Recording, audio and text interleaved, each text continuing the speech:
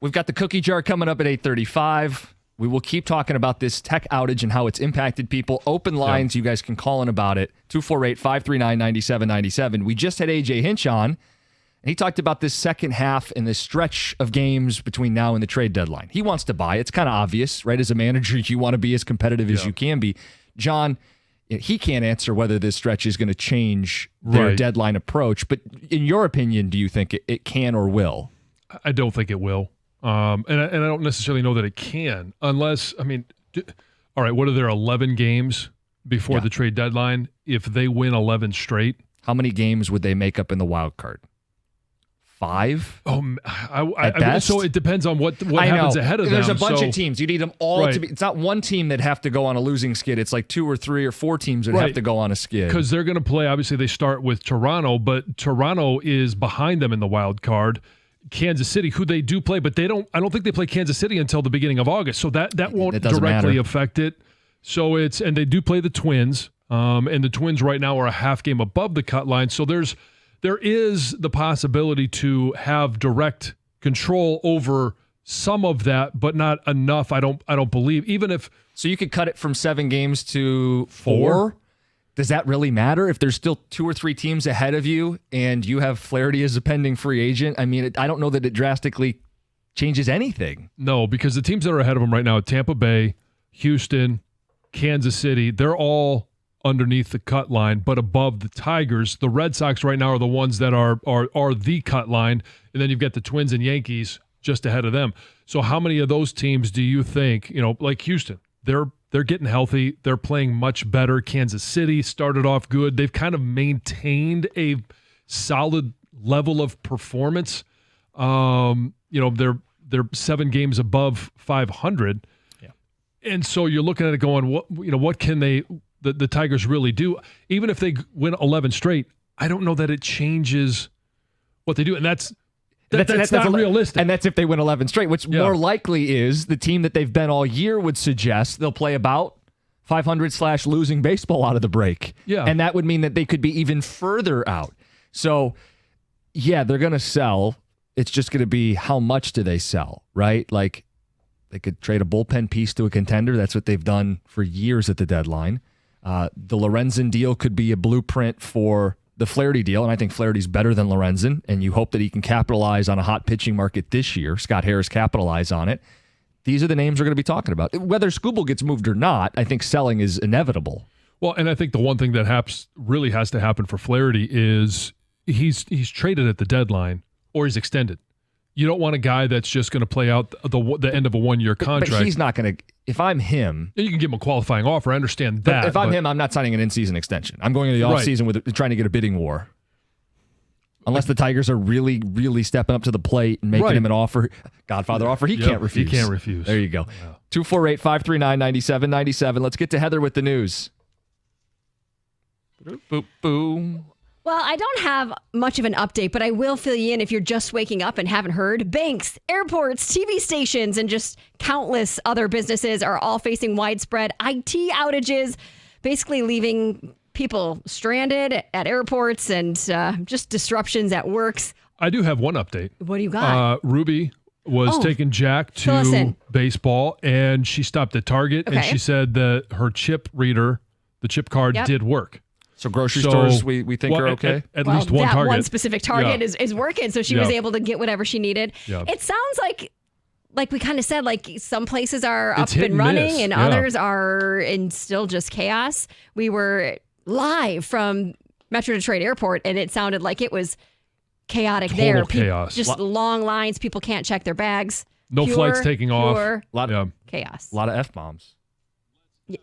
Mm-hmm.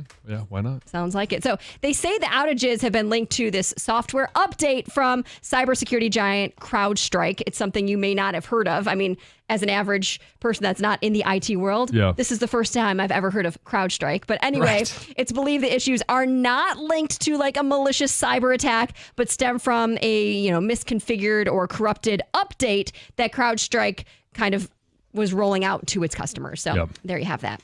After an agonizing month-long trial, the man charged with murdering Samantha Wall has ended with a partial verdict. So this suspect, 29-year-old Michael Jackson Bolanos, is accused of fatally stabbing Wall inside of her home.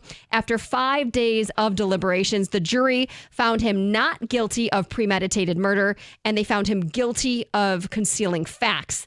They remain deadlocked on the felony murder charge and the home invasion charge that he was facing as well.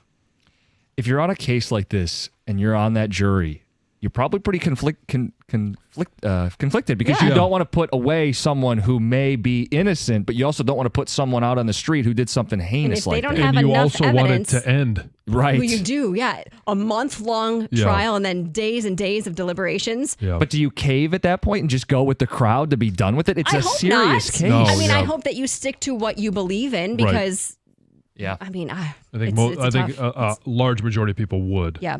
2 men were arrested after Wyandotte police found a homemade bomb in their car. Officers were conducting a traffic stop, they say, for a minor violation on Wednesday night.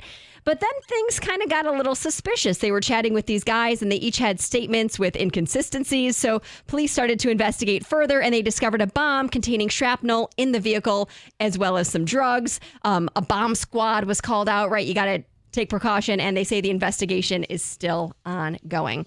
Now, things may be chaotic at the airport right now, but Detroit Metro Airport does have something pretty good going for it. DTW was just named the second best U.S. airport for shopping. Oh, yeah, I saw that. Yeah, if you want to go and just have some retail therapy. Really? Head to the airport, yeah. But isn't the stigma is everything's cost more money at the airport? I didn't say that it's going to be cheap. Oh, okay. I just said there's some good stores you can shop at. You'll drop a lot of money, but we're only behind the Tampa International Airport, and we have a score of 3.78 out of 5 stars when it comes to our shopping. Lots of stores: Brookstone, Creative Kid Stuff, Michigan Treasures, Pandora, PGA Tour Shop, Estee Lauder. List goes on and on and on. I always see the Spanx store as soon as you walk in. Oh, really? Yeah, it's like right there next. It might be MAC. It used to be. There's a makeup store next to it. If that's what it was. Anyway, we're also rated very high globally as well. We come in at number 6 out of all of the airports in the world for shopping. So if only people could get past the ticket counter, at least they could be perusing things. But right now, they're not even in the airport because they can't even get through security. Yeah. The Detroit Tigers 2025 season will have one of their earliest starts ever in franchise history. So according to the schedule that just was released on Thursday, the Tigers are set to open with a road interleague series against the Dodgers on March 27th. And that's a day earlier than the franchise's previous early start, which was March 28th, which was this season and in 2019. No times have been released for opening day. Then you've got a 3-game set against the Mariners, and then the home opener against the White Sox will be April 4th. And with the earlier start, it also means the season is going to wrap up earlier as well. I will wrap up on the road in Boston September 28th, and the home finale will be September 21st against the Braves.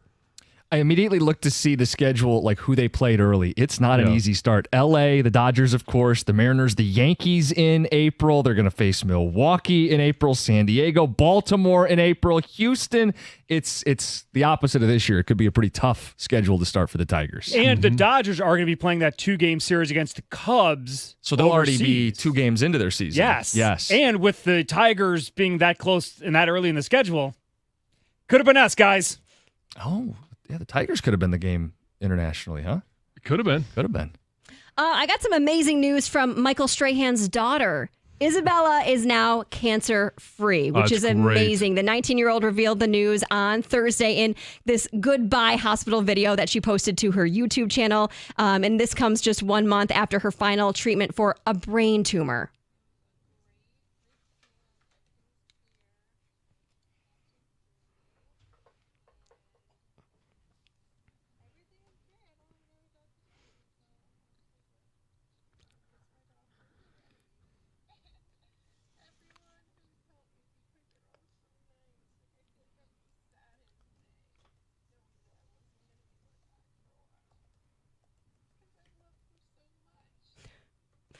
It's an interesting take to have. I mean, that you're just found out you're officially cancer-free, but she's ready to see her doctors again, which I understand. You build quite the relationship with those people because she was diagnosed with this rare malignant tumor located at the base of her brain last October. So this has been a lot for her. So it's heavy. great news for Yeah. sure.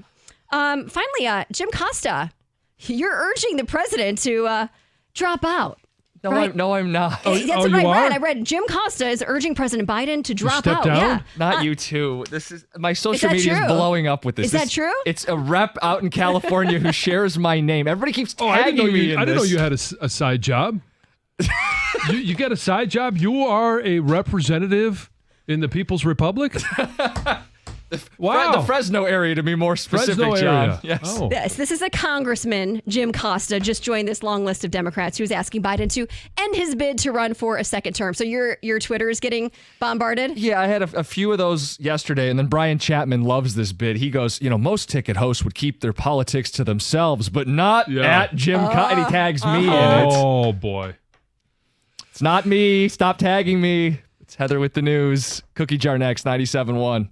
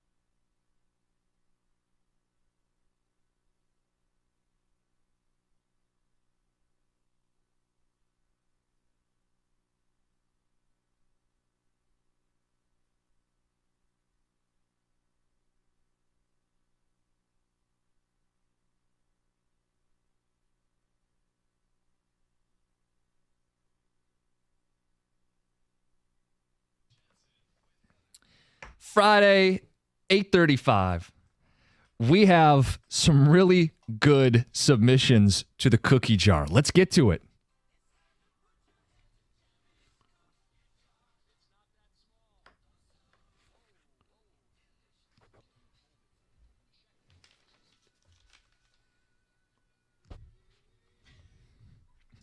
And away we go.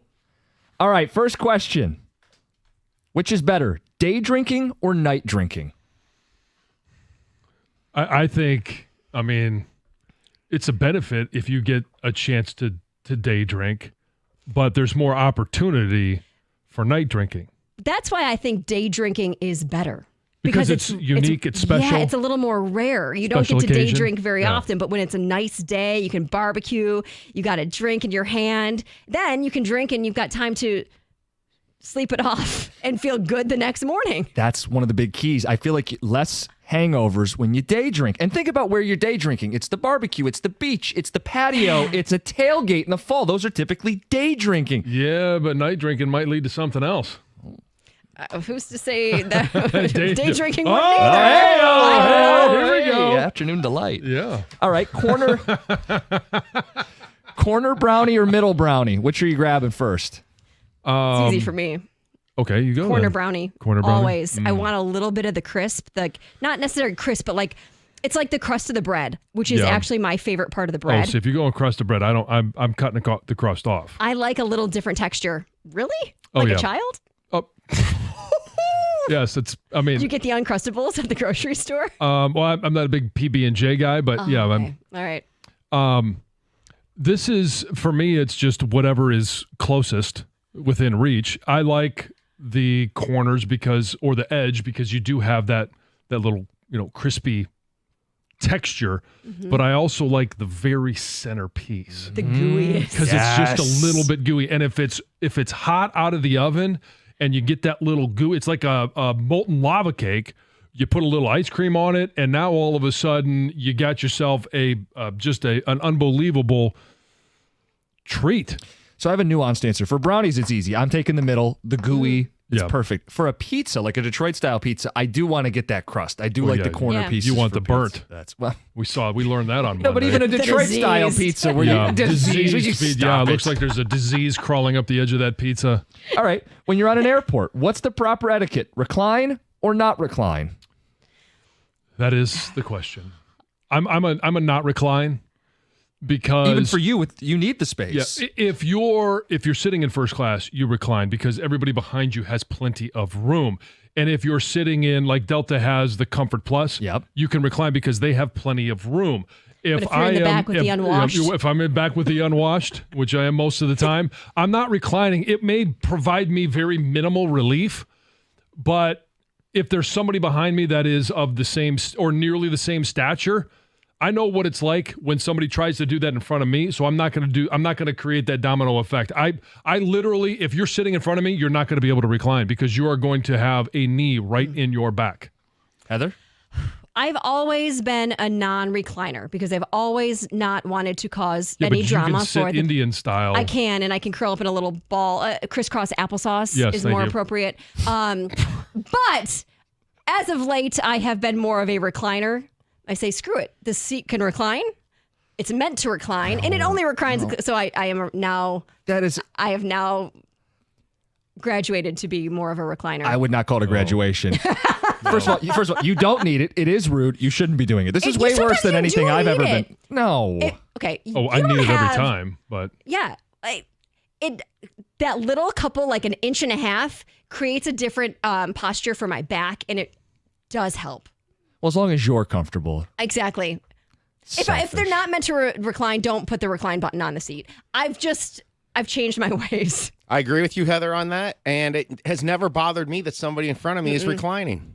No, we don't. Never. I know it's an option, but we all collectively agree not to do it for the betterment of the other people flying on the plane. Come on, right. guys. So again, for you, it may not bother you because your knee is not right in the middle of the tray that comes down. If you were sitting behind me or somebody of your stature, I would not recline. I am aware of my space. Right.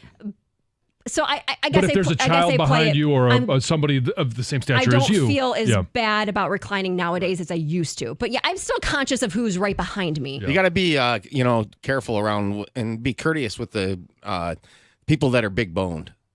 Yes. Well, I don't know how John flies. I was on a plane last week, and I felt like I was a little tight, and I thought about you, and I'm going, how does this guy ever get on an airplane and not be miserable the entire time? Did you hear, by the way, he may be getting a nicer seat than us when we go to Vegas. Well, really? Well, he's probably got more points. Oh, maybe. Well, right? Or what? I do. More money? I don't know. Status. I played in the NFL. Do you know who I am? No. Yes. Yeah, I walk through the airport. The arms have changed from this to this. I know. Like a field goal. So I do like watching. As soon as I walk past I usually fly Delta because it's a hub right here, right? Yes. So as soon as I make it past the Comfort Plus seating, I do like to look at everybody's face as I am approaching their aisle. And no one wants to make eye contact. And if anybody does, you can see the dread on their face. Oh my gosh, is he going to sit next to me? Because not only do I take up, the length issue, but girth is an issue as well. Oh, John. Jim, to answer your question, how does he get on an airplane and not be miserable? He doesn't. He's miserable on an airplane. I'm just miserable on an airplane. This next one is timely. Video games, good or bad for society? I'll go back to everything in moderation. Okay. If it does not negatively affect you, so be it. Or if it doesn't negatively affect your relationships, those around you, hey, if you want to be on it 24 hours a day, you do you. I just know what it means to me, and it's just not something I'm going to take the time to do. You can answer. I'm not much of a gamer, but I agree with John. I think it depends on you. If you can control how often you're sitting down and playing, how long you're playing, that's going to have an impact on your life, your job, your relationships. Yeah. Then it's negative. But if you can play for a little while, you can have some social connections with some buddies. I think that's great. Some hand-eye coordination for the kids. Sure. I think a little bit, it's all in moderation. Yeah, I agree with John. If you're talking about a hobby, you could insert any hobby into this discussion. For you, it's video games. For me, it could be how often am I out fishing? If it's taking away from things that I should be doing, kids going to sporting events or just spending time with my wife, then any of it can be detrimental. It's okay for it to be a connection, but it shouldn't be a predominant yes. connection that you have. It can't take over your life. Everything in moderation, but social. Especially you can play online with buddies, keep in touch with people, mentally stimulating, work your brain. I think overall it's a good thing.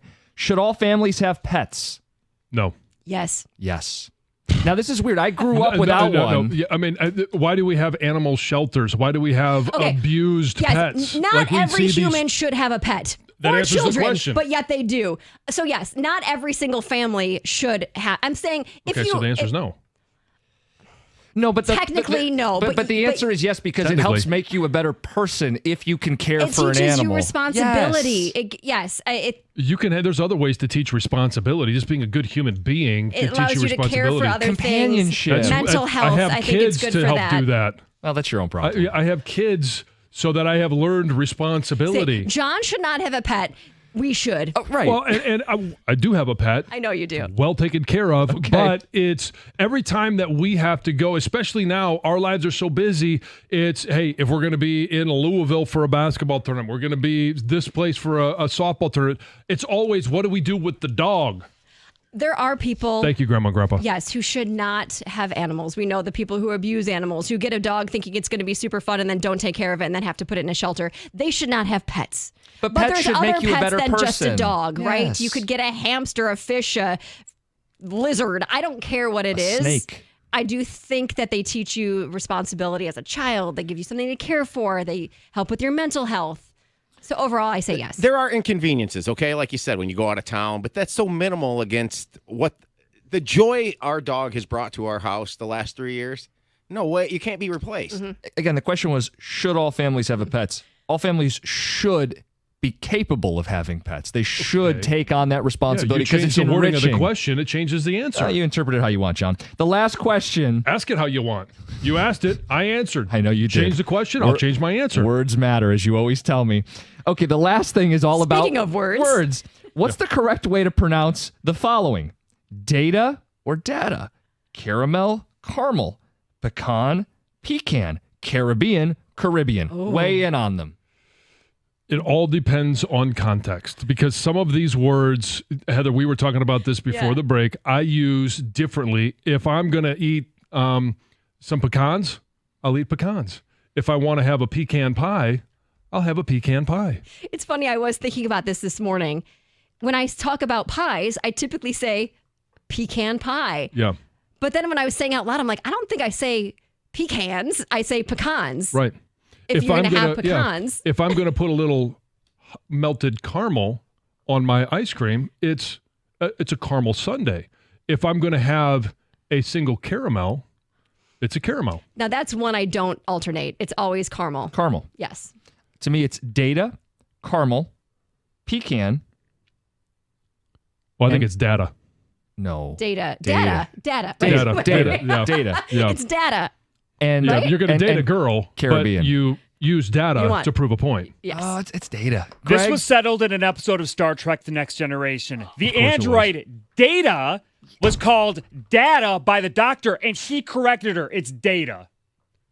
We have it Data. solved. Star Trek did it Data. for us. Caribbean. Yep. Caribbean. Who says Caribbean? Pirates of the Caribbean. Yeah. I say that. It's the Caribbean, unless you're going on a Caribbean cruise.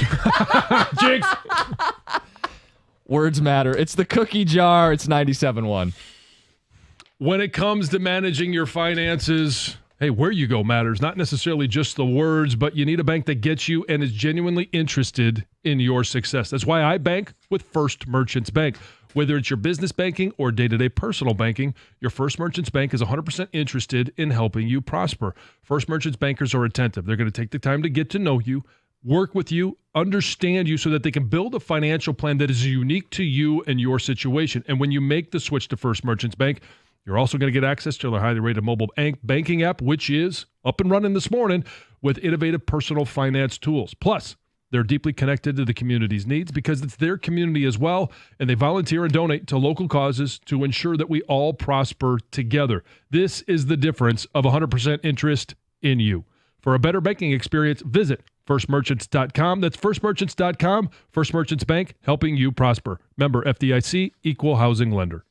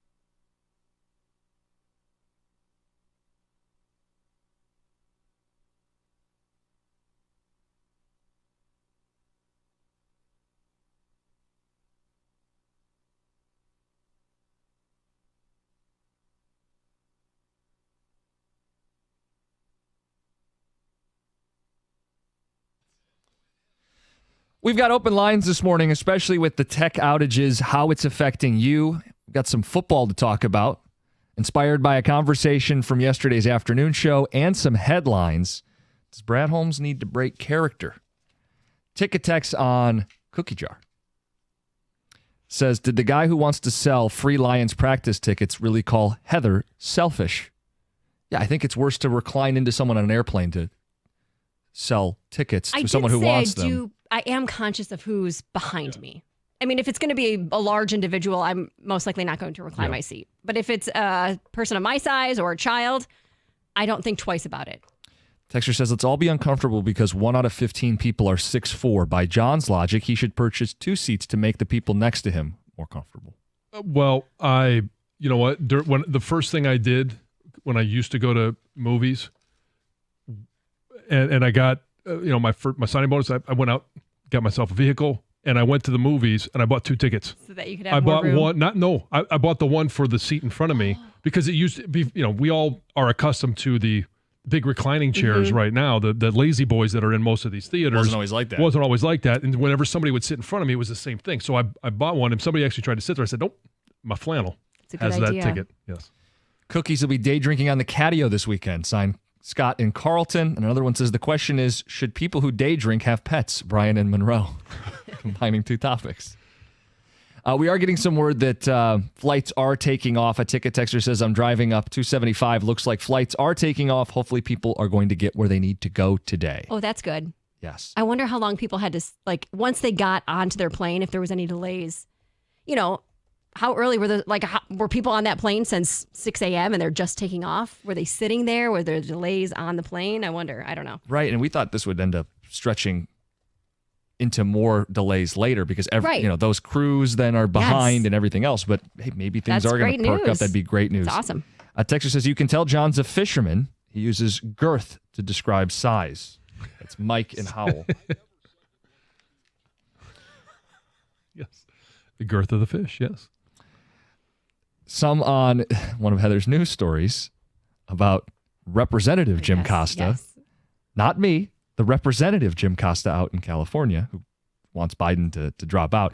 Texter says, I wonder if Representative Costa likes canned bolognese as well. And this one says, what's Disneyland? Signed, Rep Costa.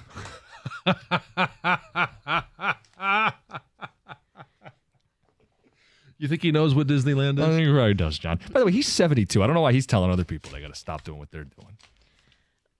Okay. Well, we're going to go down this road. No, we don't need to go down that road. Yeah. And I'm not weighing in on it either way. 81-year-old that wants to tell you what to do, too. At least he used to. Right.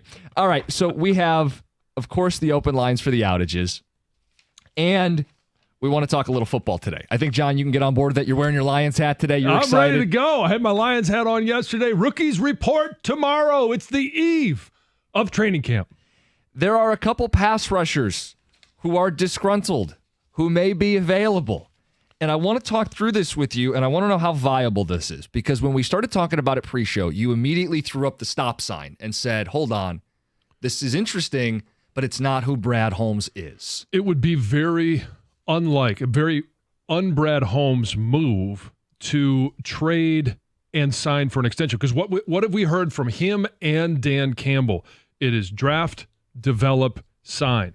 What have they shown a willingness to do? Draft, develop, and sign. The only guy that they have given an extension to, and you could find your ways around this one, is Jared Goff. They traded for him.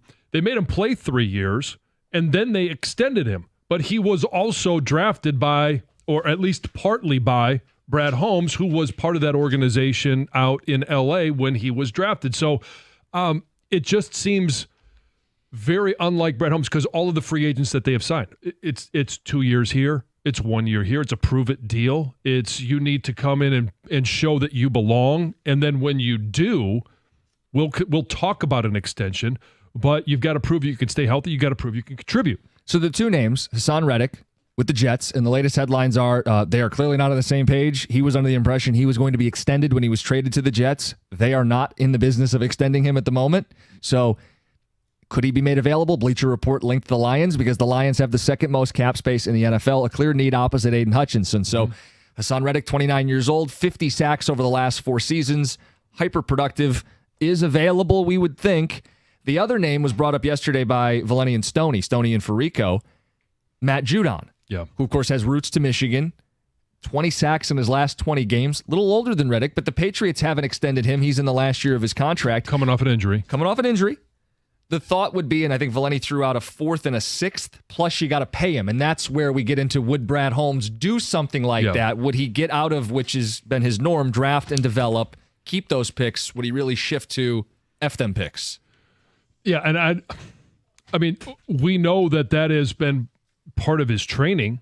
You know, Les Snead is the one that coined the phrase F them picks, and he was the one that Brad Holmes learned under for a vast majority of his career, obviously most recently before he came to Detroit. So I wouldn't rule that out, and at some point the right guy will become available that this might work for. There's always going to be an exception to every rule. There is no rule that is hard and fast in the NFL, especially if you're a general manager and you're one that's on the cusp of a team that is Super Bowl potential, that you can't make a move like this. I just don't think Hassan Reddick puts out the Brad Holmes vibes. Right. And when he was, so we heard about, okay, why did Aaron Rodgers and why did Hassan Reddick why were they not excused? Well, we learned that eventually Aaron Rodgers was in Egypt, and the drama there it just continues to become ever more interesting. But for Hassan Reddick, he posted a picture of him being, I think it was in Japan, in a samurai outfit. Wait, what? And I'll look this up. That, to me, was not a Brad Holmes guy? It doesn't give me the Brad Holmes vibes. It doesn't give me, because I don't think he's going to put somebody in that locker room that Dan Campbell doesn't sign off on, and maybe eventually he does. Again, there's no hard and fast rule, but it just doesn't seem like that is the type of individual. You know, if he's not at mandatory minicamp, that's one thing, but to then post pictures of you doing something in our world seems kind of bizarre, then I would say, you got the picture right there. He's in a samurai outfit in Japan. Hassan Reddick. There you go, Luke. Very nice. So, very nice. Now Matthew Judon, there's been no reports of him in samurai attire. In samurai attire, or doing anything kind of off the wall like that. He is coming off an injury. He's been very productive when healthy, but and Brad Holmes has shown a propensity to take a risk on injured guys, but it's not the risk of, I'm going to sign you to a 4-year extension. It's always been, hey, DJ Reader comes in. It's a 2-year deal. So would you be open to Judon, let's call it this year, plus a 2-year extension, but that last year has some flexibility in it? Would that deal make sense? You give up the 4th, you give up the 6th. These are day 3 picks to chase a Super Bowl. Like, that's the move I'd get behind. Oh, sure. Is Matthew Judon going to take a 2-year deal at 30 years old? No, because then at 32, think he wants like a 4-year deal? Oh, there's no question he wants a 4-year deal. Is he going to get a 4-year deal? Somebody will give him a 4-year deal. Coming off an injury for the dollars that he wants on a 4-year deal. I'm skeptical. Well, then he plays in New England and shows out and shows what he can do and what he can be this year, hoping for that new contract in free agency next year. And I don't know how long his contract is. I think it's just one more year. Just one more year, yeah. So again, that's the thing with Hassan Reddick and Matthew Judon. Both 1 year left, both productive pass rushers for a team that may be one piece away off the edge from being a complete roster. And here's where I think reputation matters. And when we come back, I want to tell you why I think reputation might matter in the Matthew Judon case. Okay, and again, the big question is, should Brad Holmes break character, give up some picks, be willing to extend some guys that aren't his own? It's 97-1.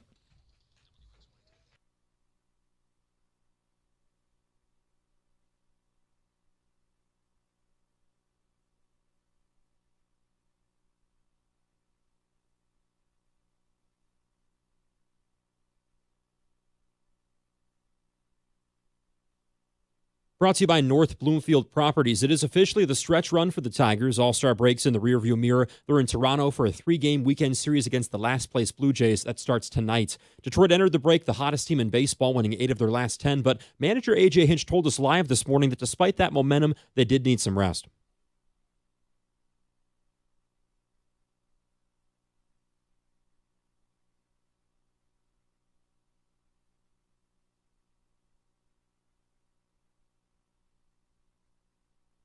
As we all know, we've talked about it a lot. Those Tarek Skubal trade rumors have exploded during the break. Orioles and Dodgers, the speculated top landing spots. So, AJ, what are your take on those Skubal rumors?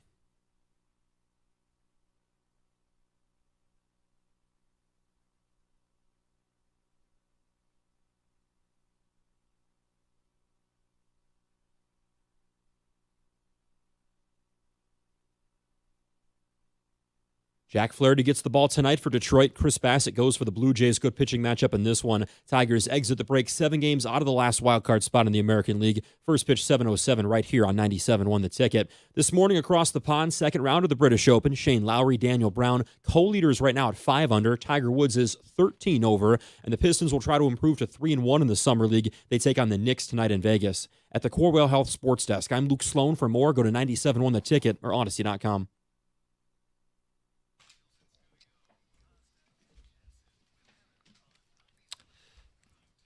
Believe AJ also said him and Harris have not talked about Skubal in that way. The full conversation with AJ coming up at 9:35. John, we're talking a little football and, of course, the open lines. All morning long, it's been an ordeal. The outages because of this Microsoft third-party app issue that's shut down computers, the blue screens of death. It's impacted banks. It's impacted airports, ATMs, hospitals. How has it impacted your start to your day? 248-539-9797. The Judon stuff, the Reddick stuff. Would Brad Holmes break character and trade picks and extend a guy he didn't draft, all in pursuit of an all-in Super Bowl move?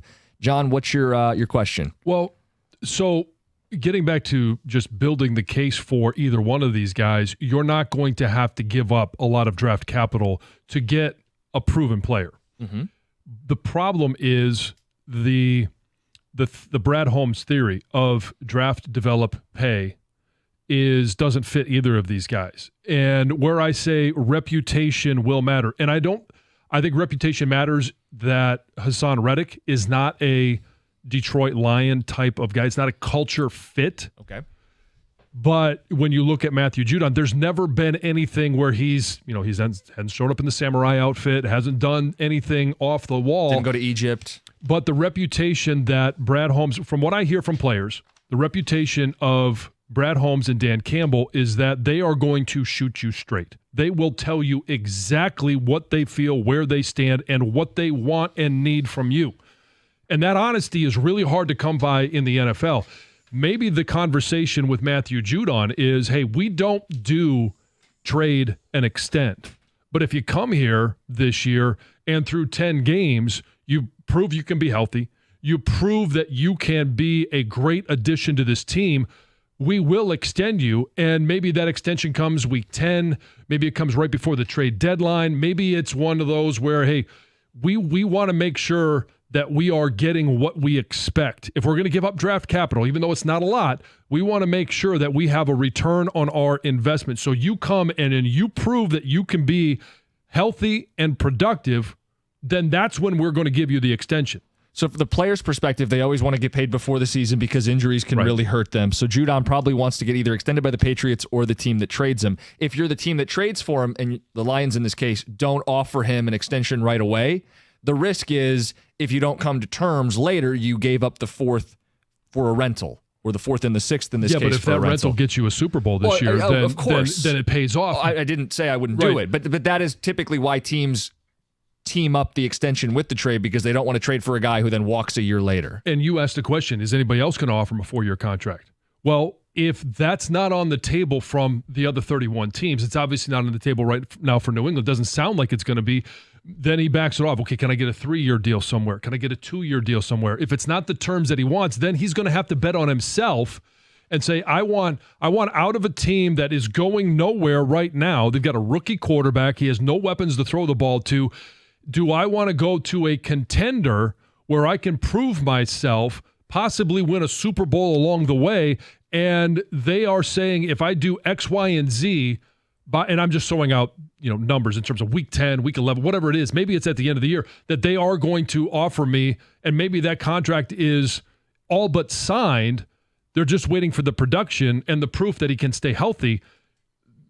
He can gamble on himself if some of those other options just simply aren't available. West Bloomfield High School, Grand Valley State, Michigan roots, 20 sacks in his last 20 games. The Lions don't have a proven pass rusher outside of Aiden Hutchinson, opposite Aiden Hutchinson. Only started 2 games last year, only played in 4. Right, had I think 4 sacks in the 4 games. Yep. So was highly productive, is coming off an injury, does want to get paid. It would be outside of the norm for Brad Holmes to do it. But don't you get to a point where you're at the cusp of a championship and you do shift a little bit, you compromise a little bit? If you feel you have to, but does Brad Holmes feel he has to? Well, what do you mean he doesn't have to? Like they're good enough to win it without it? Maybe that's his belief. He looks at his roster and says, we're good enough to do this now. I don't have to mortgage the future to make... But it's not mortgaging the future. It's a day 3... You kind of are. Well, it's day 3 picks, and if the extension is shorter, 2 years, that's really before the Goff thing becomes a thing, before Sewell and St. Brown contracts become a challenge. The devil would be in the details, but this is absolutely a move that the Lions would be better if they made it. Well, and I'm willing to win a Super Bowl now and not win a Super Bowl 3 years from now. I mean, not that their window closes, but John, I mean, urgency, you could justify it for the Lions. Sure, you can. And in regards to the injury, everybody always wants to, well, what's the injury? How impactful is it? For DJ Reader, it's a torn quad. For Matthew Judon, it was a torn right lower bicep that ended up, it out indefinitely, and it meant that he was out for the rest of the year. And maybe because they were so bad, he could have come back, but maybe he didn't. But that's not as scary as a lower body injury. That's my point. Is you can even play with a torn bicep. I mean, that's Chris Spielman, a torn pec. So it is a possibility, but it's not a reconstructed knee. It's less impactful on what he's doing and what you're expecting him to do, and the health that you hope he has moving forward. Some ticket texts. A couple years ago, we got dominated by the Patriots. Judon stood out in the game. He dominated Decker, and he was the only player I've seen make Sewell look even kind of human. He put on a clinic that day. Texter says the Lions are not going to make any large signings because they want to carry that money into next year where they'll have close to $75 million in cap space. Again, they have the second most in the league right now, which is a little odd to me that you're going to leave money on the table in a year where your competitors, the Niners and the Eagles and the Chiefs and the Ravens, are they leaving $30 million on the sideline going into the season? They're probably going to use majority of their cap space to try to win a Super Bowl this season. So if it's not Judon, fine. Maybe there's concerns. Riddick, maybe there's concerns. But I do think Holmes should be willing to make that kind of move. But he may be willing to make that move, but it really comes down to what is the player willing to do. Hassan Reddick was traded in the offseason. This would be the second trade in this offseason because he went from the Eagles to the Jets, and in his words, thinking he was going to get an extension. You hear it from the Jets, and they said, no, we never promised an extension. So love the drama that's going on with the New York Football Jets. Don't want it to be Lions drama. Right, and so if that trade is made under the assumption I'm getting a new deal, he can fit very comfortably, either of these guys, in this year's cap. But then it goes to, are you willing to make that financial investment and commitment over a number of years versus just this year? The team may want to be able to do that, but it's the player that ultimately has to decide, do I want to go to a new team and currently play under the same deal, even though I've said with my current team, I don't want to do that? Back-to-back ticket text with the same sentiment. Brad will never do this. I have no problem getting Judon, but Holmes will never, all caps, do this. He does not do nearly enough for the pass rush. He went to the bargain bin in free agency. He's all but ignored it in the draft. Brad Holmes has said since Brad Holmes has been here, he's not put nearly enough emphasis on making the most important part of the defense, arguably the team, a dominant force in the league. I'm not thinking Super Bowl unless the pass rush has shown that it has vastly improved. Trevor in Rochester. Sean in Northville says, you guys are crazy. Brad will never do it. You need to see what you have on the field, then go after a stud at the deadline. That's the time to do it. Well, that's why we're asking the question. We're not saying he does it because it seems very un-Holmes-like to do it. Well, that was our pre-show chatters. Two pass rushers who may be available for a team that needs a pass rusher, and you immediately put up the stop sign and said, well, who are we talking about here? Is this something Brad Holmes would be willing to do, or does he need to break character? Can I ask you guys this, though? Okay, maybe it's not on this one, Judon or Reddick, but the question of should Brad Holmes break character, at some point he's going to have to break character. Yeah. Because you can't live in your own your little world. You got to do what you're uncomfortable with. Well, because the other teams in the league they're going to use majority of their cap space. They're going to make trades at the trade deadline. You're competing with them. At some point, you have to show that you will be as aggressive as them to give yourself the best chance to beat them. You could do it without adding, but why wouldn't you if you're in that stratosphere in the NFL? And you don't want the reputation of being stubborn. It's my way or it's no way, because if, let's just say it's the pass rush that ends up costing them a game or two or something in the playoffs, Brad Holmes right now, it feels somewhat, because we heard the receipts that he kept after the season. Is he just being stubborn and saying, we can continue to do this my way? And that is draft, develop, and extend. Last season was such a special season that, I don't remember anybody really going back after the NFC Championship game and saying, well, if we would have got Chase Young or Sweat, what happens? And I think because things were so rosy and great that we didn't do that out of fairness almost, because we haven't seen this as a Lions fans. 2 playoff wins.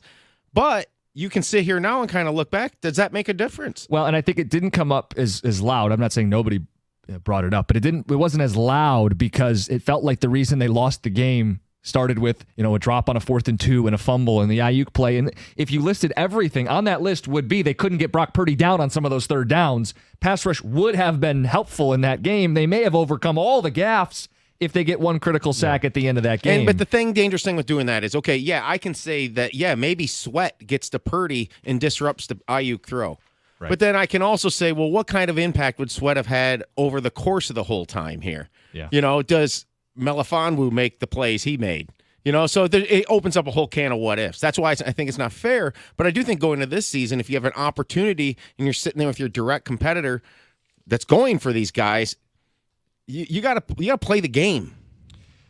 So the question is, should he break character? And then the question is, how have these outages impacted you? We've got people on hold that want to jump in on the conversation this morning. AJ Hinch at 9:35. It's 97.1. You get your D ready? I do have. Yes. Okay. The pool is huge. It's the best pool in history. Dive into Stadium Swim, located at Circa Resort and Casino, where you can catch the biggest games at a viewing experience built for sports fans. Chill in one of the 6 pools, 3 different levels, always a perfect view of that massive 40-foot tall, high-definition screen. Stadium Swim, America's favorite place to watch football, with the swim-up bars, the Insta-ready selfie walls, and a nonstop football party. We're making plans. We're going to be out there in August gearing up for the football season. You should start planning a weekend now. Get on top of it. Some great college football weekends. NFL, the Lions are going to have some big primetime matchups. Score your perfect game day spot with cozy day beds, private cabanas, or lounge at the center of the action. Reserve your place today. 365 days of sports poolside, located at Circa Resort and Casino in downtown Las Vegas on Fremont Street. Stadium Swim, all sports, all seasons. Book your spot today, circalasvegas.com.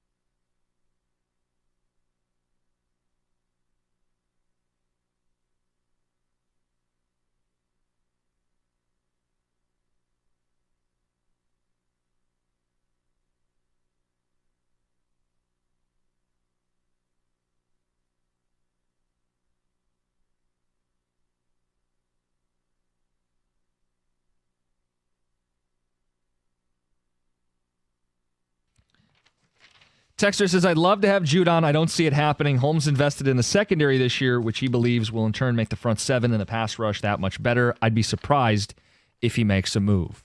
We brought up Hassan Reddick and Matthew Judon, 2 pass rushers who may be available final year of their contract. Asking price, you're not giving up a first or a second, but you'd have to extend them. It's giving up capital. It's extending guys you didn't draft and develop. It's going against Brad Holmes' ethos. Going against the grain, going out of character. Would he be willing to do it?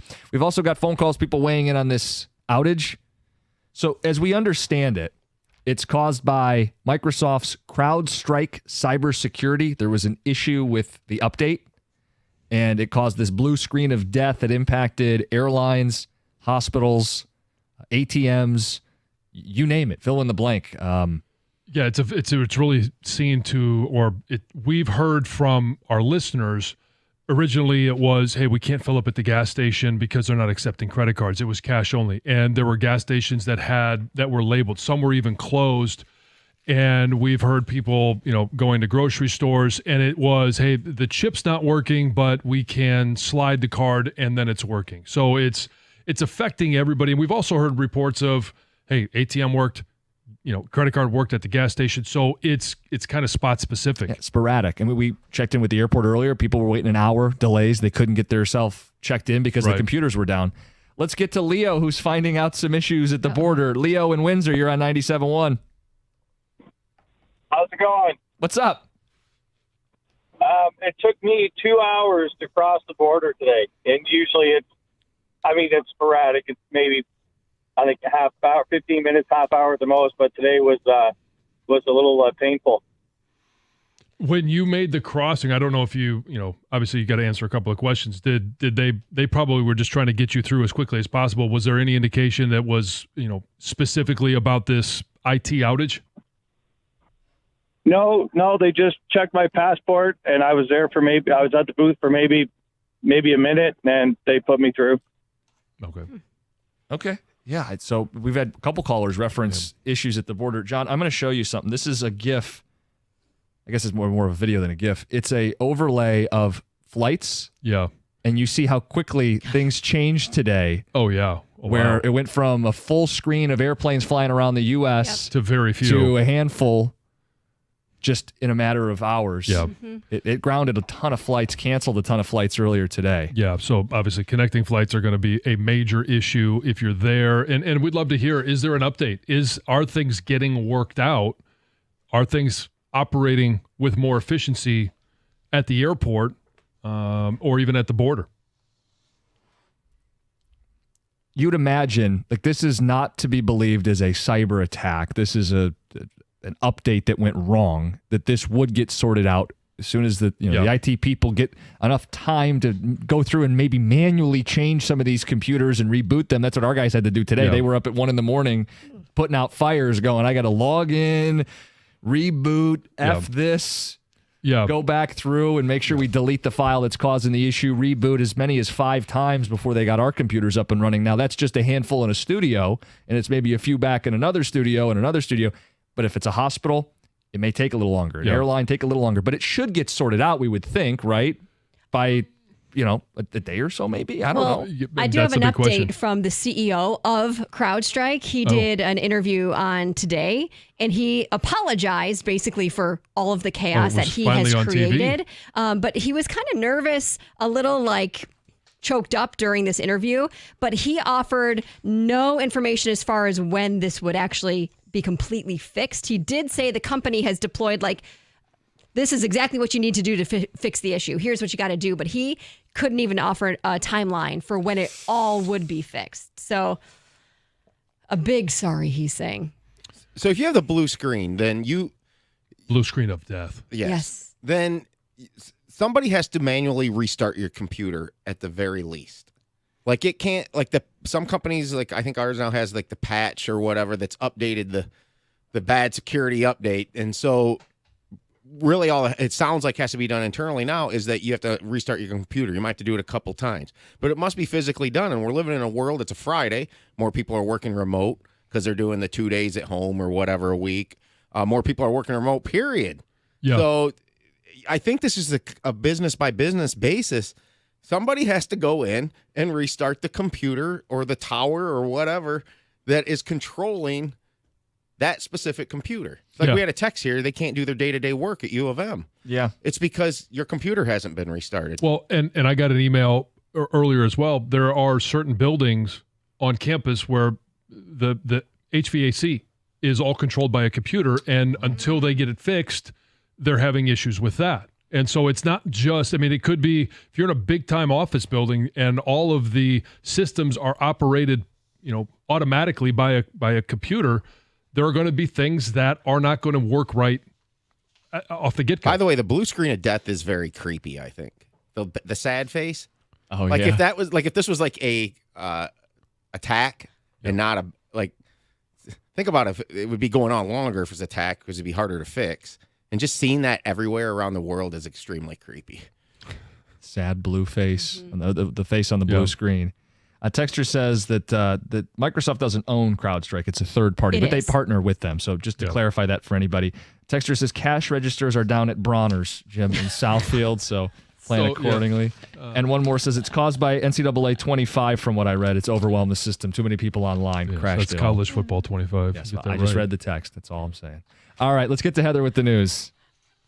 All right, so I'm going to avoid talking about this whole cyber outage because we've been doing it all day. So there's going to be at least one VIP spectator at next week's U.S. Junior Amateur at Oakland Hills. You all know who I'm talking about. I think widely expected, but it has now been confirmed that Tiger Woods will be in the gallery to, cheer on and watch his 15-year-old son, Charlie, compete in the tournament. So awesome. It's pretty cool. We might have a sighting, or maybe you're going to go and you're going to see him or run into him. So that's cool. So he's expected to travel to Metro Detroit after his time at the British Open in Scotland comes to an end.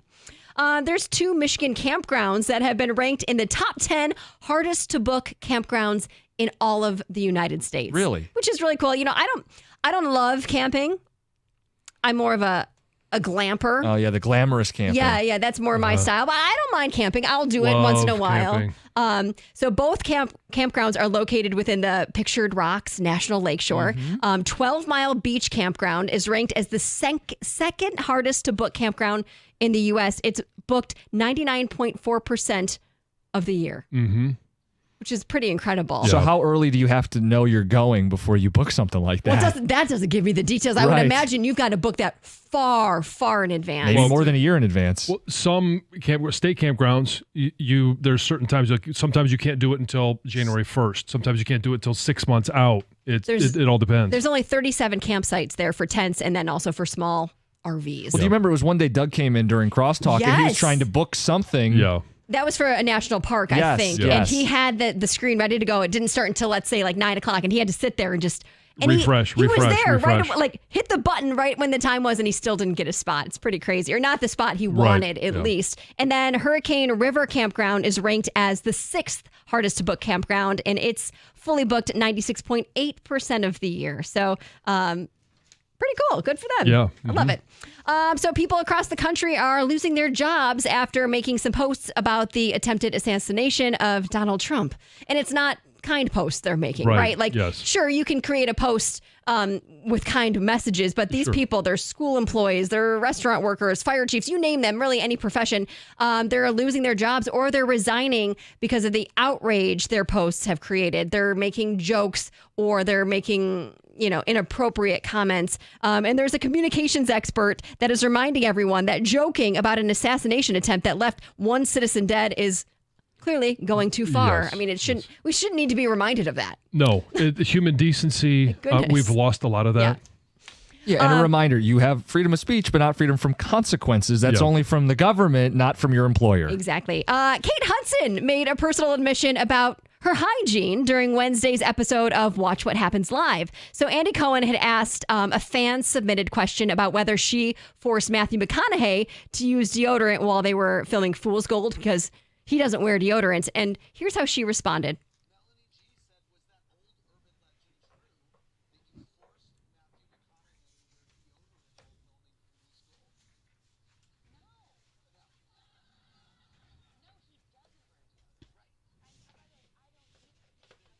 What?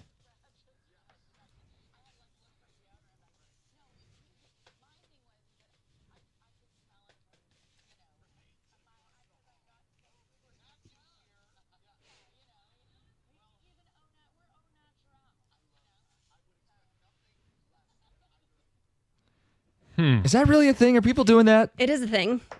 I know Well, somebody. Some say that if you don't wash your feet, chances are you're not using deodorant either. Don't look at me. I definitely wear deodorant, but I do know people who don't. Really? I do.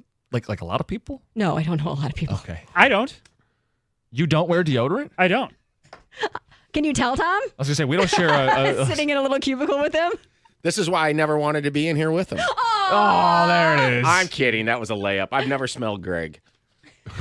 Never sniffed them. What's the reasoning for you not wearing deodorant? Is it because you don't want like the toxic chemicals seeping into your skin, or you just don't care for it? It's not comfortable. Deodorant is not comfortable? It is not comfortable for me. Oh. Like the wet feeling underneath my armpits. The cool sensation that lasts for 10 seconds. Wait. Don't like that. No. I've never heard And how, of that. how You don't you have put to- it under your and then you put a shirt on, and then your shirt just feels kind of Wait. squishy under your Moist. arm. I don't Wait. like that. But you don't have to do like a gel one. Wait. You could do a spray on. Or like just dried Or the the stick. the stick. There's no I do the stick. wetness. And you also don't have to put a shirt on immediately after you put deodorant on. Right. I mean, you don't You have can to wait you can until even it's towel like- off. You can drip dry. Time. Yeah. Time is of the essence here. I was not expecting that response. The only time I do wear deodorant is if I know I'm working out. Interesting. And that's Heather with the news and Greg with quite the revelation. AJ Hinch next, 97.1.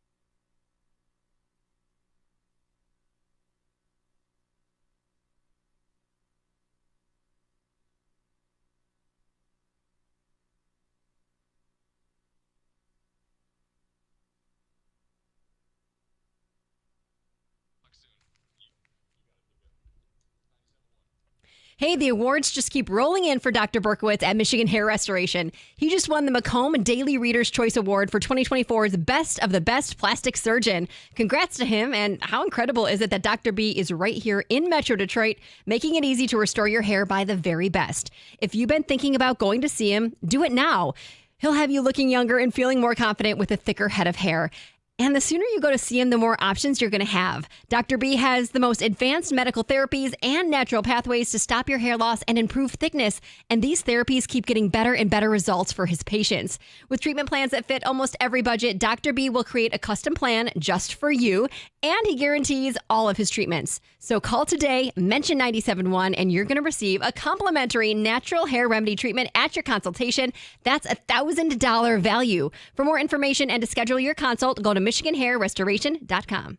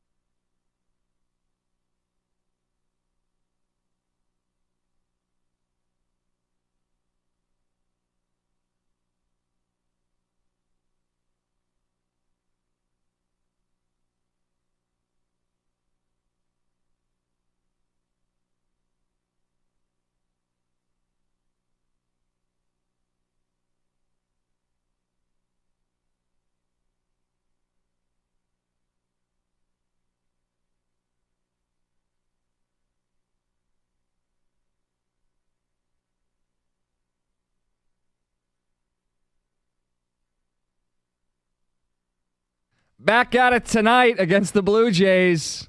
Don't let the Tigers get hot. 8-2 into the break. Road trip kicks off in Toronto. Flaherty getting the start, not Tarek Skubal. No, because he pitched 10 pitches.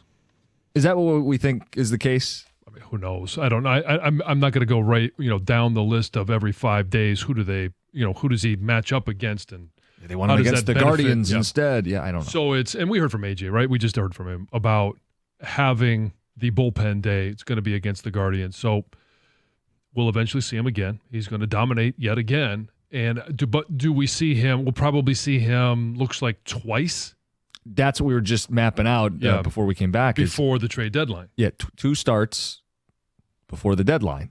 So in a week, in an era where we love conspiracy theories, oh boy, are they doing that so that he only has 2 opportunities to go out and either dominate or look human instead of 3 opportunities to look human so that they can maximize his selling price at the deadline? Well, if you believe AJ, they have not talked about his selling price at the hasn't- managerial level, Right. which is who sets the rotation. So it'd be weird if that was the case. Yes. Either he's a Do you liar, think- John, or there's... Do you think you get all the information?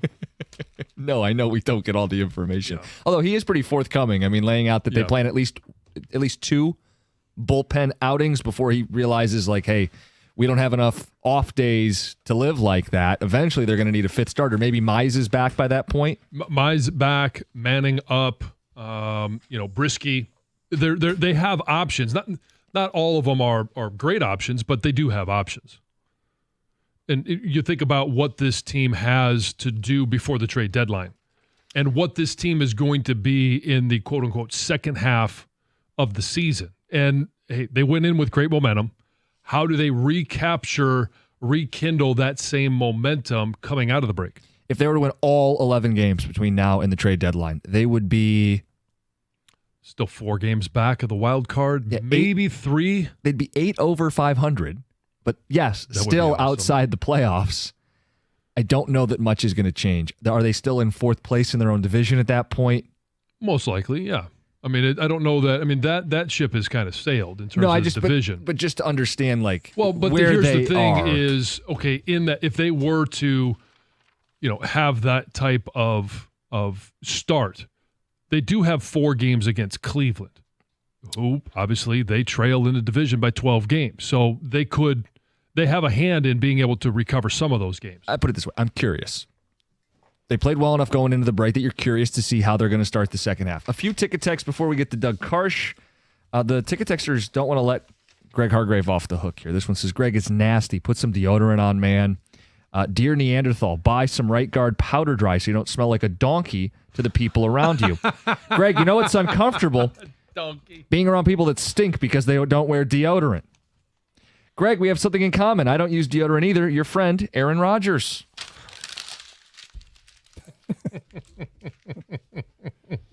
You're not going to phase this man. He's going to live his life. He is very comfortable in his own skin. He is and one of the own most scent. fascinating people here at the station. Most interesting man. Yeah. People don't realize it, The but you're stuff right. that comes out of his Joe mouth Sankis. is like next level smart. Yep. And Yeah, a lot of times, and Doug, you and I have both said this at different times. At 2:00 in the afternoon, I'll be thinking about the show and I'll be like, "Oh, now I get it." Yep. that Greg says stuff way over my head. Yeah, Greg says stuff that you realize that's a thinker. Like Yeah. you're really Yep. he makes you think. And Been there. Yep. It's like those old graphics you see in like school. It's like the stick of dynamite lands on the dinosaur's tail, and it takes like such a long time to Yeah. get to the dinosaur's brain, and then the dinosaur realizes, oh, it's a stick of dynamite on my tail. I should do something about that. Yeah. Is that what it's like? That's what it's like. Doug, what do you have for a Friday? Well, you talked about the curiosity with the Tigers in the second half. Plus, there's some reporting on trade deadline stuff. More momentum for the Tigers buying. Like I heard, obviously AJ this morning, and I was listening to a national show, and they were talking about the Tigers being buyers, which kind of shocked me. But we'll get into the second half a little bit. Training camp, something with the Lions, I am more sure of than any of my sports takes ever. I am so sure something's going to happen this year. it got Kang and I talking. So What time is that? Training camp starts tomorrow. Probably late 10 o'clock, maybe 11 o'clock hour. Right. So, yeah. Make some plans. I am more sure of this happening this season than anything I've ever been sure of ever before. Oh, like that Purdue Big Ten championship? I was not sure about that. That was Purdue as a sleeper in the West. That's all it was. Yes. Context, back to semantics, all those things matter, Yes, which back are to lost back on to back. most. Yeah. Yeah. It was 3 straight years I picked him as a sleeper in the West. Not Full this Tommy year. Mansky. Yeah, until he didn't, and then they were the sleeper in the West. Yep. Exactly. All right, Carson Anderson next, 97.1.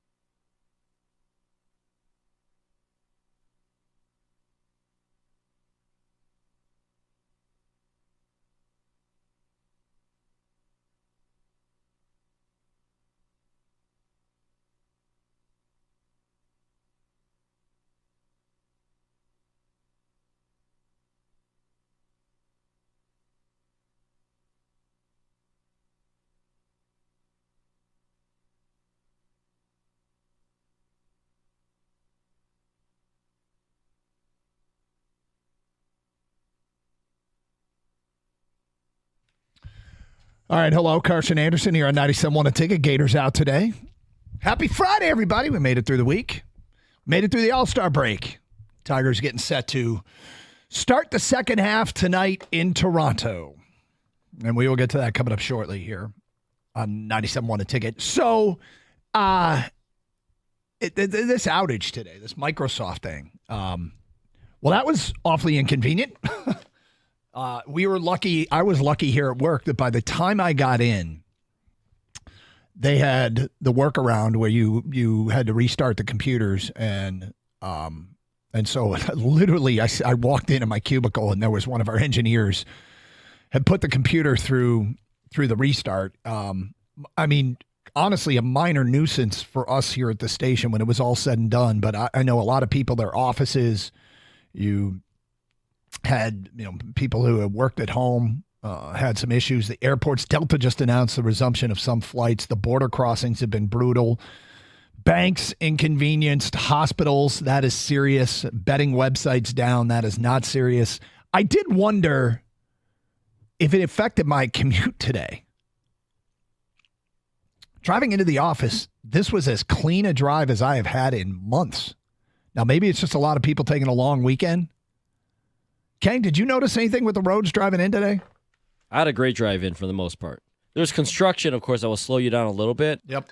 But as far as just volume of cars, no, it was good. Do you think it had anything to do with the outage? I don't think so. I think Fridays are, Monday and Fridays are work from home days for a lot of companies still. If they're doing anything in office, it's usually Tuesday, Wednesday, Thursday. You got summer vacation, long weekend, like you mentioned. I think it was just one of those summer Fridays, man. Yeah. Any inconveniences for you with this outage, or your wife, or? No. Well, I know family members that work in hospitals that they're dealing with it a little bit here. No one I know that's flying out or anything like that. But I saw the videos and the news stories out there. It looks like chaos and madness. What an awful day to have to try and travel.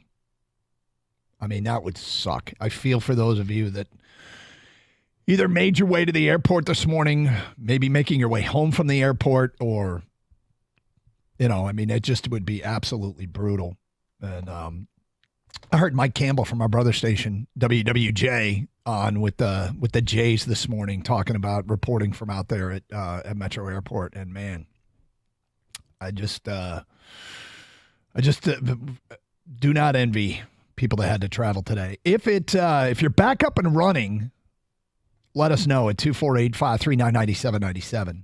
And if you're still dealing with this, it's the good thing is it's been reported that it isn't some sort of cyber attack. It's also, it's a little scary how reliant we are on these computer systems that if something goes down, it seems to bring things to a grinding halt. But it got me thinking about back in the day where you would purchase paper tickets to fly on planes. They had to be presented at the gate. And you wonder, like, bookkeeping and how we did. You think about in our lifetime, in many of our lifetimes, everything wasn't done on computers. And you had to find, like all of the cross-checking and everything, done on paper. It's just wild that was in our lifetime, because that seems so wildly inconvenient now. But it is what it is. So hopefully you made it through the morning without any major disruptions. But 248-539-9797. If you came up with a workaround or are at this point just dealing with the work stoppage now. I even wondered, like, if it's going to affect any of our sports, like the resumption of baseball tonight.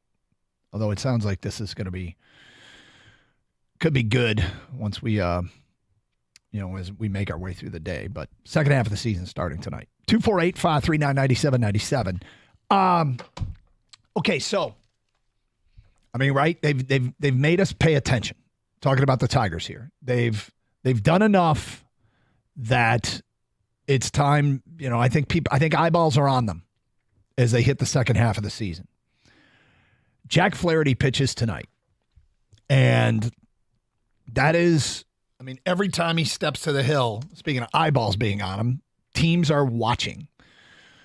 So, this is kind of important for the future of the Tigers. Does this guy go out and repeat the performance, the 6 innings, 1-run baseball healthy that he did his last time out? It's a setback a physical setback would probably at this point kill any trade talk. And, he needs to prove that he is healthy and he can get 3 starts here before the trade deadline. But he's had a career rejuvenation here in Detroit. Last year he was moved from St. Louis to Baltimore at the trade deadline. It seems, and it didn't work out. How weird would it be if he got moved to Baltimore again at the trade deadline? I don't know that has ever happened. But it's, you think about it. If you're a team in contention, you trade for a player, he doesn't perform for you. You trade for a rental pitcher, he doesn't perform for you. He leaves, signs somewhere else, and you trade for him again? Seems awfully unlikely. But his time in Baltimore last year was not great. That's a funny question because we've been talking this week about trades, of course, and we say, hey, you can't be scared to make trades because trades have failed before, right? Yep. We literally have said this on the air many times. But what happens when you're trading for the exact same player again? Are you still scared? Or are you or should you have the mentality of, no, I can't be scared. He's supposed to be good at this time, right? Again. He's having a good year. Yes, everything is. Why would I be afraid to trade for him? Just if his name was, Jack Flaherty instead. I don't know. Was there something different? Would you do it? So, but I know, I get it. It's the same guy. It's the same guy. It's borderline unimaginable. I know, right? You can't be scared, Doug. You can't be scared. Except if it's the same guy. Could you imagine trying to sell to the fan base? Last year, when he got traded, he wasn't having a great year to begin with. A year ago, he had a 4.43 ERA. He was 7-6. This is in St. Louis. His walks and hits per innings pitch was 1.55. He was not having a great year. He gets moved from St. Louis to Baltimore. And he goes 1-3 with a 6.75 ERA. His walks and hits per innings pitched 1.673. He gave up some home runs. I mean, he was not good. But he bounces back in Detroit. I mean, even if you're Scott Harris, you kind of have to have some gall. Hey, you want to buy this again? I mean, how many times do you in your real life buy a product again that wasn't good the first time? Could it happen? It would be wild. Absolutely wild. So anyway, Flaherty, big start tonight. Can they keep it up? There is some reason to believe that they cannot, but I don't think we should concede anything, right? And it's led to a weird flurry of buy talk. I can't believe how much talk that I have heard about buying. And it came from AJ Hinch. You heard AJ Hinch this morning. And of course he wants to buy. Of course he wants to buy. But other people are talking about it. Media members are talking about it. And floating names out there that the Tigers could buy. We'll get to that coming up here on Carson Anderson. Stick with us. 97.1 The Ticket.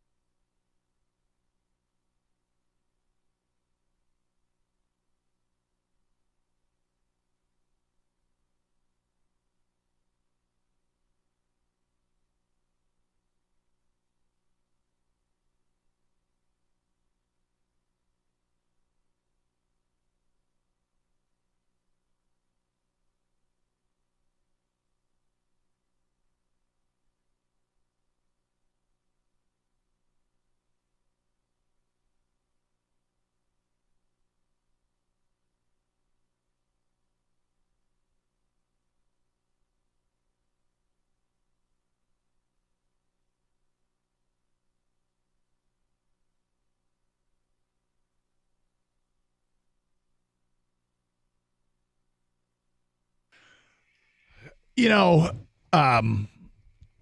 we do something here at the show we call Give It the 360. And that is where there's a topic and we look at it from all different directions, all kinds of different talking points and every angle that could possibly be looked at. We call it the 360. And we've done that with the trade deadline. And the idea that there is some discussion of of now buying for the Tigers is certainly giving it the old 360. The question is are they going to do anything to justify buying here in the second half? I would love to see them start the second half as hot as they are as they went into the All-Star break. So can they? Can they keep this up? It feels like there's more evidence that suggests that they cannot. Now, can Colt Keith, who is an undefined player yet, we don't know what he's going to be, can he keep it up? This month he's hitting .370 with a .463 on-base percentage, and he's hit 5 home runs. I mean, no matter how optimistic you are about what Colt Keith is going to be, hitting .370 the rest of the way feels like a virtual impossibility. But can he be really good? He could be, and I hope that he can be. I mean, the idea that he could be a 300-plus hitter, which isn't the only stat anymore, but can he have a 400 on base? You know, that feels like the high end of what he could be. Can he hit 5 homers a month? Yeah, I mean, these things that's not unattainable. 370 with a 463 on base probably is. Riley Green's hitting 380 with a 446 on base percentage this month. Gio Urshela's hitting 298 this month. Justin Henry Malloy is hitting 303 with a 398 on base percentage this month. Those are a bunch of guys that have really, I mean, they're humming. They are raking this month. And they've scored a bunch of runs. Their home run total this month. In April, they hit 23 home runs. In May, they hit 25. In June, they hit 24. Through 13 games in July, the Tigers hit 23 home runs. 23 home runs. And they just took 4 days off. And they are 3 home runs away from this being their most productive month in terms of hitting home runs. And there's 13 games to go. Like it's easily going to be their best power month of the season. And so you talk about sustainability. Most of this doesn't feel sustainable, which is why I don't change the approach to sell. But, you know, AJ was on the morning show saying, hey, I want to buy. And I the guys at MLB Trade Rumors do a really good job, and it's a good website. I enjoy going there, and they kind of a place where they aggregate all of the trade reports that are out there. They were going so far. They were taking questions from people on their website, and some Tiger fan asked, "Hey, can they keep this up, and could they actually be buyers?" And they made the point that the Tigers have 9 games before the deadline against Minnesota and Cleveland. And if they went and they said 7-2 in those 9 games, they thought that the Tigers could shift gears and think about buying. And I'm skeptical. I want them to, but I just gave the reasons why. Unfortunately, I don't think this is sustainable, but like I said before the break, I'm not conceding anything. So let's watch. But they threw names out there. Would you trade for Luis Robert? Would you do that? And the name they threw was Jackson Jobe. Now, it would be one hell of an aggressive move. And it would imply that they think they can win something. But you're trading a young, talented arm for a mid-20s center fielder. But if you're trying to win now, he would help. Last year, he hit 38 bombs. This year, he's not quite as productive. I would not. They suggested it. Would you trade for a Brent Rooker, outfielder from Oakland, who's got 20 home runs here, 20-plus home runs at the break? Could you get him for less than Jackson Jobe? Again, I don't foresee doing this, but they suggested it. Would you trade for Randy Rosarina? A decent hitter, but struggling this year with Tampa. I would not, unless it's a slight, the asking price wasn't much, but they suggested it at MLB Trade Rumors. And I'm just like, look, these guys cover the game and cover, they're not, this isn't just two fans. They're wildly throwing things against the wall. But, hey, man, okay, it's out there. We'll talk about it. It really would have to be a massive, continue the hot start of the second. And how can they keep that up? Riley Green's not going to hit 380. Colt Keith's not going to hit 370. Is Justin Henry Malloy going to hit over 300? These are trends that I just, I want to believe in the worst way. I think if you're familiar with this show, Gator and I always try and find ways to get to a better place. How can they get? It just doesn't feel sustainable. God bless them at MLB Trade Rumors for making these suggestions and then talking about the Tigers. It's not all doom and gloom, which is awesome. But I guess I'm just still looking to sell and come back next year with more ammunition to try and compete. 248-539-9797. Let's get to the people. Matt's in Oxford, and he's on 97 on the ticket. What's up, Matt? Hey, Doug. Hey. I also do appreciate the positivity, and I like that website as well. Yep. My issue is that I think we're all sort of in the same context we were at the beginning of the year where, hey, get the 500 and you got a shot. Well, you kind of don't right now because this division's a lot better, at least record-wise, than we expected. So even if they play better, and even if they go 7-2, 6-3 over the next 9, whatever it might be, they're still 12 games back in the division and 7 games back in the wild card. Those are big numbers. Yep. Those are really big numbers. So that short amount of time, going 9-8-2 sounds awesome, or 7-3 sounds awesome, but you might only make up 2 games in the division or 2 games in the wild card. So now you're 10 or 5 back. And you have to make change? you have to make a decision in the next 2 weeks, and it feels like it's too much ground to make up to justify buying in 2 weeks. Now, Cleveland has the second toughest schedule in baseball the rest of the way. Minnesota has the 7th toughest schedule in baseball the rest of the way. And the Tigers are down near the bottom as one of the easier schedules in baseball the rest of the way. They got 7 games left against the Chicago White Sox, which is more than anybody else in the division. So there's some data there that could be encouraging, but they have to make this decision soon. And it's hard to imagine if the trade deadline was the end of August, maybe, but it's just, it feels like it's too much ground to make up to justify anything other than selling. I think it does too, because even if you talk yourself into, only selling Flaherty because it makes sense and staying competitive, I can get there, but it's not the same thing as buying, right? Only selling a little bit, like just Jack Flaherty, is pretty justifiable, but buying, it just isn't. Because I think if you do the math, we don't need to sit and do math on air, but it's like they got to go like 650. Like it's an insane winning percentage. Yep. To maintain that, to make up that gap, because those other teams aren't going to suddenly be 300 ball clubs, right? Or, they're not going to go 3-7 for the rest of the season every 10 games. So they're going to keep winning some games too. So unfortunately, it just doesn't add up. Hey, thanks for the phone call. 248-539-9797. You want to continue down this road? Tigers, look, there is some trade, a lot of sell talk, and now I think everybody's giving it the 360. Could they actually buy? It's Carson Anderson, 97.1, the ticket.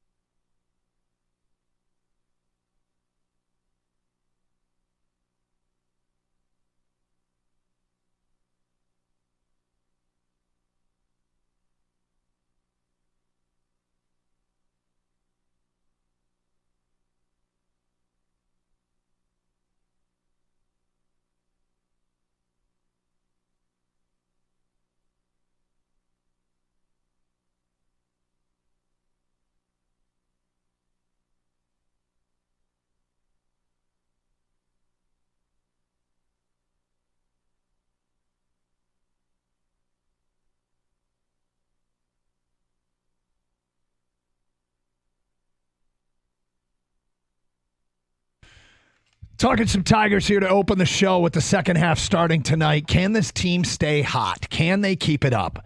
It feels like there's a lot that's been going on that isn't sustainable, but, I mean, why give up?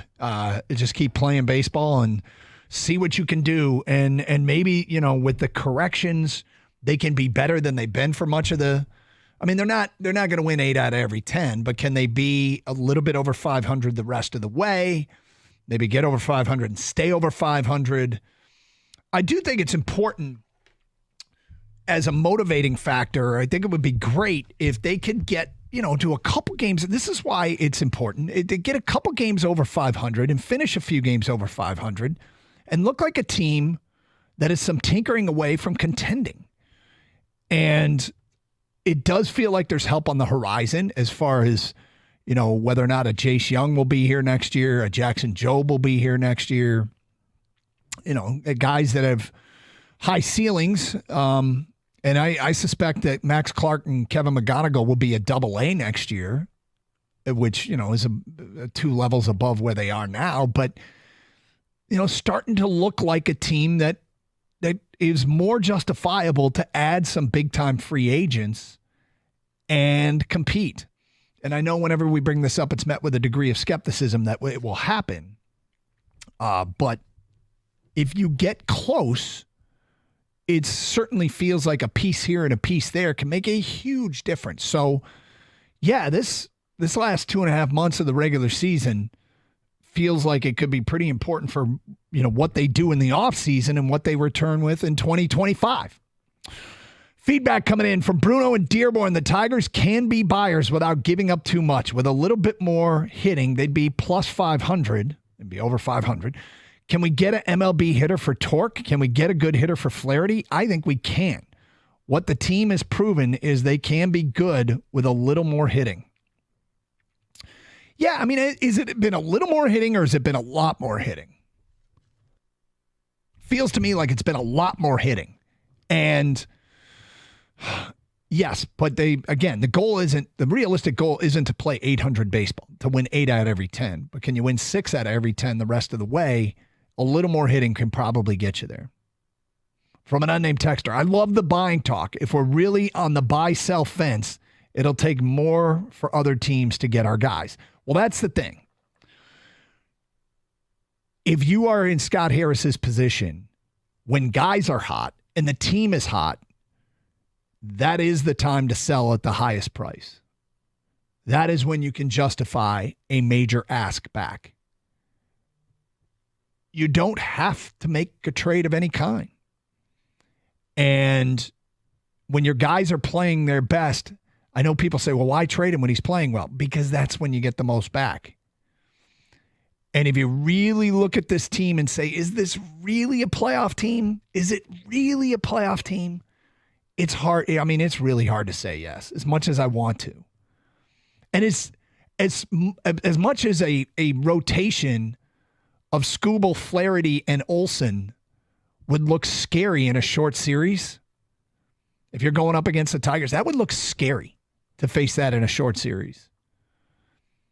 But can they do enough to get there? Just doesn't feel like it. Brian writes in, I'm not trading anyone for Jobe. He may be the best pitcher we've had since Verlander. Maybe, I mean, look, is Skubal the best pitcher they've had since Verlander? If they have 2 of the best pitchers they've had since Verlander, it feels very Verlander-Scherzer-y, right? I mean, that's what you hope you have here. It's clearly too early to make that declaration, but that's what you hope you have here. Next text, you don't buy to make the playoffs. You buy to make a deep playoff run. And that's a pretty solid take. I think there's more truth to that than not. It's from an unnamed texter. 248-539-9797. I'm not sure how many all organizations feel that way, though. I mean, I've talked to you about this a lot before. I think for the players and managers and coaches, their mentality is get me in. Yeah. You know, we're just as good as all those other teams when we put it together, when we can roll out these guys, those 3 starters. Why not us, right? Yeah. The wild cards have won a championship in every sport. Like a lower seed or mid seed has won a championship in every sport. All the players and coaches are trying their ass off to win every game. Yep. And every year they're trying to win the championship. So when they say, look at the Vikings last year when they're just trying to scramble for anything after Kirk Cousins went down just to make the playoffs. Why did they do that? Because they felt if they got in, they could get a chance. Dan Campbell said it too. Get us in the dance. Get us in the tournament. So with the Tigers, I don't think this is sustainable, what they're doing. But if they continue to win, those players on the field feel like we got a chance. Yeah.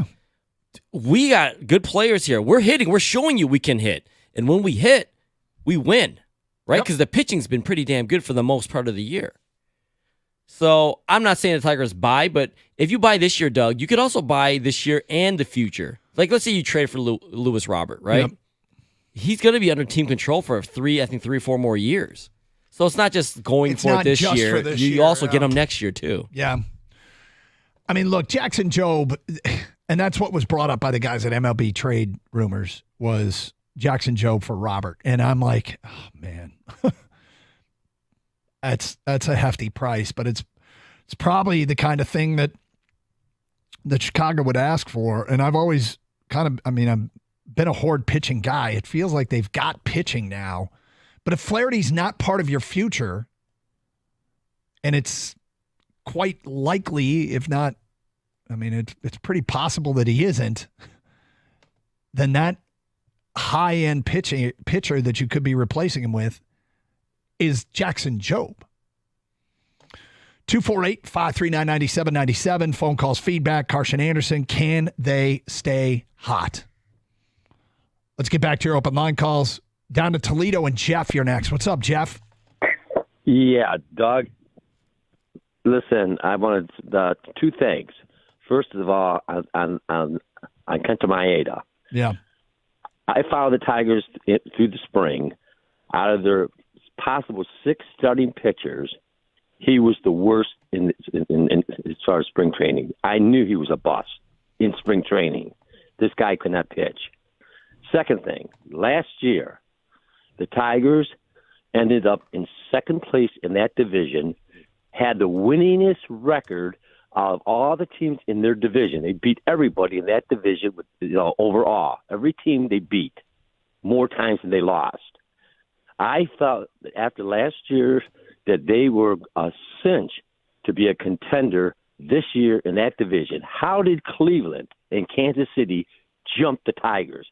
Cleveland didn't do anything over the winter as far as improve their team. They pretty much stayed with the same ball club.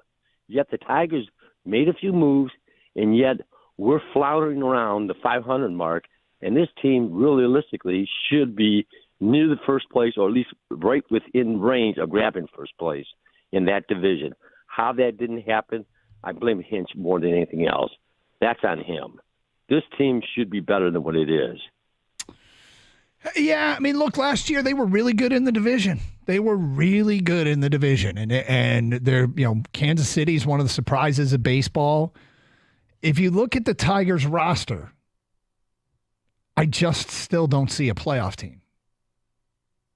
I don't look at their roster and think that you're building a playoff team around Zach McKinstry and Mark Canha and Gio Urshela and Carson Kelly. A lot of these guys are useful pieces on a really good team, but they just don't have enough stars in terms of their everyday players.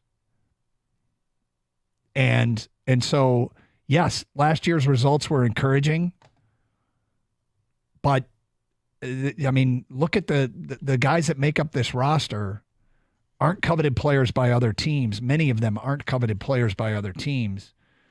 You can probably get something back for Carson Kelly because people are always looking for catching.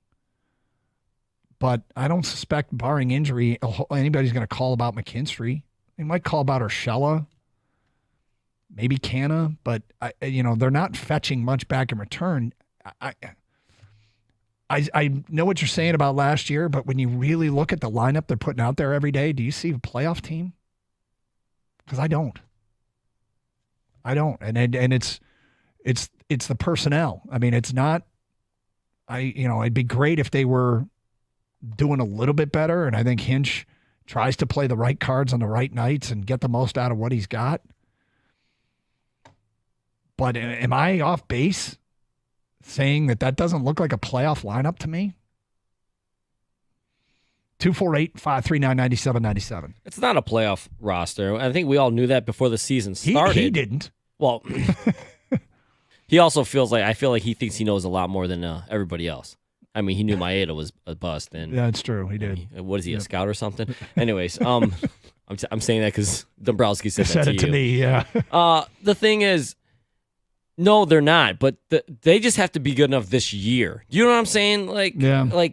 Is what they're doing sustainable? No, but could it be sustainable for a couple more months?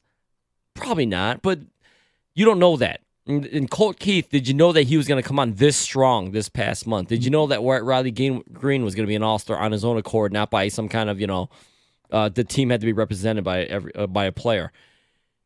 Guys have to play above what you think they can do. And that's the question is, could they do it for the rest of this year if you want to stand pat and try to do something? They're 8-2 in their last 10 games, Doug. Let's see how they start. They've only got 2 more weeks before the trade deadline, so we'll see. We're hanging on to unlikely scenarios, but damn it, I'm going to hang on. I'm definitely hanging on. Bob's in Flint. He's next on 97.1. Hi, Bob. Hi, guys. Thanks for taking my call. Sure. You kind of stole my thunder on the A.J. Hinch situation. At some time, he's the one that is ultimately responsible. But my issue is this. We were so spoiled on Tiger baseball with Sparky Anderson here. And look at the talent that we had up the middle. We had Parrish. We had Morris and the pitching staff. You had Trammell and you had Whitaker. And then the surrounding cast beyond up the middle. And we haven't had that in years. And so I don't think the managerial pool is very good in the past 2 decades. I don't think the players overall as a whole are as good as the players were 35, 40 years ago. I think that makes a difference. Thank you for the phone call. Look, hitting's down across the board. That's a crazy thing. If you look at, a 260 hitter feels like a 300 hitter right now. The pitching has been dominant, and the hitting is down across Major League Baseball. It's Carson Anderson, Open Lines. We'll get to some Lions stuff coming up, including something I am just so sure is going to happen in 2024. And I realize I'm more sure of this than any of my sports takes ever. We'll get to that at 11:02 here on 97.1 The Ticket.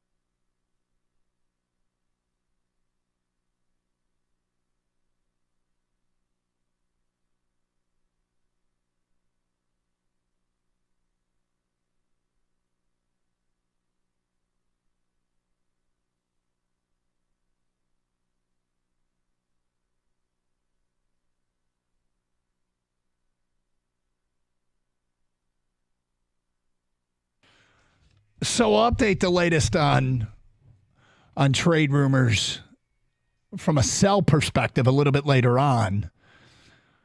AJ Hinch this morning talked on the station about buying. He wants to buy, and of course he wants to buy. As Kang pointed out, those that are in the fight, they're still trying to. They should set the goal of making the playoffs and do everything you can to try and make the playoffs. Why wouldn't you? Try and win every time out. Try and play your best. Increase your value, your marketability when it comes to trades. But those guys aren't just, going out there, going through the motions. They're trying to win. AJ said, well, I'm the wrong guy to ask because I'd prefer to buy. Because they were talking to him about selling and how you deal with, Scooble and what you think. And he's like, look, man, I'd prefer to buy. But, and I followed up. I'm listening to a podcast today with the guys from MLB Trade Rumors. And they were asked about the Tigers, and they talked about buying. They talked about trading Jackson Jobe for Luis Robert. They talked about Detroit making a move for an outfielder like a Brent Rooker or Randy Arozarena.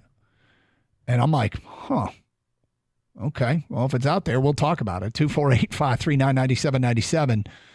Tiger fans getting ready to settle in for a second half. And it's an important start tonight for the sell crowd because it's Jack Flaherty.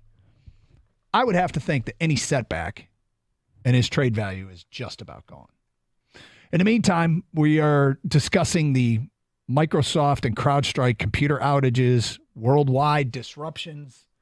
We asked how to affect you. Brian sent us an email. My 15-year-old was supposed to arrive last night at midnight from Costa Rica. He just landed. Yeah, I think it would feel, look, these computer outages, I would not want to be in the air. But, it's a lot of flights that took off late last night before all this went down that were landing this morning. And that's not somewhere I'd want to be. It's in the air. Unnamed texter, the reason the Tigers are not challenging for the division is because of the Carpenter injury and the torque bomb. That's nearly 60 home runs and 150 RBIs missing from the lineup that lacks punch already. Add that back into this lineup, and we have 4 to 6 active bats that can support more role players. It's a great point. Carpenter and torque were huge parts of last year's team, and not having them. This injuries are going to happen, and you got to find a way to overcome them. But when your margin for error is already as thin as the Tigers is, that's a great point. Jeremiah and Linden says, I agree with the caller that blamed Hinch. The setup of the batting lineup as well as his bullpen use has cost them at least 9 to 10 wins. I would say that that's probably an over-exaggeration. 9 to 10 wins, really? And he's never done anything to get a win. For instance, pinch hitting last week for Colt Keith and putting in Ibanez, who hit a home run. Andy Ibanez. Is that a move that won him a game? Well, he doesn't get credit for it, according to that text. No, I guess not. Only the bad stuff. Yep. 248-539-9797. Phone calls, feedback. Carson Anderson, 97.1. All right, so Kang, you finished receiver last night. Yes. 8 episodes. Yeah. That was the 8th episode I finished. And you got frustrated, and this is not a spoiler. You got frustrated because it just completely skipped over the Dallas game. And yeah, I didn't like that part. Yeah. Now, it's not a, quote, documentary that focuses solely on the Lions. It was focusing on Amon-Ra St. Brown, along with 4 other wide receivers, Devontae Adams, Deebo Samuel, George Kittle, and Justin Jefferson. But, we got to the point in the show where essentially Minnesota and Las Vegas' seasons were pretty much over. And that was an important game in the Lions season. They had mics all over the place, and they didn't touch it. Yeah, I get you. Just like you said, Doug, this show is about the receivers, their life on the field, their life off the field, just what goes through their daily routines, their weekly, their month to season. Yep. But they do focus a lot of stuff that happens on the field, of course, because where is their season going? How is the team doing? Or how's that affecting the receiver, himself and his family? That was a very big game, not only just for the Lions, but in the National Football League because of what had happened with did Taylor Decker report, did Dan Skipper report who was eligible, who wasn't? And because if you watch the show, they do this with all the other receivers. Something happens in the game, they show it, the outcome and whatever. They didn't touch it at all. So that bothered me. And that was the end of the 7th episode. Last night, do I watch the final episode or not? And, of course, we all know what happened. The Lions lose to the Niners. And so it's going to be a face-off between St. Brown and Debo and George Kittle. The only reason I watched the episode last night, Doug, because I knew the pain that was coming for me with the Lions perspective. Yep. Was I also knew there was pain coming for the Niners because they were going to lose the Super Bowl. Had the Niners won the Super Bowl last year, there's no way I would have watched that last episode because I would have just watched the Lions lose, obviously, and give up a 17-point lead in the NFC Championship game. And then to watch the team they lose to go win it, no way. Yeah. Not happening. Yeah. The one thing that we have discussed, mostly because of Kittle, and look, I think it's completely unfair, but I mean, his wife's kind of annoying. He's very annoying. If you don't have a healthy disdain for the 49ers, you will. I mean, beating the Niners this year is such a big deal. It's a huge deal. I want to beat him in the regular season. I want to beat him in the postseason. Debo's fine. Yeah, Debo, he's pretty chill. He tells you what's going on. I'm hurt. I'm not hurt. Why, this sucks losing, whatever. It's just normal stuff. And it isn't George Kittle or his wife's fault. They seem like fine people. They're not like bad people or anything. No. It's just not my flavor, the way they act and the way, I just think they're a lot. Yeah, they are a lot to handle. They're big personalities, right? So it depends on if you can handle that. George, as far as the show goes along, I think they've calmed him down a little bit. He was kind of really in your face the first few episodes, and not so much, I feel like. At least they didn't show it near the end. Right. His wife is a bit much for me. That's for me. Those two they're meant for each other, man. They're supporting each other. They love each other. She's there for him. He's there for her. He's looking for her all the time. Neither of them are doing anything criminal. No, they're fine. It's just not for me. That's all. You just think about people that you wouldn't hang out with. Yeah, that's it. It's like, I'm good. I'm going to hang over here. You said something about them that's spot on. They need kids. Because his life is all about football, and her life is all about him. So, she is there every step of the way. She's got nothing else going on. It doesn't appear that way. Right? At least that's the way. She might have some sort of job. I don't know, Doug. I don't think so, Doug. Anyway, my question for you is, and I'm going to finish it probably this weekend. Did you learn anything about the Lions 49ers game you didn't previously know? So I'm watching, the show, of course, and then my focus now is I know what happens. We all know what happens. Right.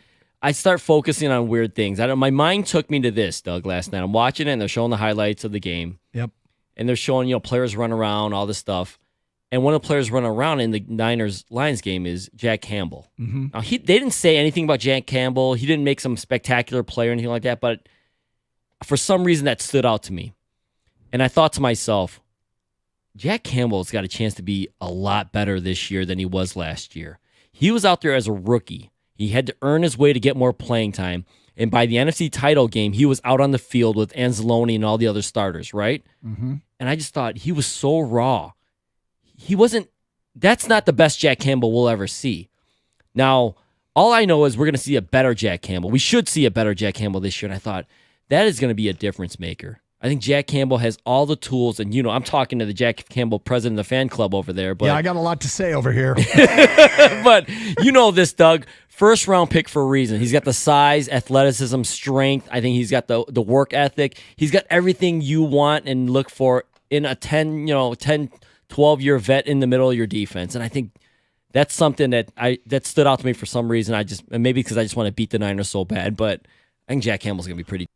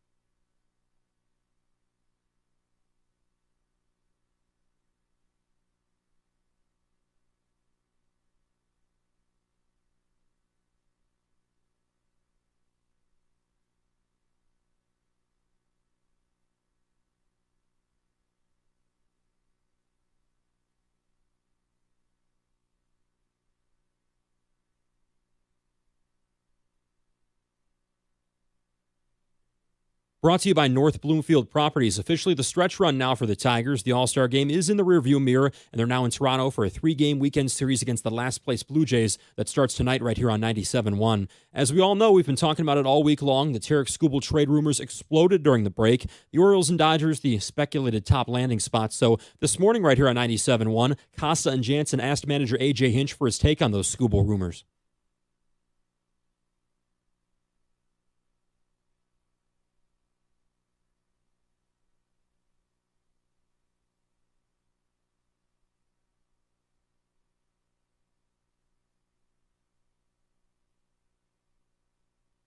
Jack Flaherty gets the ball tonight for Detroit for the Blue Jays. Chris Bassett, good pitching matchup in this one. Tigers, they exit the break 7 games out of the last wildcard spot in the American League. They were, by record, the hottest team in baseball exiting the break as well. Winners of 8 of their last 10. First pitch at 7:07 tonight, right here on 97.1, the ticket from Rogers Center. This morning at the second round of the British Open, overseas, Shane Lowry, he leads at 7 under. Tiger Woods is 14 over at the British Open, and the Pistons will try to improve to 3-1 in the Summer League. They're in action tonight against the Knicks in Vegas. At the Corewell Health Sports Desk, I'm Luke Sloan. For more, go to 97.1 The Ticket or Odyssey.com.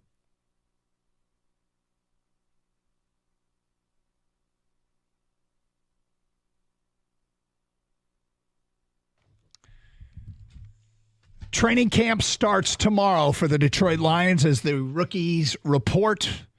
They'll get a weekend of work in. Then the vets come in.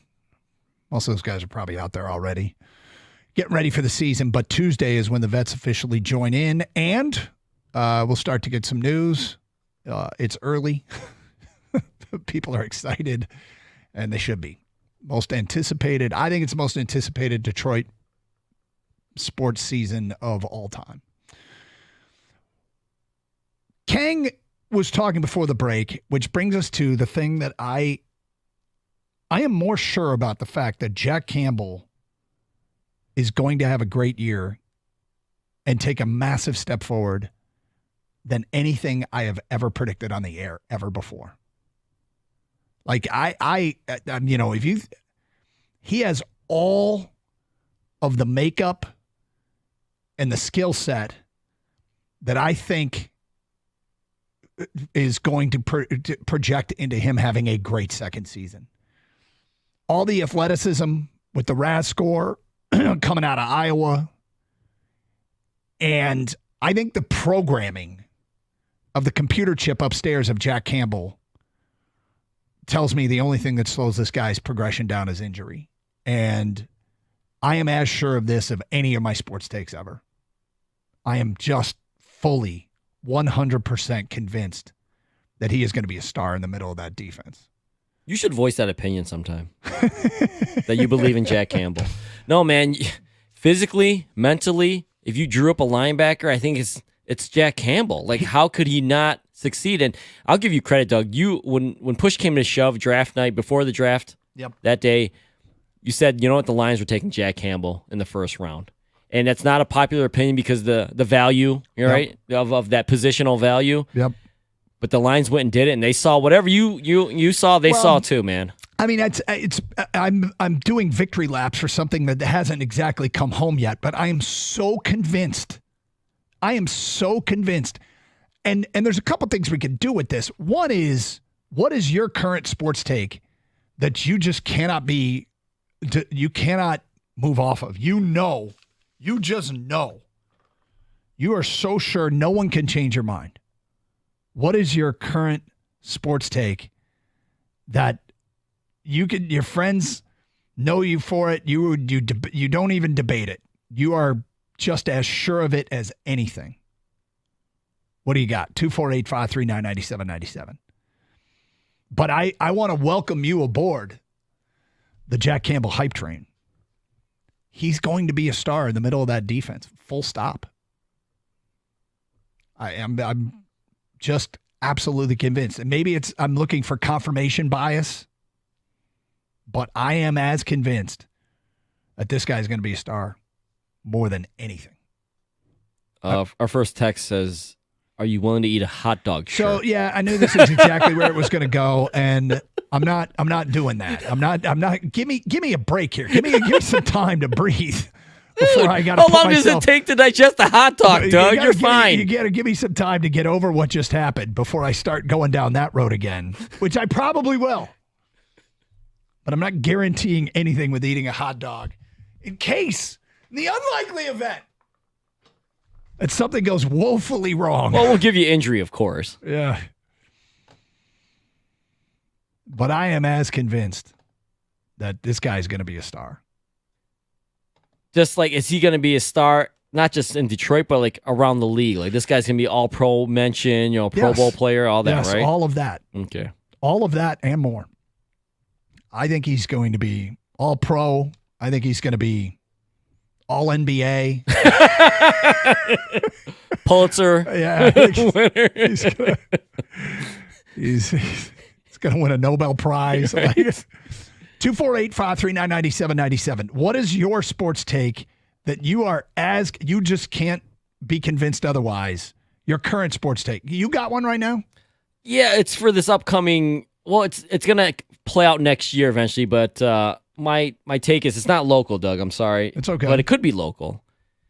Is that Cooper Flagg's going to be the number one pick in the NBA draft. I'm calling it right now. You are all in on the Cooper Flagg hype. Absolutely. And so if the Pistons do get the number one pick, please take Cooper Flagg. But yeah, I mean, I don't see, even through injury, he could even get injured, Doug, at some point. I think he's the number one overall pick. Is it? I know that's going out early here because I don't know, someone from Europe, can all of a sudden be the guy. But I got Cooper Flagg, man. I don't see how he isn't. I mean, I love it. I'm convinced. You know what's funny is that these practices against the Olympic team. Is that what's turned you? Yes. I mean, they didn't invite every high school 18-year-old kid out there. No, Cooper Flagg was the one. And not only did he get invited, he held his own. I mean, he held his own against the best in the world. I think everyone saw it. He could sit out this upcoming year and be the number one overall pick. That's my thoughts. Wow, you are buying for sure on Cooper Flagg and the hype. 248-539-9797. What is the sports take you have? You are as convinced as anything you've ever believed right here, right now. In the meantime, going back to that Niners game and watching receiver last night, do you regret watching it again?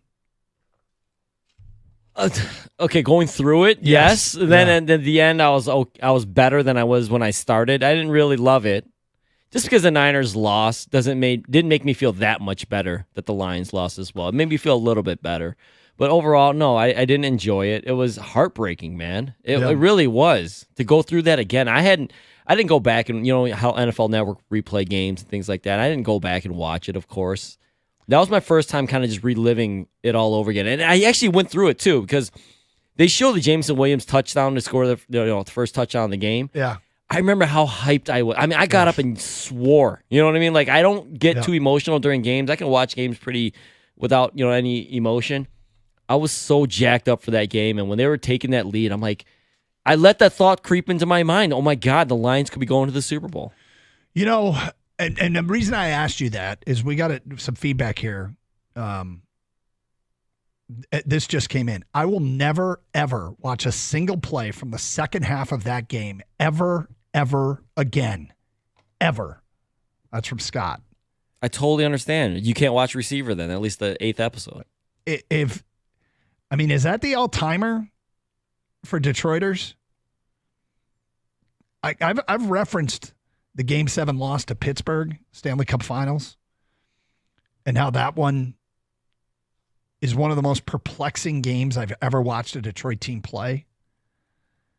It didn't go at all like the first 6 games of the series. It was a complete outlier, and I have no explanation for how the Red Wings came out and played the way they did in that game. I mean, it's like they fell behind and maybe started gripping the stick tight. I don't know.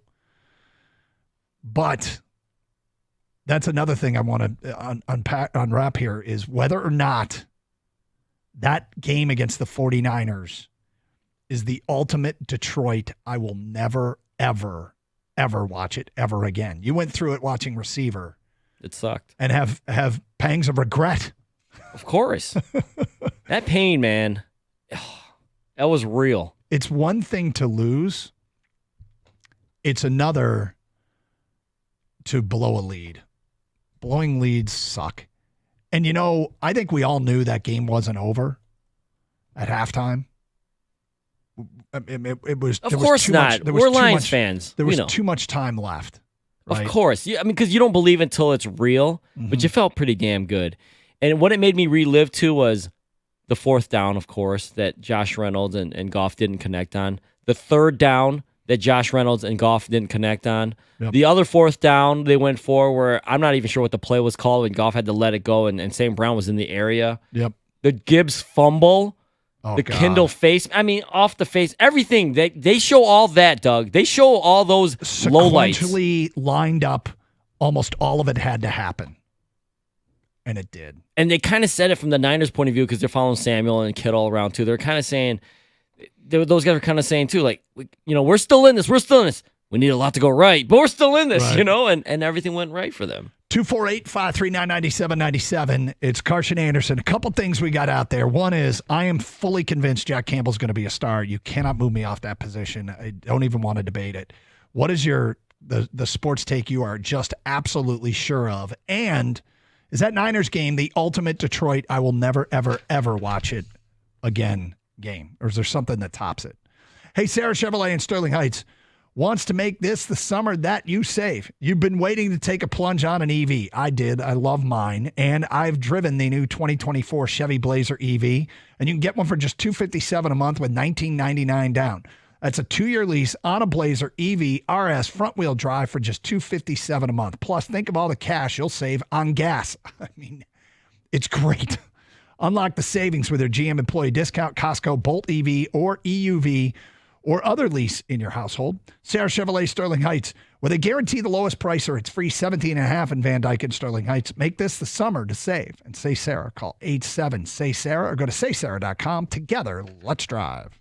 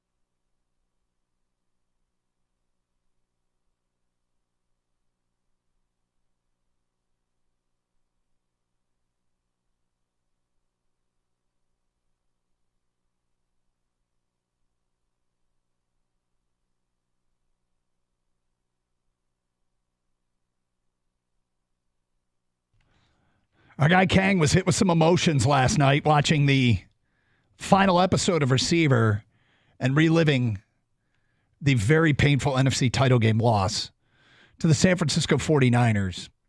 And it got us thinking and talking about the game that you just never, ever, ever want to see ever again. You won't seek it out. If it's on, you'll flip the channel. You're just not watching it ever again. This might be the number one all-timer in Detroit because it was painful, man. Also, the sports takes that you are so sure of, you cannot be convinced otherwise. What do you got? Because I am fully on board with Jack Campbell being a star next year. 248-539-9797.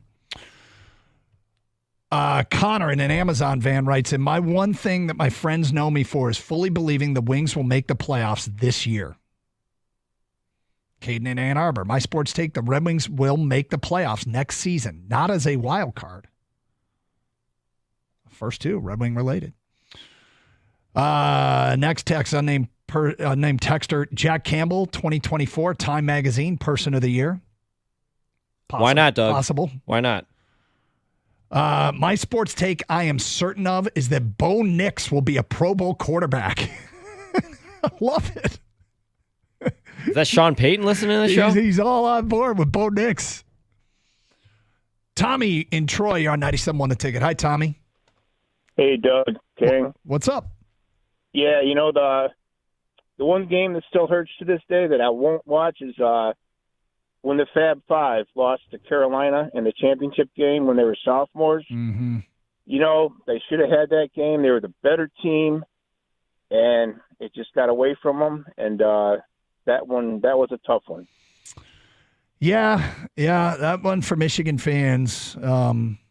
It was right there. What a great basketball game in reality. That was kind of, it's over. Nobody talks about the game itself. All they talk about is the timeout. And the truth is, there was so much talent on the court that night, and it was a really good game. I think Carolina was a worthy champion. They got to the championship game as freshmen. Yep. And, I didn't mind that they lost because Duke was the better team and they were leading that game at halftime. Duke was clearly the better team, and they ended up getting routed in the second half of that game. They should have beat Carolina. Either one of those teams, Carolina, I think, was a worthy champion, and Michigan would have been a worthy champion that year as well. Oh, yeah. Yep. A lot of things are overlooked in that game because of the timeout, Doug. I mean, for many reasons that could be tainted for a lot of people, but just focusing on the court stuff, those young kids, those 19-year-old sophomores, back then, people stayed in school, So you're going to go up against juniors and seniors, All-Americans from the other school, like a blue blood like Carolina. That's really tough to hang with them and then ultimately try to beat them, which they didn't do. But they were up. They had a very good chance of winning it all, and I think all that kind of gets lost because the timeout was such a big, for obvious reasons, big moment. And if I recall correctly, I think in the last minute or two of that game, I remember Jimmy King having like a kill shot three-pointer. Michigan might have been up 3, maybe 4, that would have just put Carolina in a world of hurt. I have a vague memory of that. Trying to find the play-by-play from that game to see if it's true. But yeah, that was a hell of a title game. 248-539-9797. Dave's in Clinton Township, and he is next here on 97.1. Hi, Dave. Hey, fellas. A couple things. Number one, you will never convince me that Chris Spielman is just a special assistant. Never convince me of that. That's a great one. Prince is all over this flipping team. So don't tell me he's just helping out. Yeah. I will guarantee before the GM knocks on Miss Hamp's door, he's knocking on Spielman's door. That's really funny. It feels like there's evidence there that would imply that, yes, he indeed is a big part of building this team.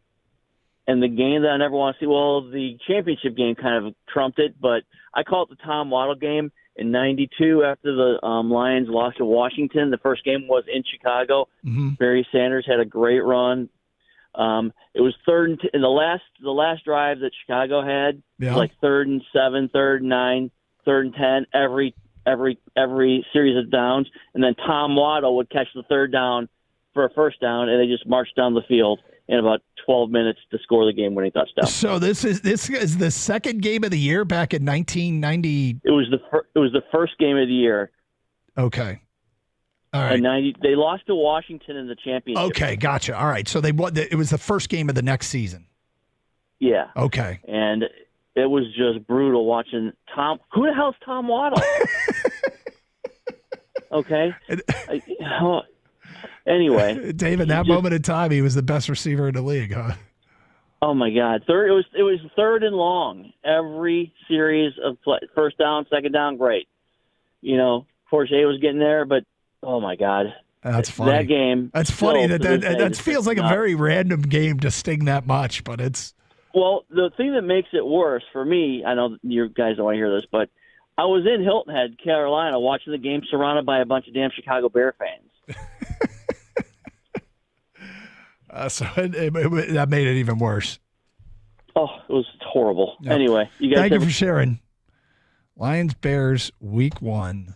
I found a highlight package from that game. I'm gonna see how bad it was.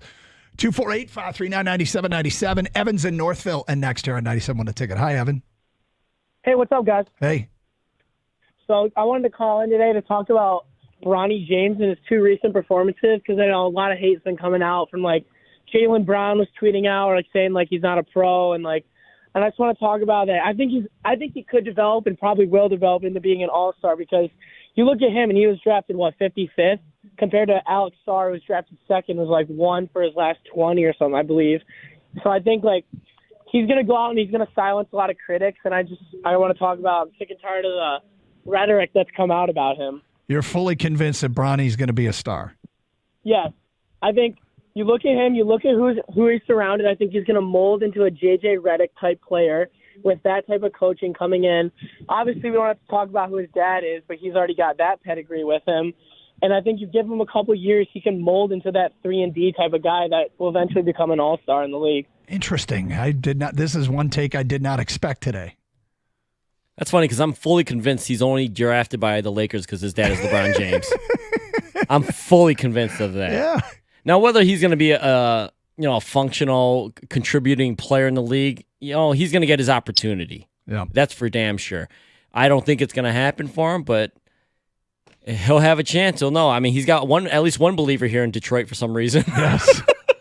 That's a call to not expect to take. No, I did not. We were just talking about things you're just sure of. Kang was talking about watching that game against the 49ers, and he started getting fired up about Jack Campbell and how he could be so much better. And I'm like, I'm as convinced of that of any sports take I've ever had. What is it for you? 248-539-9797.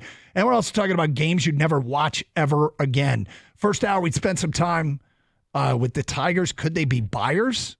Could they be buyers? AJ Hinch said something to the morning show. You'll hear it in the noon hour about that's what he wants to do. All of that on the table today. Let's get back to your open line calls. Chris is in Clawson, and he is next. Hi, Chris. Hey, Doug. How you doing today? Can you hear me all right? Yeah, I got you loud and clear. Okay, so I wanted to talk about the one Detroit sports game I'd never go back and watch, and that would be a Tigers game, the 2012 ALCS Game 6. Yeah. You just knew when David Ortiz walked up and Benwell was on the mound. You knew that thing was leaving the park, and the whole Torrey Hunter right field with the bullpen caught, man. My Red Sox friends will always send me that video on the anniversary of that play every day, and I'll open the text and I'll immediately close it. You know what? That one hurt. That one hurt. That was game 2, right? They were about to go up 2-0. Well, I thought game 2 was Shane Victorino, but I might be mixing them up. I could be too. I mean, I'll have to go back and look, but that was such a good Tiger team. That was such a good, and there was a called, if I recall correctly, there was a called strike in that late in that game that felt like it should have been a called strike, and it wasn't. And I think it was Scherzer. Was it Scherzer on the mound? I think so. Yeah, and it cost him a bunch of extra pitches, and it came back to haunt him. Yeah, and I think even just the way that series started, and what he didn't do on it, you just felt so good about the way that we were playing in that series, and then in the span of 4 games against us, and it just completely reversed. So, but thanks for taking my call. I appreciate it. 248-539-9797. Games that you just never, ever, ever want to see ever again. That just sting still to this day. Kang relived the San Francisco game last night in an unfortunate turn of events watching the show Receiver. It's Carson Anderson, Open Lines, 97.1 The Ticket.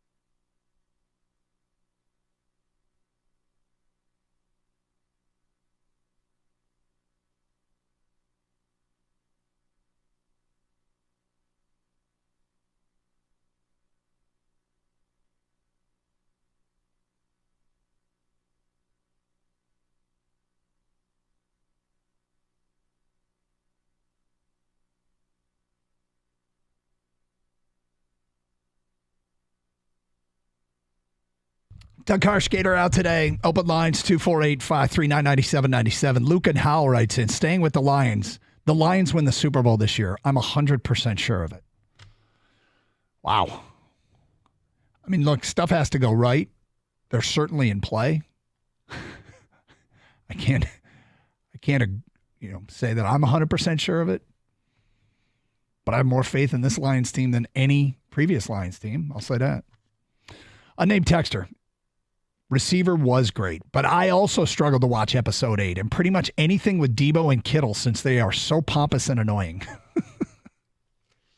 It didn't help that they play for the Niners. Yeah, I mean, Debo, I have no problem with Debo, but maybe there's something that happens in the last episode that I find particularly annoying. I don't think so, but I'd like to hear your thoughts on Debo after I see the whole thing. Yeah. Worst day of my life was when the Lions lost to San Francisco. I could feel it coming at halftime when local Fox 2 halftime was acting like the game was over. So sad. Well, you know what they did? They didn't show. They have a, mic'd up in the locker room of the halftime Niners Lions. It's not like the Lions let up. It's not like Campbell said, "All right, guys, get your plans ready for Vegas." Right. Everyone knew that you had to stay on top of it. It just was. It's sequentially the things that happened are hard to relive. Dude, there's so many moments. I forgot about the dropped exchange. Oh, that's a killer. An absolute. And I don't want to bury Jahmyr Gibbs or Goff because I don't know whose fault or if Gibbs just ended up dropping it, whatever. But that was that guy got buried because of the fourth down calls and the Reynolds drop. If you think about two plays in the Kindle between Kindle Vildor, the ball going off his face mask, if that is simply an incomplete pass, which you know how they have percentages of things working out, as that ball was coming down, as that ball was landing, what were the odds that was going to go for a completed pass, setting up a score? What were the odds as it was coming down right at Vildor that would be a completed pass? The odds had to be less than 1%. Yep, absolutely. And if it were, even if it's simply merely an incompletion. Had Vildor just tripped before that and fallen down and not touched the ball at all. At all. At all. If you just have a normal exchange and a loss of 3 yards. Yes. Gibbs. Goff, hands off to Gibbs. Loss of 2. Yeah. Second down. Yes. Right? But these things turned out to be catastrophic, unlikely events. Why are we doing this? Oh! I told you, man. It was rough. They showed every one of those mess-ups. And the other side, opportunities for the Niners, if you're watching it as a Niner fan. Yeah, this could be an all-timer. Never, ever, ever, ever want to watch it ever again. But I am going to finish receiver, which means I am going to. You're going to relive it, man.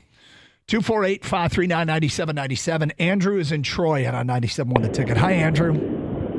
Hey, how you guys doing today? What's up?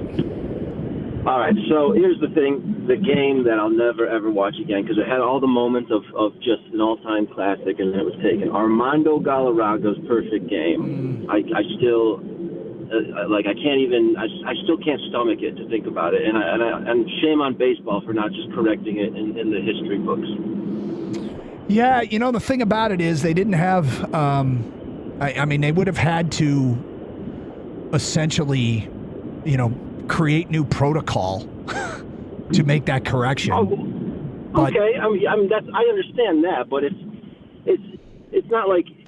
You had 2 more at bats and there's a bunch more batters. And like, okay, well, we have to change all those books. But then it's like, oh, well, if modern baseball is willing to change and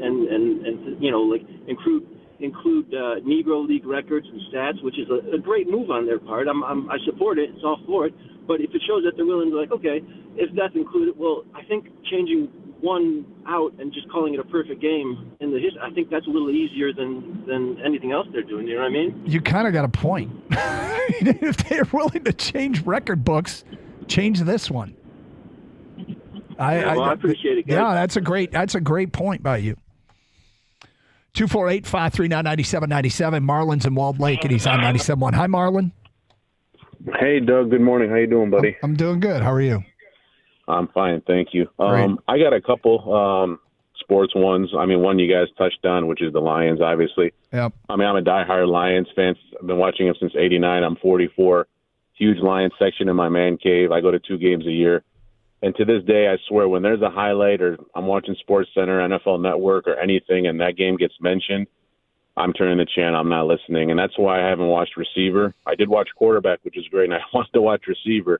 But after Kang saying that, they show that part, I'm definitely not going to watch it. So tough. That's one of mine. I haven't done it yet, but I'm starting to I hadn't thought about whether or not that was going to be worse on a rewatch with guys mic'd up and hearing Amon-Ra and the conversations that were had. Oh. Yeah, I can't do it, man. I haven't watched any highlights since that Sunday night, and I'm not planning to, so it's just too painful.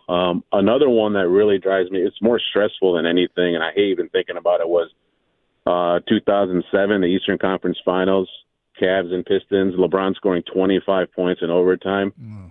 I just won't watch that ever again, to highlight anything. It's just looking back, like, how could he not be stopped, man? And it turned out to be one of the worst finals in NBA history on top of that. But that game, man, was just so stressful that I can't ever watch it again. No, I hear you. I kind of forgotten about that one, but yes, he was unstoppable, and it felt like a coronation. I was kind of like the nail in the coffin for the going to work Pistons. Yeah, almost. And Or, that the beginning of the end. and that was the beginning of like LeBron mania. Oh my God. Yeah, I mean, he was a kid. And I remember they ran everyone at him. Tayshaun, Max Seal, Ben. It didn't, Chauncey, Rip. It did not matter. It was unstoppable. It's funny because it's probably like a game that, true fans of the game like really appreciate what he did. F that. Oh, no. Yeah, whatever. We don't need to appreciate that. No. 248-539-9797. Chris is in Oxford and on 97 won a ticket. Hi, Chris. Good morning, Doug. How are you today? Doing good.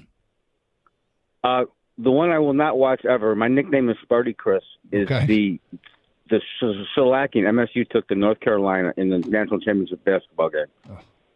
I actually have a picture from the alumni party with Mark D'Antonio on my dresser. Every time I look at it, I think of that damn game. I can't even get over it.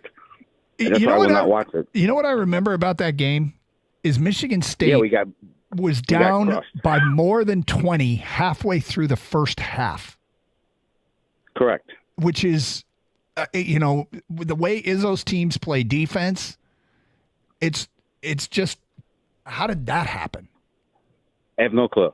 If I did, I'd write a book. I mean, now the other one that I would watch, honestly, is the Malice at the Palace. I hosted the suite for Comcast, and our suite was 201 right above Mr. Davison. And the testosterone level in that arena that night was unbelievable.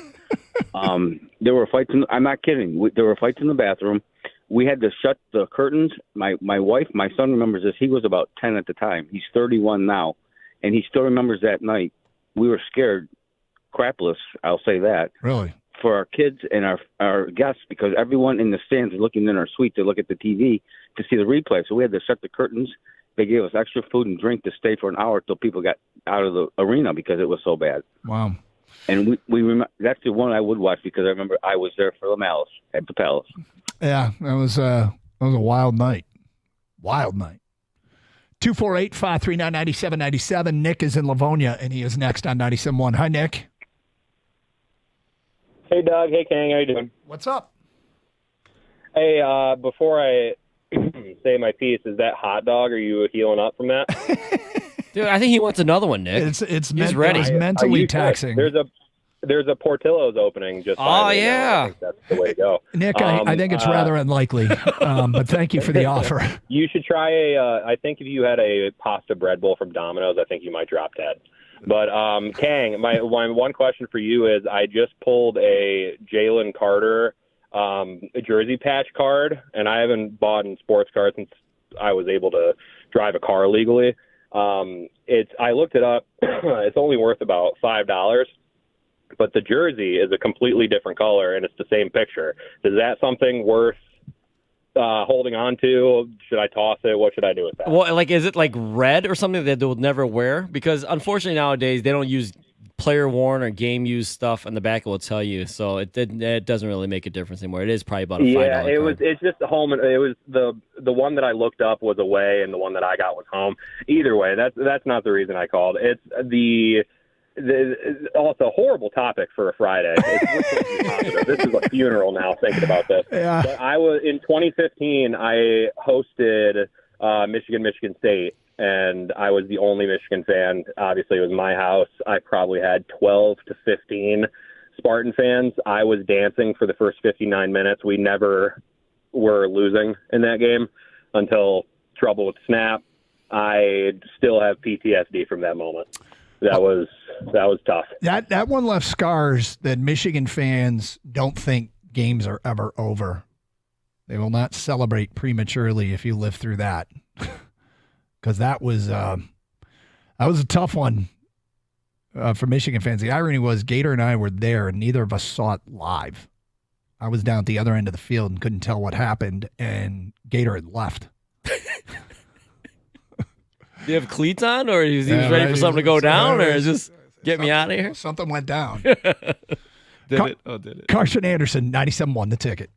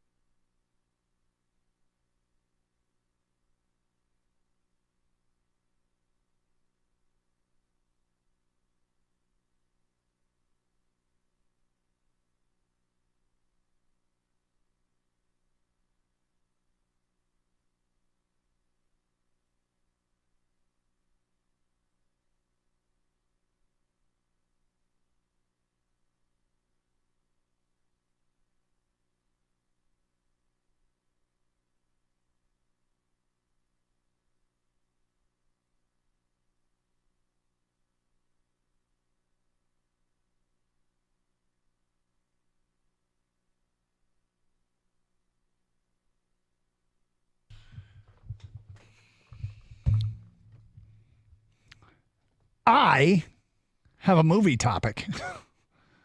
That's right. A movie topic. Doug Karsh has a movie topic. We'll get to it next hour. 248-539-9797.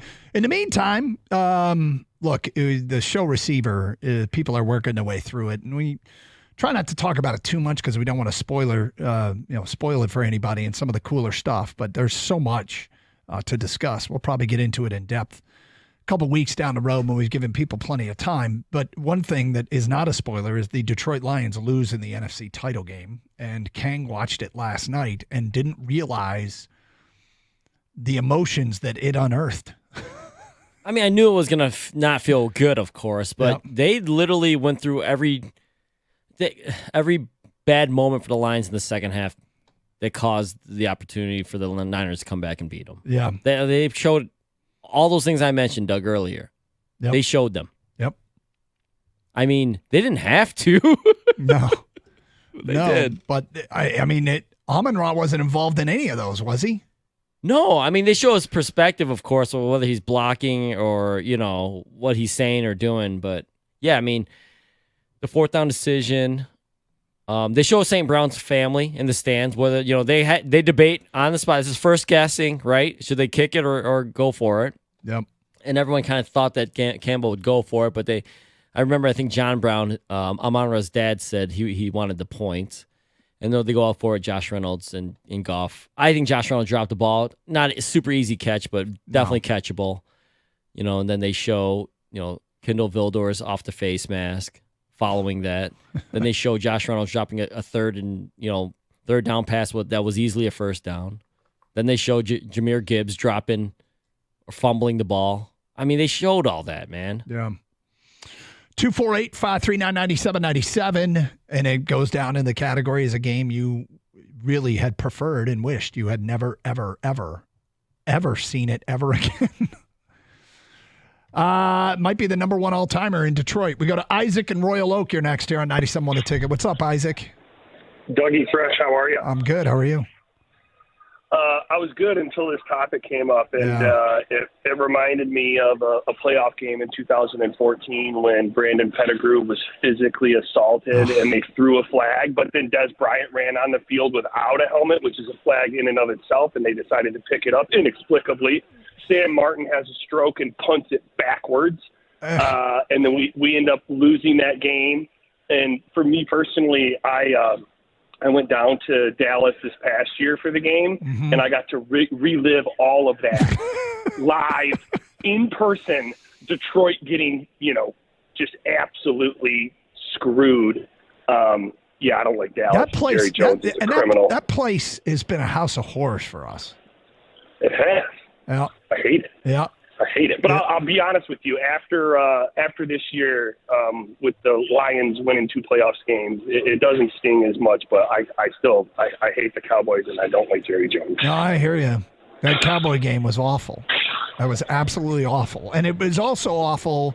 You're right. Finally winning a playoff game doesn't feel – it takes a little bit of the sting away because that game was awful. Just awful.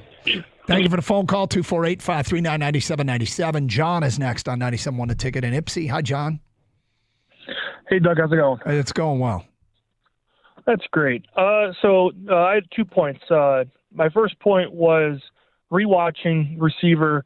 I went back and I saw that on that Vildor deflection touchdown for San Francisco, they threw a flag on the play. So with that being said, wouldn't the flag would have been, I'm assuming, defensive pass interference, so that would have been a first and goal for San Francisco knocking on the door.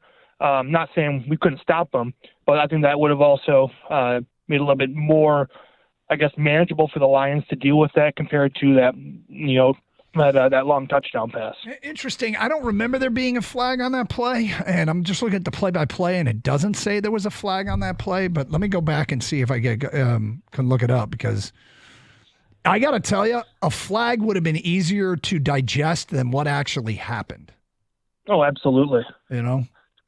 And so then my second point was, so you said this was one of Detroit's toughest games to watch.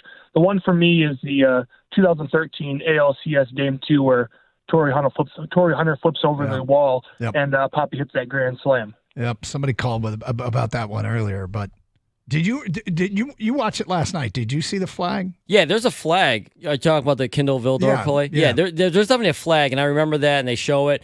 They didn't bring it up at all because obviously Ayuk caught the pass.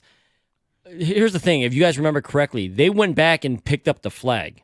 Now, the debate is, would they have picked it up had Ayuk not caught the ball? I understand the debate, but what goes down in the history books is they picked up the flag. They said there was no flag anymore. Yeah, usually on they just say defensive pass interference penalty declined. Yeah, no, they didn't. They picked it up. They basically said that, incidental contact or whatever you want to call it, there was no penalty on the play. That's what goes down in the NFL record book. In the official play-by-play of the game. They didn't say penalty decline. No, it doesn't. Now, you can debate on whether they would have still called it had he not caught the ball, but I honestly think it was kind of offensive pass interference, and I'm completely biased, of course, but it shouldn't have been a flag anyways. But if you're going to call a flag, they never give the defense any credit. Jim in Grosse Pointe is next on 97.1 The Ticket. Hi, Jim. Hi, I got three of them for you. For myself, the 76 All-Star game, I wanted Mark Fiddich to get that win. Rusty Staub was in the game with Ron LaFleur. Didn't go well for the American League that game. When Philadelphia lost to the Portland Trail Blazers in 77 finals, I didn't know who Bill Walton was. He looked like Abraham Lincoln, and they beat Dr. J. And then also the 78 Rose Bowl when I thought Michigan was finally going to win a bowl game. I was 13 years old, and they lost to Washington 27-20. And I'm like, who's this guy Warren Moon? That game was really depressing. Late in that game, Michigan was going in for what would have been a touchdown late to make it 27-26, and my guess is they would have gone for two. There was a pass to, I'm pretty sure it was Stanley Edwards, Braylon's dad, where the guy tackling him was wrapping him up as the ball arrived, and the ball got stuck in the Washington defender's arm as he was making a tackle. He wasn't even trying to catch it. And it went it was an interception that ended Michigan's comeback hopes. Weren't they down 24-0 or something in that game, if I recall correctly? Yeah, they were down early. There was a receiver they had named Spider Gaines, and he was I'm like, who's this guy? And he just was making all these great catches. It was a frustrating day. Yeah. Thank you for the phone call, 248-539-9797. Chip is in Troy, and he's on 97.1 The Ticket. Hi, Chip. Hey, how you doing? What's up? Hey, so, I wanted to talk about Game 7, 2009 Stanley Cup Finals. Yeah. About the Wings losing to that little snot Crosby, but I thought of an even worse one while I was on hold. Can I say it? Sure. 2018, Michigan, Ohio. This was the year we found out that Urban Meyer covered up domestic violence allegations. Michigan was supposed to pound the living snot out of them because the NCAA didn't give Urban Meyer the punishment that he deserved. And we all know what happened in that game, and it was just brutal to watch Urban Meyer and all of these people who didn't care that he did that horrible thing get to be happy. They got smoked in that game. That was one of the least competitive, least fun Michigan That Ohio was State watching games I ever evil remember. triumph over good. Yeah. It was, So that's I what look I'm back, it was a 5-point game at half. I just brought up the box score, and Ohio State 162-39. 248-539-9797. Hunter in Utica. Hi, Hunter. Hey, how's it going, guys? What's up? Hey, I just wanted to talk about receiver. I did watch it. A little backstory on that. My girlfriend just started watching, the Lions games right about around, I want to say, the Rams game. Okay. Because I worked at Buffalo Wild Wings. I was serving, so she would come up. She would watch the games. Mind you, I didn't watch the Lions games in a long time before I started working there. Just sports was never really a thing that was on the station in my house. But then I started watching it, and, oh, man, I fell in love with this team. So just saying, I watched receiver. I loved, every minute of it. And coming up to episode 8, it was definitely tough, to say the least. I was like, you know what? I want to watch this because I want to be there with the team and feel this, just to kind of understand a little bit more, what they went through. the same time and see what their minds are at, going forward as well right after that. But I did want to say something about this that I kind of saw while I was also, serving and, kind of watching the game and watching the crowd at the restaurant too. Yeah. Is, they say a lot about the momentum, right after the ball, bounced off of the helmet. That was kind of like a moment where, we kind of sank in our boots a little bit. And they gained momentum. And a big thing about receiver is, George Kittle, and just about his positivity and his whole mindset between games and everything like that. And dude, I gotta go. We're running out, and I don't know where that was headed, but I'm not sure he did. Yeah. We're out of time. We're up against a break. We're gonna move off this topic and get to something else. Thank you for the phone call, including AJ Hinch wants to buy, talks about that with the morning show, guys. You'll hear that in the noon hour here on 97.1 The Ticket.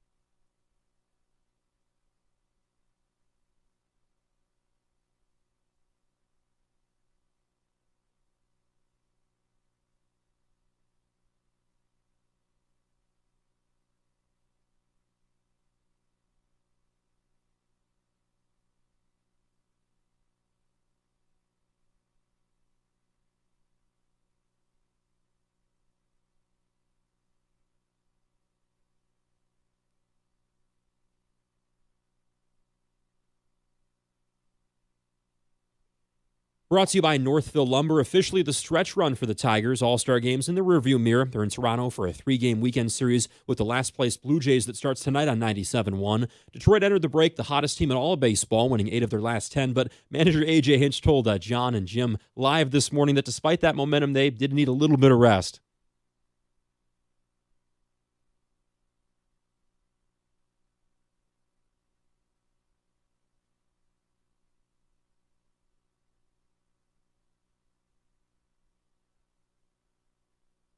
Jack Flaherty gets the ball tonight for Detroit. Chris Bassett will go for the Blue Jays. Tigers exit the break 7 games out of that last wildcard spot. 7:07 the first pitch right here on 97.1 The Ticket. This morning at the second round of the British Open, Shane Lowry in the clubhouse right now leading at 7 under, and the Pistons will try to improve to 3-1 in the Summer League. They're on the floor tonight against the Knicks in Vegas. At the Corewell Health Sports Desk, I'm Luke Sloan. For more, go to 97.1 The Ticket or Odyssey.com.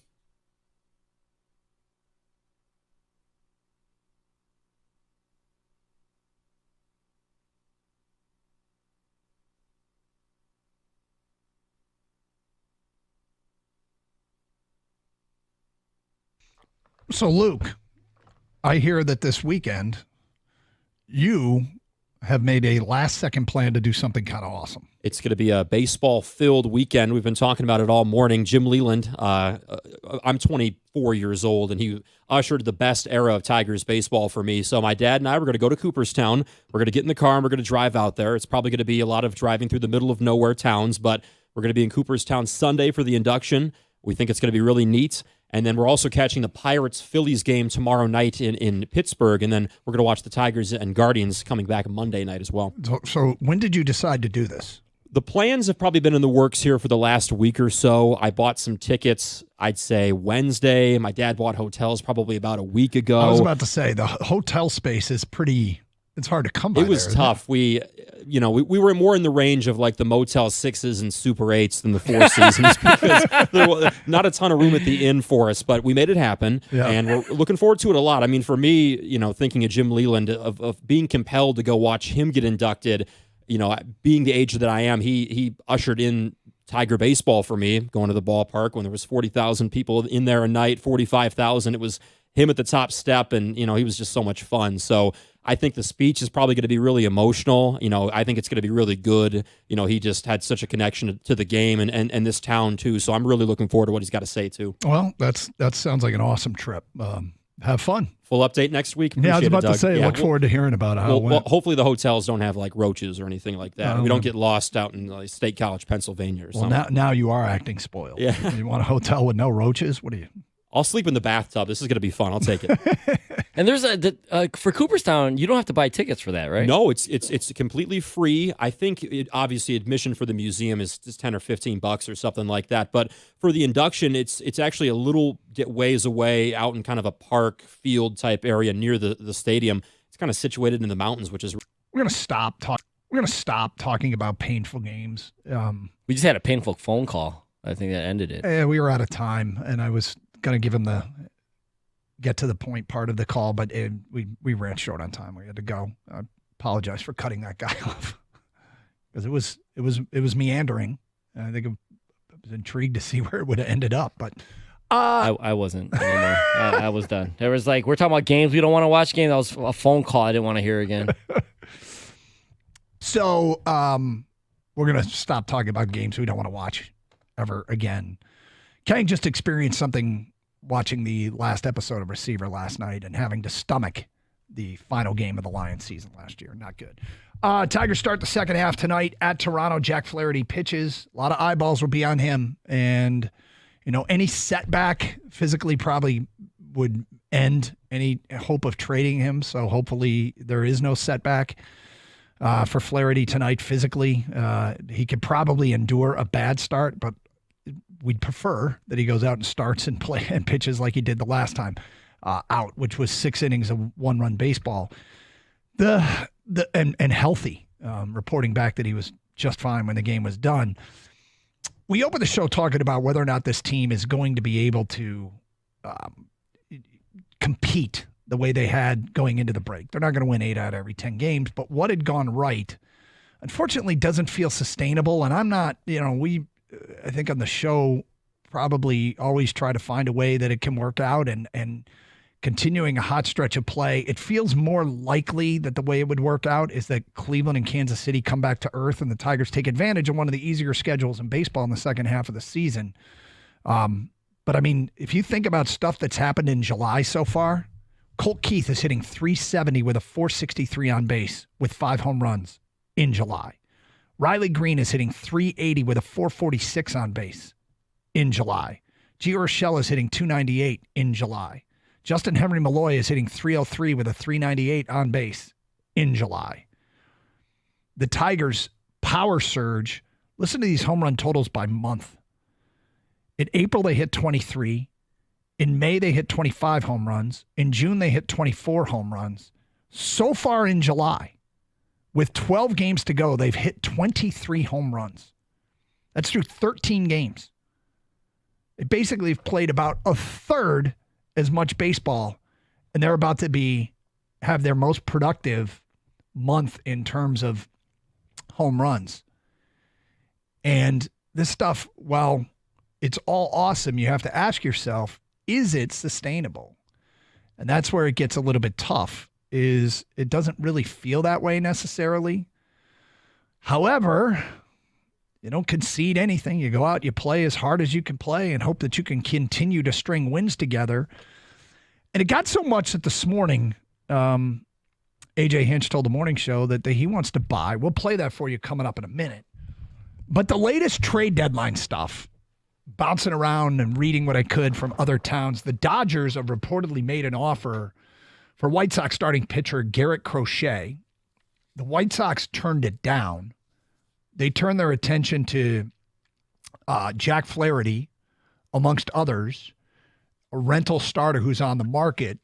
You know, there was a while ago that a big prize to get at the trade deadline would have been Gavin Lux, who had risen to the number 2 prospect in baseball, but now he's a 26-year-old who's not been hitting. He's kind of been up and down. Is that a chance you would take? And maybe get a guy that was once considered one of the... It feels like Gavin Lux would be the kind of player that gets traded for Spencer Torkelson. A disappointing prospect. 1 for 1. Our disappointing guy for your disappointing guy. I don't know, in listening to John Morosi yesterday, he said to expect a return like they got for Michael Lorenzen, which would be a little bit disappointing to me. I mean, there's been some speculation they get a top 100 prospect for Flaherty. The injury question is, it's hard to know how that impacts his value at the trade deadline. I suspect that it's still driving. One start doesn't change everything, but I suspect it's still driving that price down. But other stuff, CBS Sports is predicting that the Blue Jays will move either Bo Bichette, the 26-year-old shortstop who's been struggling this year, or Vlad Guerrero Jr., who is, I'm surprised about that. He's 25 years old, and he would be a coveted prize on the trade market. But I would suspect that they would be looking for a Tiger prospect. And if you're moving Vlad Guerrero, I mean, they're a last place team. They're looking to shake things up. They'd probably be calling about Jackson Jobe. If you're moving Vlad Guerrero, can you get Bo Bichette a little bit cheaper? Maybe. I mean, Bo Bichette is, again, a guy that you're trying to buy while the price is low. At one point, you would say, oh, my God, yeah, get Bo Bichette. But now that he's had a rough year, that could be a buy move that they could make potentially. But again, they're going to be looking for prospects. And I imagine in both cases, in the case of Guerrero and the case of Bichette, I think the price what it would cost would be something that would have people go, ooh, and as it probably should. 248-539-9797. All right, A.J. Hinch talks about the emergence of Colt Keith, what it's like dealing with Scooble trade rumors. And will you talk to Scott Harris about buying? Hear what he had to say. Starting at 12:18 here on Carson Anderson on 97.1 The Ticket.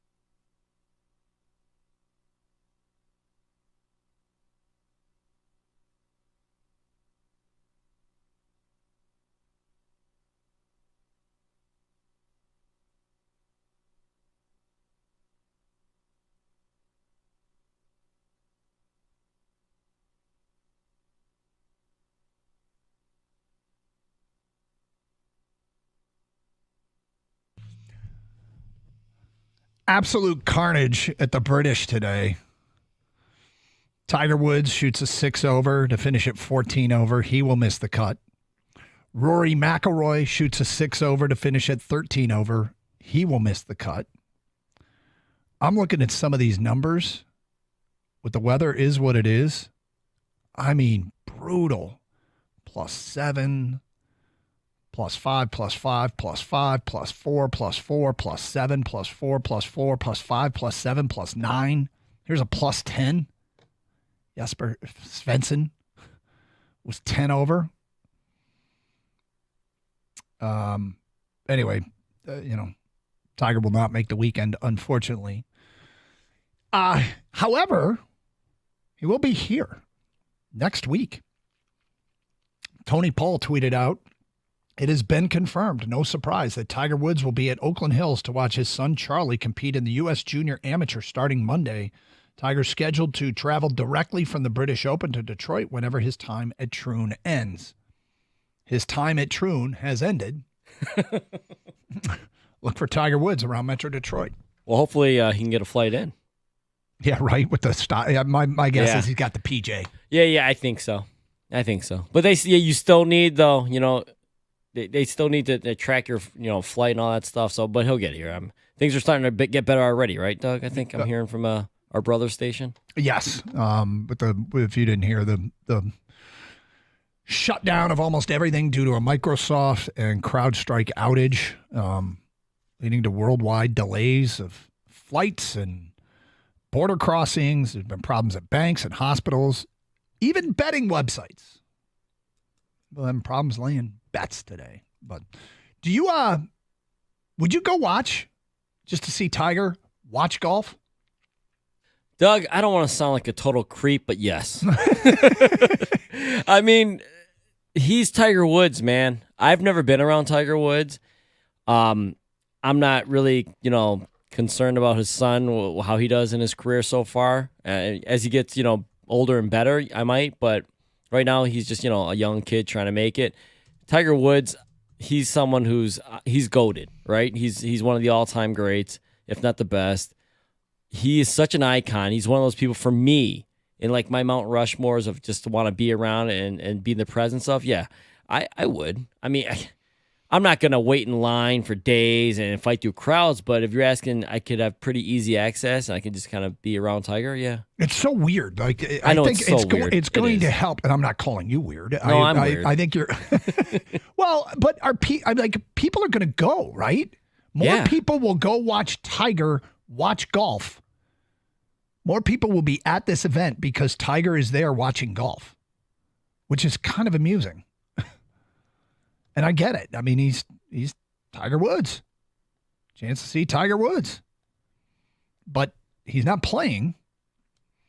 I have more interest in his son than I do LeBron's son. Really? Yeah. Why is that? I don't know. I mean, I feel like in golf, you kind of have to earn everything you get, right? I mean, definitely. I mean, basketball, it's not like Bronny's going to just be given a start. I mean, who knows? You mean a start in an NBA game? He could theoretically, though. He could, I guess. He doesn't have to earn anything. They could just let him start or play or make the team. Yeah. In golf, I mean, your score is your score. Yeah, but you can get given exemptions. But yeah, other than the exemption, right? Like, but what are those exemptions? Well, to sell tickets, they could let Charlie Woods in. That would be giving him something. Yep. But anyway, but Tiger will be out at Oakland Hills for the U.S. Amateur next week. Charlie Woods competing. Okay, so we get to this. AJ Hinch on with the Jays in the morning. John and Jim with Heather, and talked about a variety of things. And, I've mentioned how great Colt Keith has been of late. Here's what AJ Hinch had to say about the way he's playing.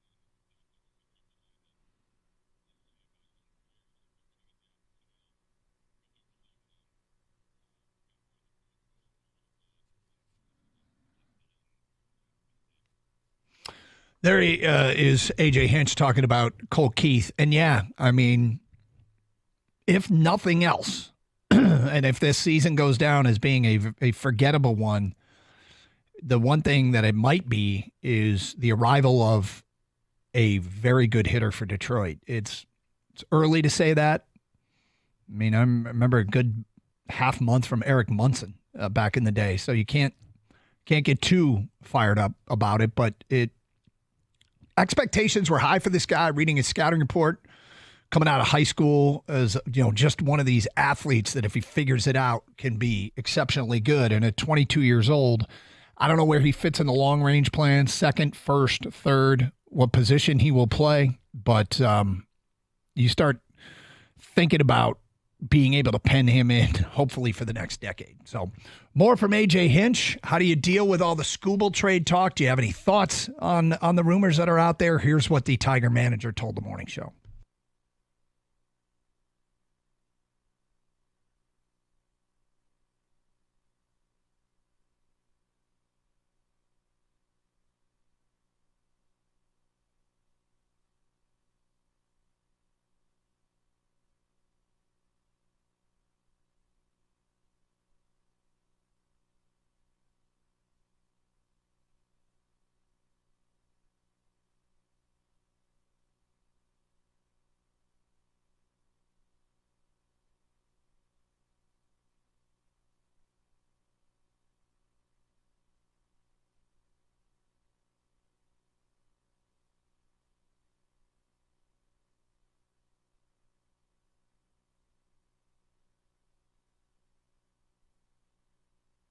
We'll get to that answer coming up in a second. As far as Skubal's concerned, look, the Flaherty, I still think likely gets moved. A lot of it has to do with healthy starts the next couple of days, but the next couple of outings, starting tonight in Toronto. But in the case of Skubal, the trade talk is interesting.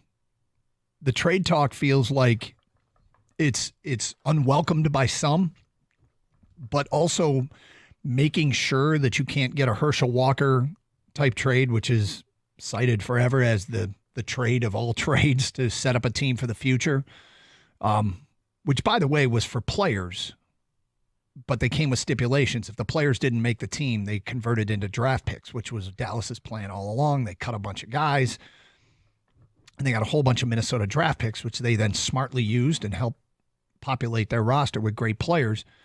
But in the case of Skubal, I don't suspect he's going to get traded. And I envision a future where Skubal and Job are to the modern Tigers what Verlander and Scherzer were. And hopefully they can have similar success.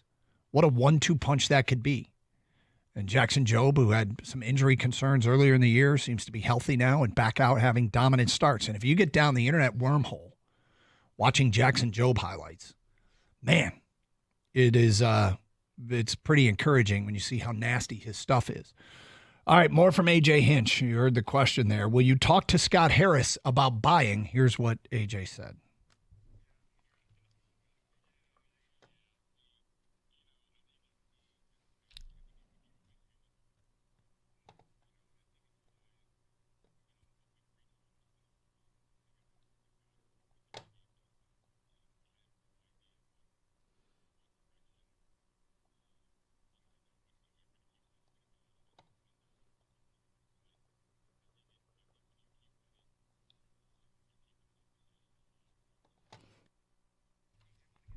All right, there it is. What happened there? These callers are running long today. Yeah, just keep winning. Just keep doing your job, and we'll see. It would be awesome for this team to have the unexpected turnaround. To be able to find a way to just keep winning. And if nothing else, to drive harder bargains at the trade deadline. To make teams have to up the ante that much more. So that when they do sell, and I'm still in the strong sell camp for the reasons I've stated already, but the more they win, the more they can ask. Because you're basically saying we're giving up on the season. And Teams don't want to do that if they can avoid it. 248-539-9797. All right. Something pretty cool you could do in Michigan. Saw this in the Free Press today. I want to run it past you. Have you ever done this? We will get to that today at 12:31 here on Carson Anderson on 97.1 The Ticket.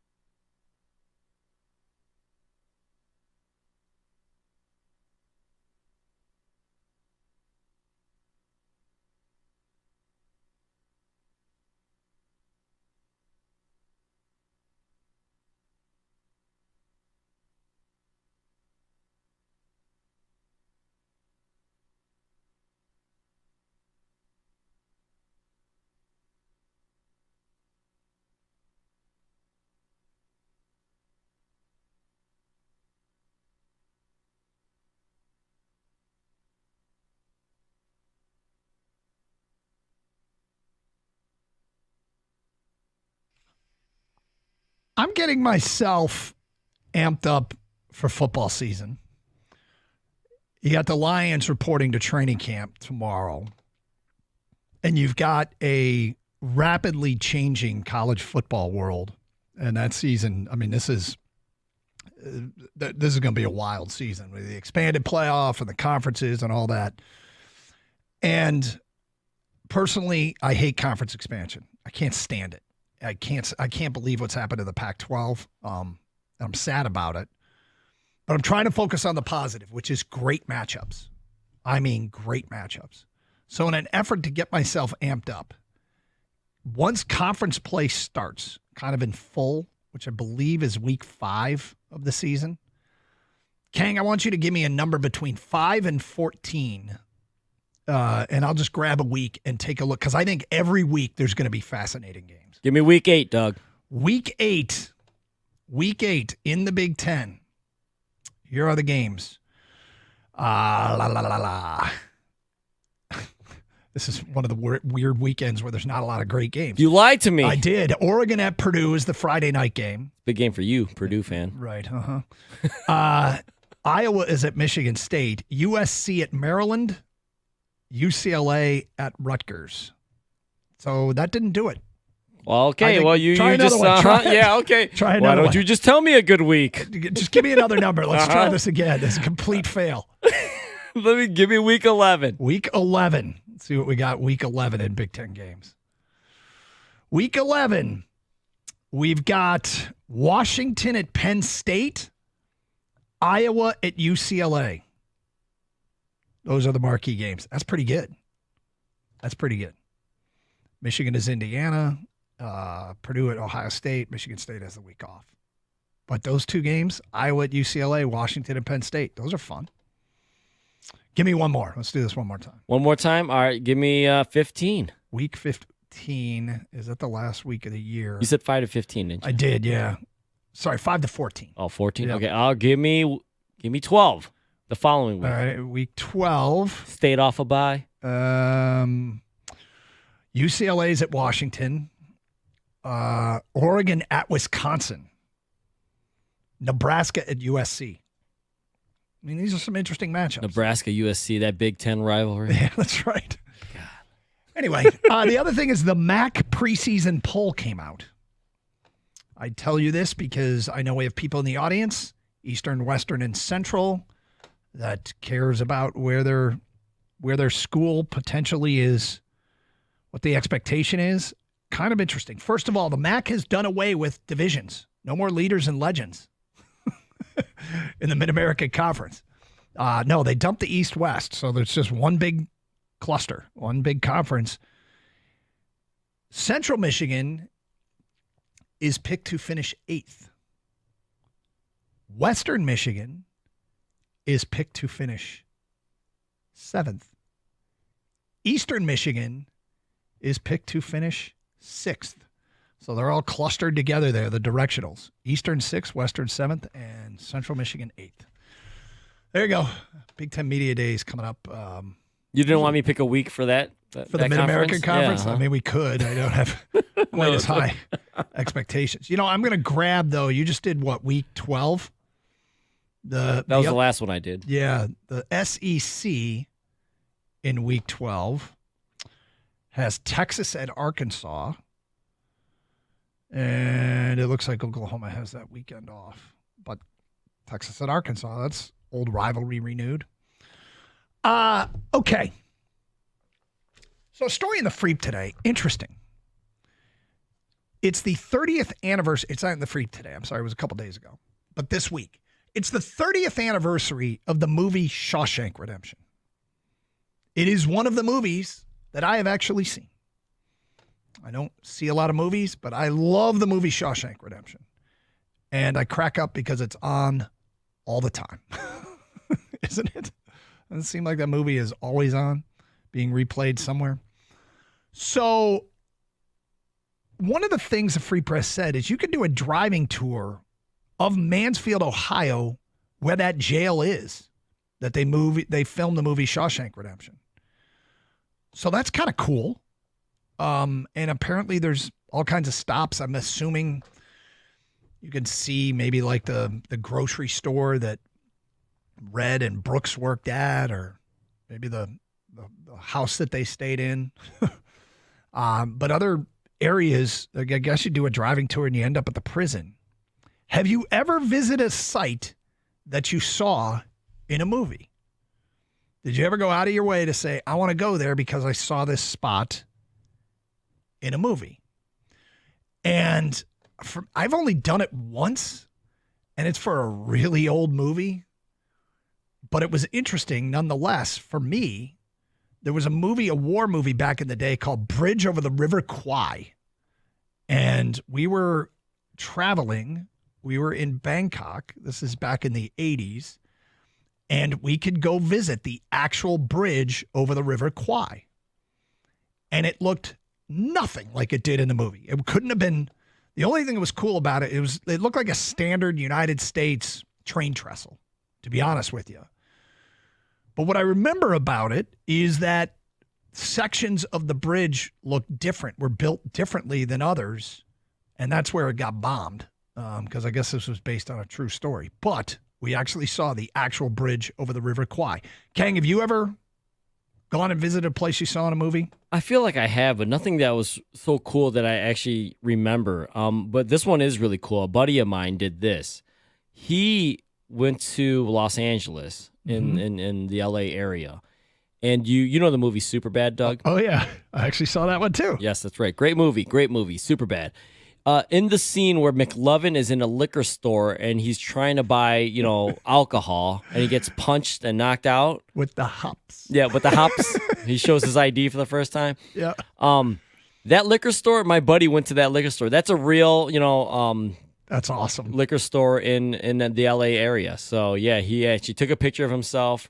I think he's at the corner, so you can see it further away in the background and bigger. But yeah, that's the store, and I think that's really cool, actually. So he went there, and he said it looks very similar. I would imagine, yeah. I mean, they just probably cleared it out for the day and shot their scenes. Could you imagine if you own that liquor store and a movie comes by and films an iconic scene? Let's see if I can find where that liquor store is. The TJ's Liquor, where Fogel / McLovin gets knocked out during an attempted robbery and hooks up with the ever so slightly deranged cops, Michael and Slater. It said TJ's Liquor. Oh, that's what it is in the movies. It's the 7 Days food store at 1700 Victory Boulevard in Glendale, California. They might have changed the way it looks now, but when he went, it looked the same. That's really cool. 248-539-9797. Yeah. Like a little mini mart, right? Yeah, I mean, it looks like the kind of place you'd see anywhere. And it just so happened to be the one that they chose for that movie. I'm not sure he even sought it out. Maybe someone he was with or in the area knew that, hey, this is where they, let's go see it. So that's kind of cool. Yeah. 248-539-9797. Fritz is in Clinton Township and on 97.1 The Ticket. What's up, Fritz? Doug, Kang, great talking to you again. Hey, Doug, this is really timely. My daughter and I are actually headed to the Ohio State Penitentiary tomorrow. Annually, they do a hard rock and heavy metal festival on the grounds of the prison. No way. Awesome. Yeah, they put 2 huge stages up, but you can do guided tours inside the prison. They take you all around. It's awesome. It's really cool. So, just a great setting for a show. Have you done the tours? Yes. And when you got in the prison, was there stuff that you recognized from the movie, or was? Oh yeah, absolutely. Yeah, Yeah, and it's really cool, Doug. That the first thing that caught my eye as we pulled in, got in line, was the roof. Remember when they tarred the roof and got the beer? Yeah. That's the one thing that my eye went to right away. You could definitely scope that spot out pretty easily. Wow. It was really cool. That's cool. And so it's an older the prison isn't functional anymore, right? That's correct. And it's in a real Mansfield is a really kind of quiet, lazy country type town. I mean, you're literally taking like 8 or 9 little back streets to get to the parking lot, to walk across the street to get into the facility. Interesting. Well, that's cool. And you're going with your daughter for this. Any bands that we would have heard of? Gator would definitely know most of them. Godsmack, I've heard Hailstorm, yeah. Hollywood Undead, I Prevail, a local band. Sweet. So, yeah. Have fun, Fritz. It's going to be a good time. Thanks for sharing. 248-539-9797. Noel's and Romulus and on 97 won a ticket. What's up, Noel? Good afternoon, guys. Hey. Speaking of Shawshank Redemption. Yep. If you remember towards the end of the movie, he ended up hiding out in a place called Zihuatanejo, Mexico. Exactly. I went there. Oh, really? Funny story. Yeah, oh yeah. I lived in Mexico for a little bit, so it was like a 5-hour drive from our place. So we went there.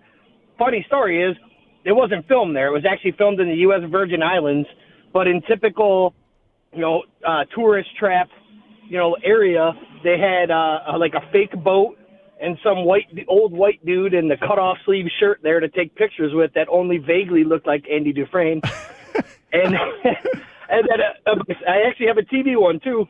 Okay. We went to Spain last year, and I went to the location of Dragonstone Castle. Where the Jon Snow met the Khaleesi on that bridge, that long winding stone bridge up to the top of Dragonstone Castle. I went there. That's all you, King. Yeah. That's well, I mean, how realistic was it compared to what we see on TV?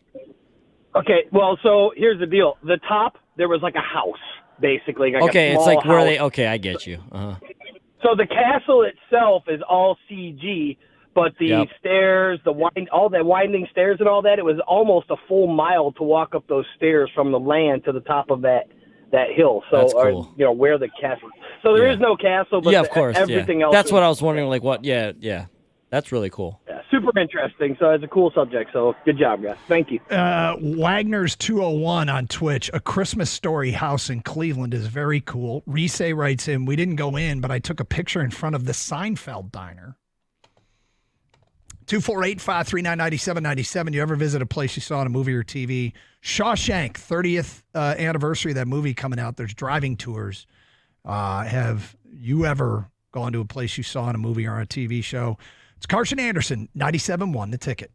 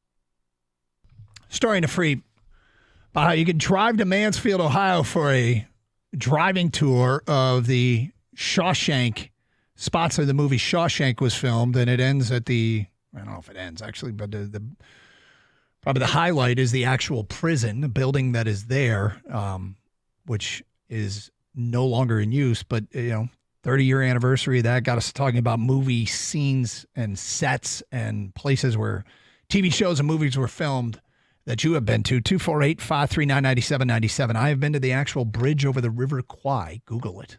It's an old movie, but looking absolutely nothing like it did in the movie.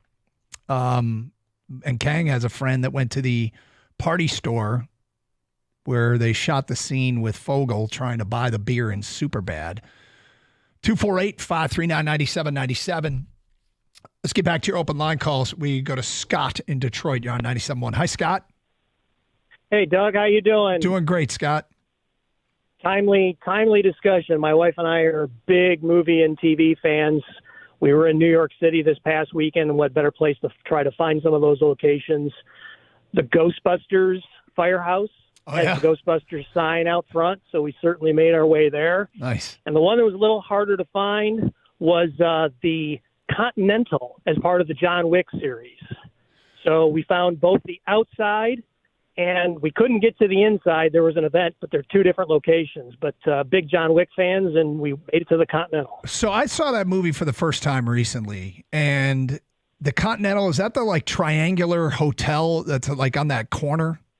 Yep, there's a lot of those Flatiron style buildings there. This is down in Wall Street, and there's a couple of them that are there that some people confuse it with, but basically, if you know the movie, you'll find the one that's on Beaver Street. Okay. All right. Well, there you go. 248-539-9797.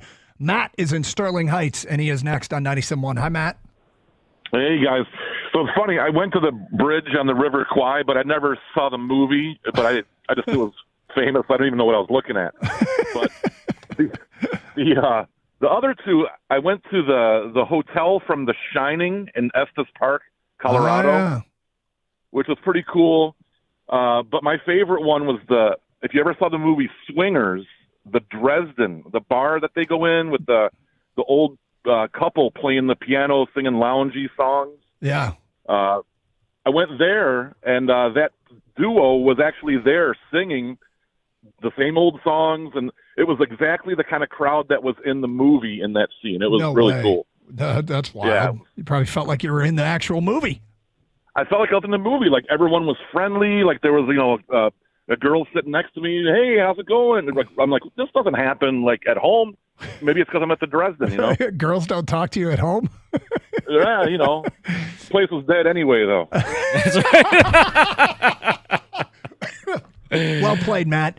I don't know if I'd want to stay in that hotel. I wish Gator were here. Me and him, we quote that movie way too much. You do. I don't know if I'd want to stay in the hotel at Estes Park. It was used in The Shining.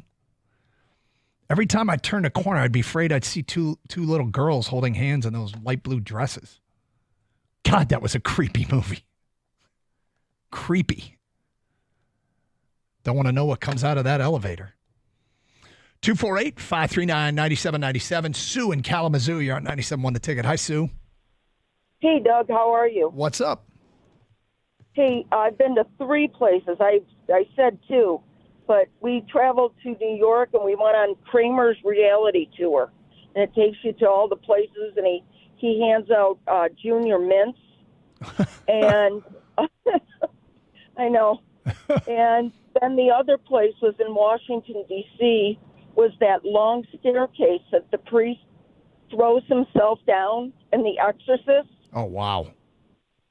And the bottom of the stairs is literally a gas station. That's what's at the bottom of those stairs. Is that right? And then the third thing was I was in Colorado, and a girlfriend of mine and we traveled to the gas station where Texas Chainsaw Massacre was filmed at, and they had the bus that the microbus or whatever it was that they drove in. A lot of these horror movie places would creep me out. Oh, I know. Well, I also bought a Leatherface Christmas ornament. So I put that on my tree every year. Nothing says the holidays quite like a Leatherface Christmas ornament. You've got it. Yeah. And you bought one, huh? Oh, yeah. As one would do. 248-539-9797. Ron is next here on 97.1 The Ticket. Hi, Ron. Hi, guys. Hey. This one's local. You can do this after work if you want. It's the house where Clint Eastwood lived in for Gran Torino. Yeah. That's in Hamtramck area. Okay. And I also went to the house where the gang lived, where he got shot in the front lawn. Okay. Spoiler alert. That house is a mess. It's not very good anymore. But anyway, or it wasn't good in the movie either. I also saw the barber shop where he got his hair cut, and the hardware where he bought the tools for the kid. Those are not Hamtramck though. Those are, I don't recall exactly, but I think it was like Berkeley or Clawson maybe. Gotcha. Ron, thanks for sharing. 248-539-9797. We're talking about this because on the 30th anniversary of Shawshank Redemption, they have tours set up of I guess they always do, but they got a driving tour and they're a big celebration.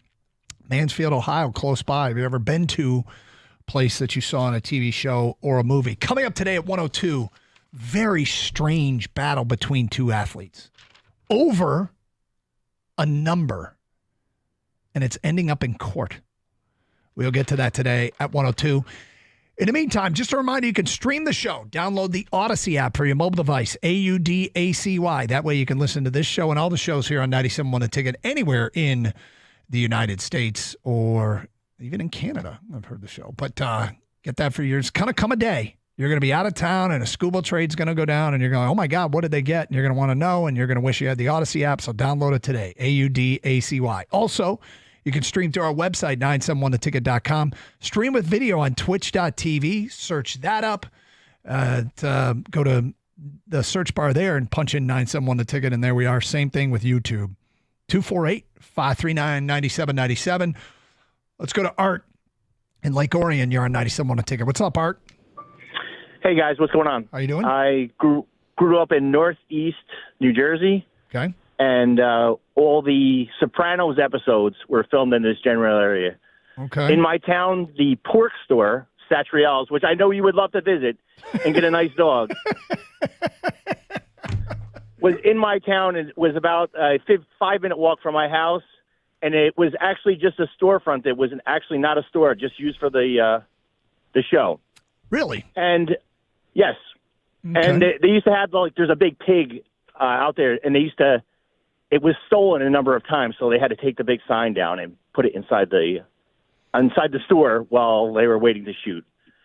Yeah, I could see how that would happen. Yeah, I might have gone to the strip club where the Bada Bing and got a T-shirt from there. So just as long as the wife's not listening, I'm good. Just for the historical significance. Absolutely, my friend. Yep. Absolutely. Yep. No, and the Pizza Land, which is in the opening credits, been there, and the last scene in Friendly's. I had a chocolate shake there as well at the Friendly's. Okay. And the Friendly, that's where the last scene of Sopranos was filmed? The last filmed? scene of it, absolutely, yep. Yeah. So, yeah, and every place you go around there, there's 100 places. They all have big plaques that say, oh, episode 47 was here, and, the Party Box. Wow. A bunch of places. So, yeah, it was pretty cool. Thanks for sharing. 248-539-9797, 97.1 The Ticket.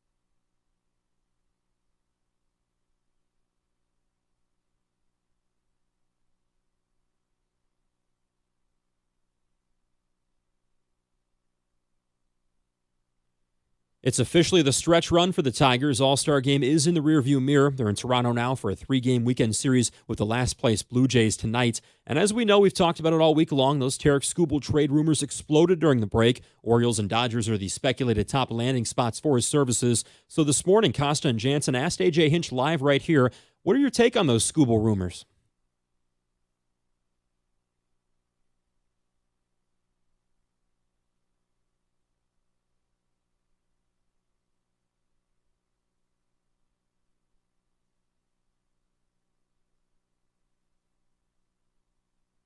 Jack Flaherty gets the ball tonight for Detroit. Chris Bassett goes for the Blue Jays in a really good pitching matchup. Tigers exit the break 7 games out of that last wildcard spot in the American League. You can hear the first pitch right here on 97.1 at 7:07 this evening. Second round of the British Open, your lone leader, Shane Lowry at 7 under all alone, then Daniel Brown and Justin Rose right behind him at 5 under. Pistons try to improve to 3-1 in the Summer League tonight. They take on the Knicks in Vegas. At the Corewell Health Sports Desk, I'm Luke Sloan. For more, go to 97.1 The Ticket or Odyssey.com.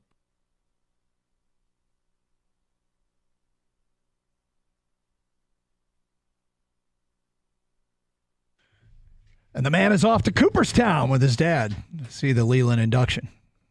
Luke Sloan. It's Carson Anderson. Gator is out today. We were talking about this story because of the 30th anniversary of Shawshank. You can go down there and see the actual prison in Mansfield, Ohio, where the movie was filmed. And you've heard a number of people talk about places from movies and TV shows that they have seen. In the meantime, weird story from the world of football. That's right. They're going to battle in court. Lamar Jackson and Troy Aikman. And they are battling over copyright issues relating to the number 8.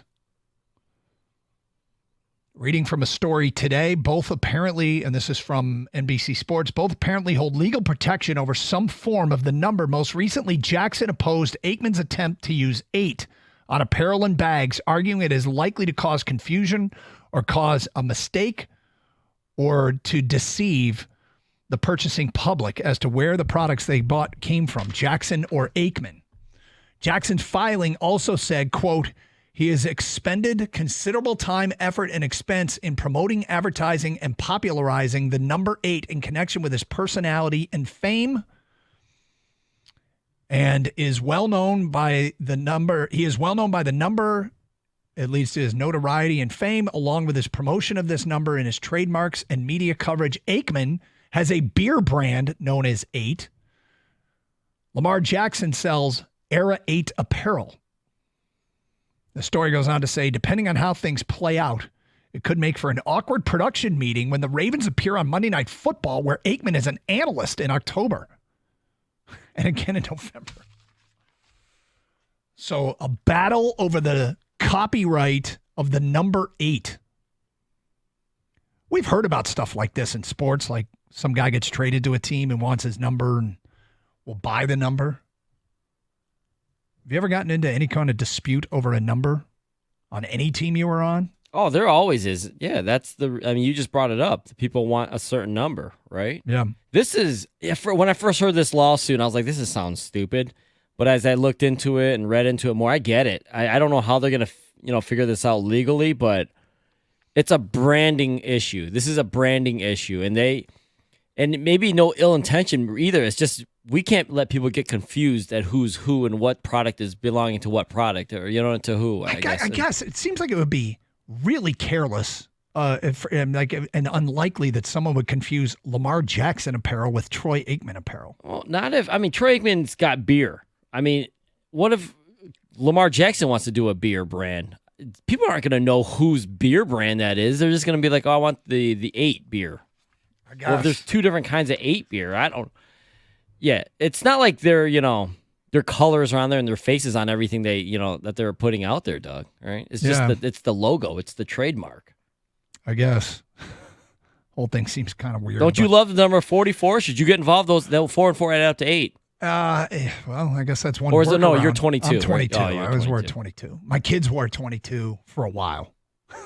Yeah, well, you forced them to. I didn't force anything.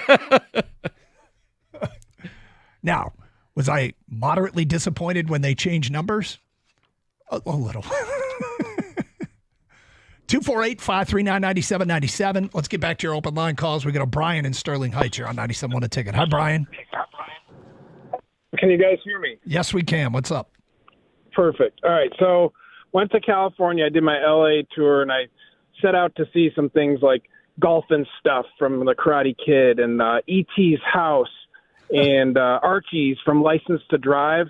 Only come to find when I got to San Dimas, that was not where they filmed Bill and Ted. It was a made-up area, and the place they filmed that movie was in Arizona somewhere. But also in Ohio, I saw the house outside of Cleveland where they filmed The Christmas Story. And then when I lived in Texas, I was an extra in the movie The Rookie with Dennis Quaid, so that was really cool. Great experience. And then met a guy when I was working there who had a friend who owned the house where they filmed Gilbert Grape with Johnny Depp and Leonardo DiCaprio. Mm-hmm. And that was like one of my favorite movies in the 90s, so that was really cool to see and meet the family and hear all the stories from the day they shot the movie. As you traveled around and saw a lot of these places, did anything stand out or surprise you? Only that they, like, for the Gilbert Grape house, they reconstructed it and moved some things around, and they did some things in the studio that you didn't really know about. Mm-hmm. But the best one for me, actually, was when I was in L.A., I realized, and Rieger would appreciate this, it wasn't West Beverly High from 90210. It was high school in Torrance, California, where they shot all those courtyard scenes with the fountain and stuff. But all the high school still exists and kids still go there, so that's pretty cool. Like, I guess in the 90s, like, they had to shoot the scenes like after the school session was out at 3, and just kind of interesting to hear. It was a working high school at the time. That's interesting. 248-539-9797. Let's go to Frank in Lincoln Park. You're next on 97.1 A Ticket. Hi, Frank. How you doing, Doug? What's up? I just wanted to get your matter. I don't know if any of your listeners might be familiar with this movie. It's about 50 years old now, and I witnessed this as part of it being filmed in Southwest Detroit. It was a movie called had Richard Pryor, Yaphet Kotto, and Harvey Keitel. It was basically a union movie and how the corruptness that was going on back then. What was it called? Oh, jeez. I had it on the tip of my tongue, but it had those 3 stars in it. Okay. And if your listeners are interested in Detroit landmarks, the movie is really good. To start it right there. Yeah. But there's a ton of landmarks like Under Cobo Hall, Belle Isle, 94, and then there's this little bar in Southwest Detroit that we actually had the road closed off, and of course we were teenagers and we had to see what was going on, and sure enough they were filming that. That's cool. Doing a scene from a bar there. Yeah, that's cool. But I would look it up. It's really it's a good movie. It's not just some. But you can't remember the name of it. Oh, jeez. You can Google it. All right, let's see what we can find. Google really good movie. Really good. Really, oh, my bad. Yeah. 2 reallys. Double all up right. the reallys. Double up the reallys. Gotcha. Thanks.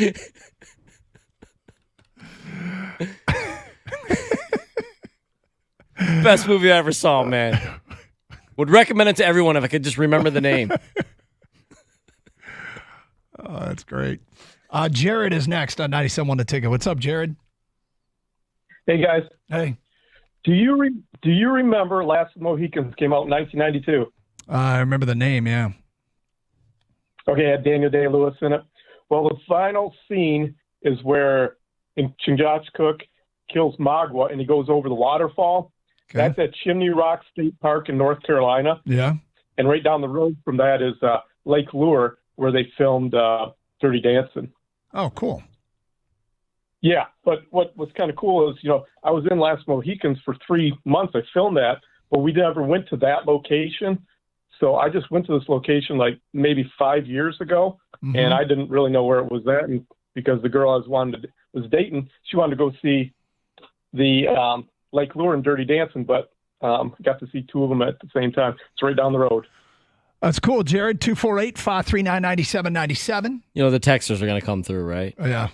Blue collar. That's the name of the movie? Allegedly. I don't know. I mean, I've never seen the movie. So- Did you text back and ask, is it really, really good? Yeah, right. All right. Olympics are going to start. The local guy is representing. We'll get to that today at 1:18 here on Carson Anderson, 97.1 The Ticket. Hey, for years, I've been telling you about the Connecticut water softener installed by CGC Water, which has so many benefits. Call 855-339-4242 or visit cgcwater.com and save $1,000 or more when you bundle a Connecticut Premier Softener and the Connecticut K5 drinking water system. Remember this, if you're not filtering your water, you are the filter. Don't be the filter. First of all, you get great tasting water. Your clothes get cleaner. Everything about it's great. Save 10% off a Navien tankless water heater when you let CGC Water Treatment and Plumbing take care of your plumbing needs. CGC Water, your authorized independent Connecticut dealer, 855-339-4242.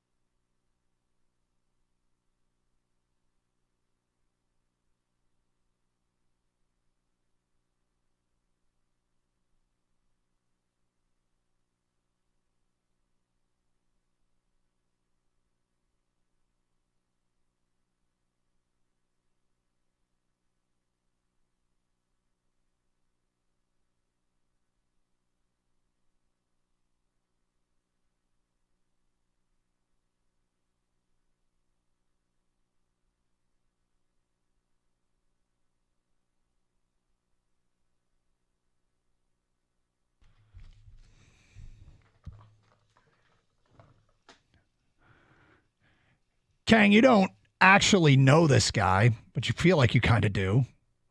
is going off to the Olympics.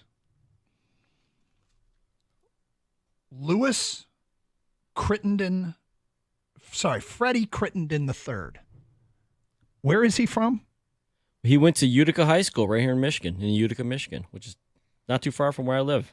So this is a community thing, Doug. Yes, he's not too far from where you live, and he runs the event that you ran. Yes, when I did run track. So I guess we're like the same. No, when I ran track, I ran the same event he did, or he's running right now. Yeah, which is the hurdles, man. That's cool. It is cool. It is really cool. I think when you find out someone that is in your community, that close, down the street, at the school you drive by or see every day, that there's an Olympian that went there, I think it's really cool. Yeah. Yeah, and it's something more to root for. I mean, I'm already rooting for, obviously Sure. USA anyways, but if like, hey, that guy, he's from here. I don't know a lot about the hurdles.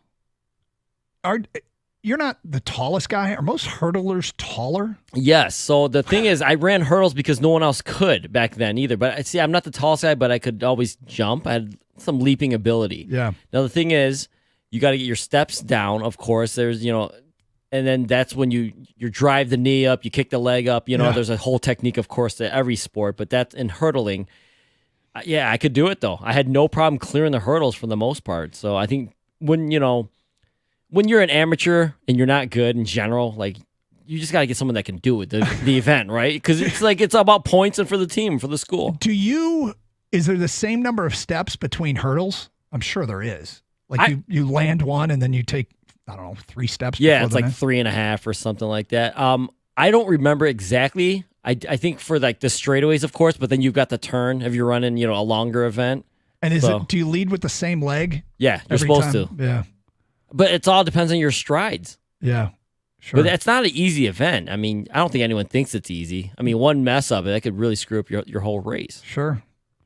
But yeah, he's an Olympian and going to be competing in Paris. It's pretty cool. Well, maybe somebody knows him. Well, give us a call. Freddie Crittenden III. There's got to be for Winter Olympics, I think there's a lot of local guys here because, Michigan's such a hotbed for winter sports. So back in the day, I think it was the 2000 games in Sydney, a friend of ours who was a assistant softball coach at the University of Michigan, Jen Brundage, was she was starting third baseman for the U.S. Olympic team. And she came back and played ice hockey on my hockey team. And we had a co-ed soccer team she played on. And just an athletic girl, huh? Yeah, she's a hell of an athlete. We also had a co-ed softball team. we had an Olympian on the team. She was good. Go figure. But great person, fun to root for. And I remember getting up in the middle of the night to watch those things live. 248-539-9797. Let's get back to your open line calls. We'll take a few more of these. We were discussing the Shawshank Redemption's 30th anniversary, and you can do driving tours of the prison in the town where a lot of the movie was filmed in Mansfield, Ohio, which got us to talking about movie sets and scenes that you have been to. Kang is a friend who went to the liquor store from the movie Superbad. I went to the actual bridge over the River Kwai, if you remember that movie. We go to Eric. You're next on 97.1 The Ticket. What's up, Eric? Hey, I went to there's a movie in the 80s called Quest for Fire. Yeah. With Ray Dong Chon from she was also in Commando.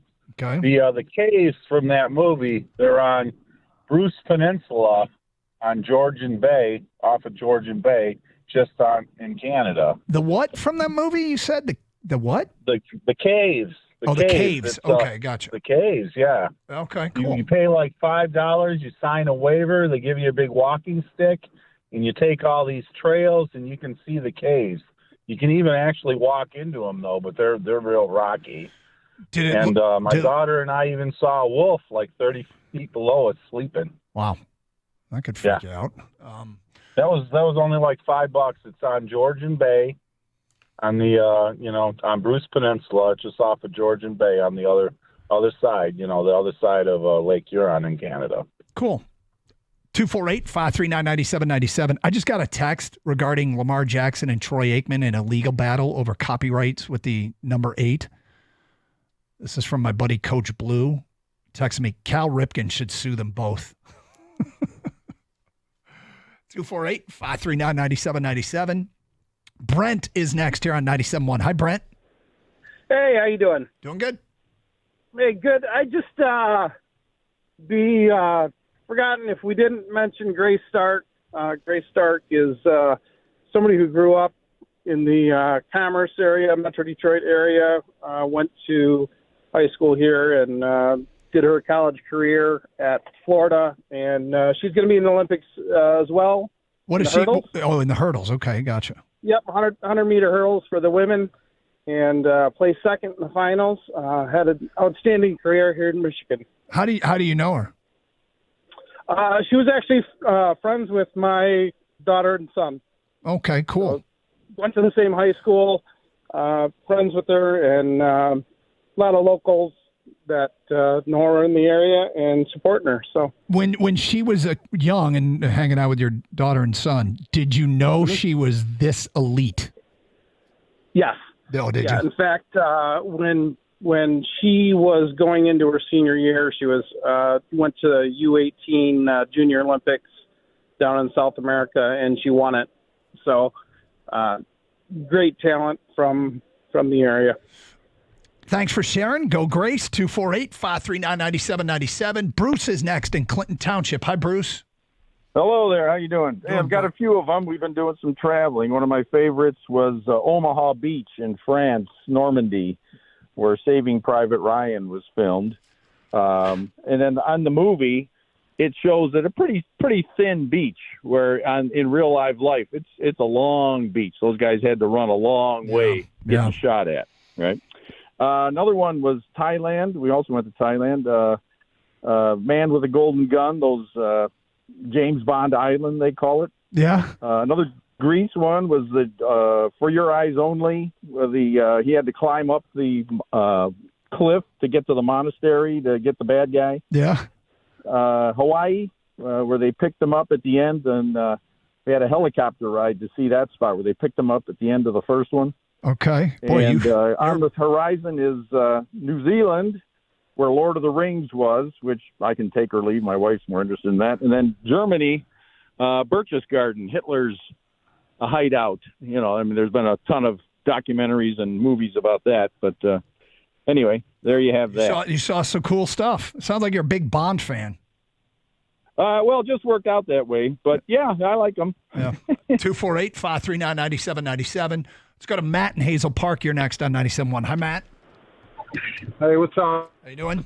For Google, so I get to travel a lot, and I go to Texas and California mostly.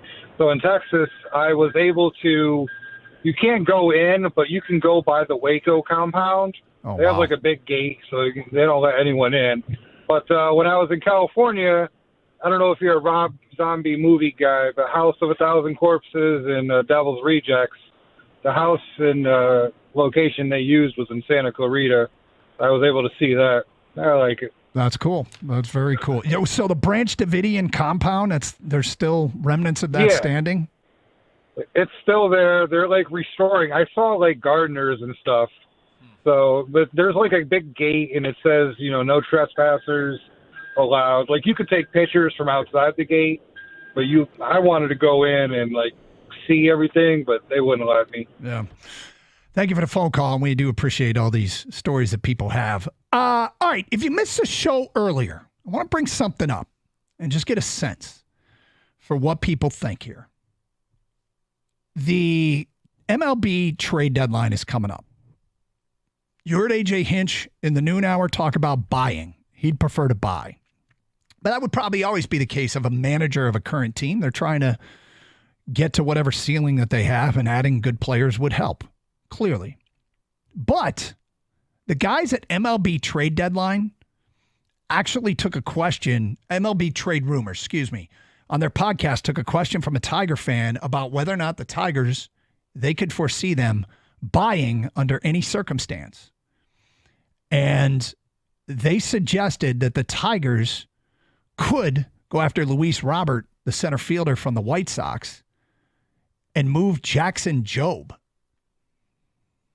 Let's take 10 texts right now. Would you do that?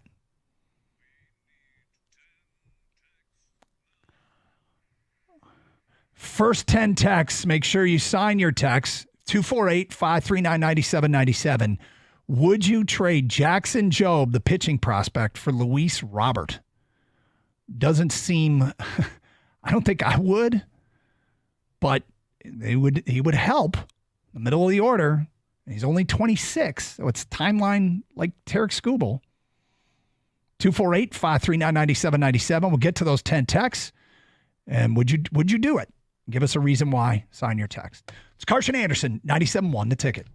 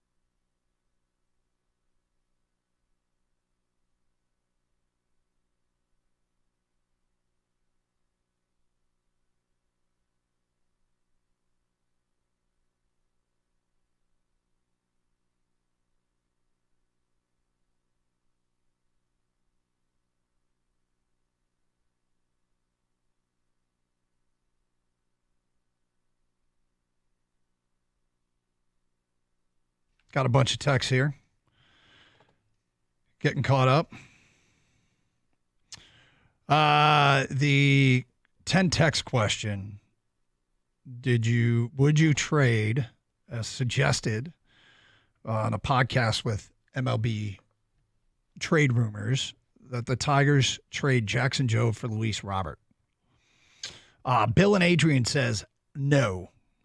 From AJ, hell no. From Marlon and Walled Lake, absolutely not. I would not do that trade. No way. I'm keeping Jackson Jobe. Steven Southfield, no way. Troy and Brighton, hard pass. Anthony and Warren, absolutely not. Cody and Canton, no thank you. Luke in Detroit, no, don't do that trade. Jobe fits the timeline much better. Trade Scooble. Bob in Newport, I would not trade Jackson Jobe. He could be the next Verlander. Well, he could be. He could be the next Kenny Baugh. Like a guy that never pans out. I mean, it is what it is. Could be, and but we didn't get one yes. Did you? I mean, you only took the first. I took the first 10, but I went back and I could not find a yes. Now there might be some more coming in here. I mean, we got so many. I think you were a no too, right, Doug? Yes. I'm a yes. Are you? Yeah. I love Lewis Robert. The funny thing about the Jobe text, the last one you read, that he could be the next Verlander. Right. Are you the same people that don't want to trade Scooble for the next maybe, great Miguel Cabrera or Juan Soto, right? Or Acuna? Because you have a prospect here, right? Yep. A prospect, which I like Jackson Jobe, but for me, I'll take Lewis Robert. But here's the caveat, Doug. We trade for Lewis Robert, I'm keeping Scooble because that's the timeline. Scooble's here for at least another 2 years. Robert is under team control for 3 more years. I think this guy could be a stud center fielder. He's 26 years old. You get a solid, real bat in the middle of your lineup, and you go for it in a sense, right? Yep. You have Scooble, your ace. You get Robert, Riley Green. You go spend some money this offseason. The stat, was it last week that Costa had put on the air that if the Tigers had just scored 2 runs this year, what their record would be? In the games the games they scored 1 run if they'd scored 2? Yeah. And the games that have been shut off, they just scored 1. It's the hitting that's the issue. Yep. It's the hitting that's the issue. They don't have a major league lineup. They just don't. Not every day. Right now, they're kind of hitting above what is expected. Yep. But we've talked all show long. Is it sustainable? No, these guys aren't the guys that you would count on to do it year in and year out. Lewis Robert is one of those guys. He started off pretty poor this year, but he's gotten it together a lot better. Yeah, I mean, look, the truth is, it's a classic that if you wanted him, you would basically you got to pay, and I think people would like to see him in the Tiger uniform, but they don't want to pay the price that what the White Sox would likely ask. I mean, if you're in the White Sox situation and you're terrible and you've got a commodity, you're trying to score big, as you should. And if that's the case, it just the one thing about it is if you were a little bit younger, I'd probably do it. But if you were a little bit younger, he probably wouldn't be available. So. I got one yes here. Do you? Sam West Bloomfield says, yes, I would trade any pitcher for a young all-star center fielder. Okay. I mean, I'm not surprised that no won out. I'm surprised that the first 10 texts was unanimous no's. But I think this also goes back to people love their own players. Yeah. I don't want to trade Scooble. I don't want to trade Jobe. I don't want to, you don't want to trade your good players. I get it, but you got to give something to get something. Yeah. 248-539-9797. Feedback coming in. We got some local Olympians. People are sharing with us here. Nick in Fowlerville says, little of Fowlerville, Michigan this year has an Olympian in wrestling. That's all he says. He didn't say the guy's name because I could Google search that. Dustin in Clarkston, don't forget Grant Fisher from Grand Blanc representing the USA in long distance on the track. Did you ever run long distances, Kang? No, I hate long distance with a passion. Who actually likes running long distances? Those people get that runner's high. Yeah. That's what they claim. It's funny when you see the ones that are like good at it and you realize they're running faster long distances than I run short distances. I always find myself amazed at when you see them in real life, how fast they actually are running. As a kid growing up in Ann Arbor, I would see the University of Michigan cross-country team all the time. And those guys were flying running those long distances. 248-539-9797. Got one more here regarding, hi guys, my highest achievement was qualifying for the Olympic trials and getting my ass beat. That's from B on Cass. That's still an accomplishment. I would say going to the Olympic trials, I mean, in sports like running, you kind of know what your personal best is, right? And so you probably go to things like the Olympic trials and you know that you're not going to qualify, that you're not going to make the team, but you go for the experience, right? Oh, yeah, absolutely. I mean, you go to even get intel on from other great athletes and what they're doing, how they're training, right? Yeah. I had a cousin who went to the Pan American Games tryouts for diving. That's sort of the extent. Well, you could also just be the best you've ever been ever in your life that one day when it mattered the most. Like you know your time in the freestyle, you know your time in the hurdles. But what if for some reason, man, that day the best was a little off and you were better than you ever could imagine? I mean, I'm sure there are people that go to the Olympic trials and set personal records. Yeah. And I'm sure there are people that go to the Olympic trials that benefit because somebody can't get over an initial pole vault or something and they just mess up, like the favorite messes up. But yeah, that it seems to me like it'd be hard to make up a ton of time in a sport like swimming or track where if you're not fast enough. And he said he got his ass beat. like, dude, there's no way. My personal best is not even close to. I'm not coming anywhere close on this. To qualifying. 248-539-9797. I would love to hear from any listener that would make an argument for trading Job for Luis Robert. If you are in the yes camp, what would make you do it? Why would you do it? I wouldn't do it because of my expectation for Job. And you're right. I have fallen in love with our own player, watched too many YouTube clips, and envision too much, just nasty, nasty stuff that you get to a point where this is foolish, and I know better, but you almost can't envision a prospect of this caliber not making it. That is so foolish. It is so foolish, Doug. It is so foolish. But when you see the stuff, you're like, that ball just moved like it hit the Matrix or something. All right, let me just go back, as far back as last year. Mm-hmm. The end of last year, Spencer Torkelson was doing pretty good, right? I know. He's a 1-1 guy. Yep. We did bold-ass predictions to start this year. Our number one bold-ass prediction was Spencer. This came in the most, right? The most. Torque bombs, 40. Yep. That's what people thought. He's got 4 Major League home runs this year. You just don't know ever. He's not exactly excelling down at AAA either. And I don't want to scare people off because, prospects are prospects. Some are good, some are bad. If you collect enough of them, you're hoping to hit more than not, right, and build a team. Yeah. Job might be that guy. I don't know. I just wouldn't be. I'm not sure. I'm more sure on Jack Campbell than I am Jackson Job, Doug. How's that? I'm more sure on Jack Campbell than Jackson Job. 248-539-9797. Let's go to Brandon and Shelby. You're on 97 on the ticket. Hi, Brandon. What's up, guys? How's it going? Good. Thank you.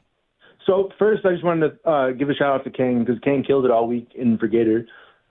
But does a great job. Does a great job. But back to the Shawshank thing. I know you guys are talking about baseball now. Yep. So I just took a trip out to California, and you can do a bunch of things out in California. So I went, San Francisco. I did Alcatraz. I did the Full House house. And then I did the Workaholics house. I don't know if you guys know the show Workaholics. I don't. Great show. Oh, okay. So yeah. So I went to the Workaholics house. It was a Comedy Central show. And then that's a real house? Yeah, the American. Oh, the the outside. House. Yeah. Okay, I know what you're talking about. Yeah. They actually lived there when they filmed that show.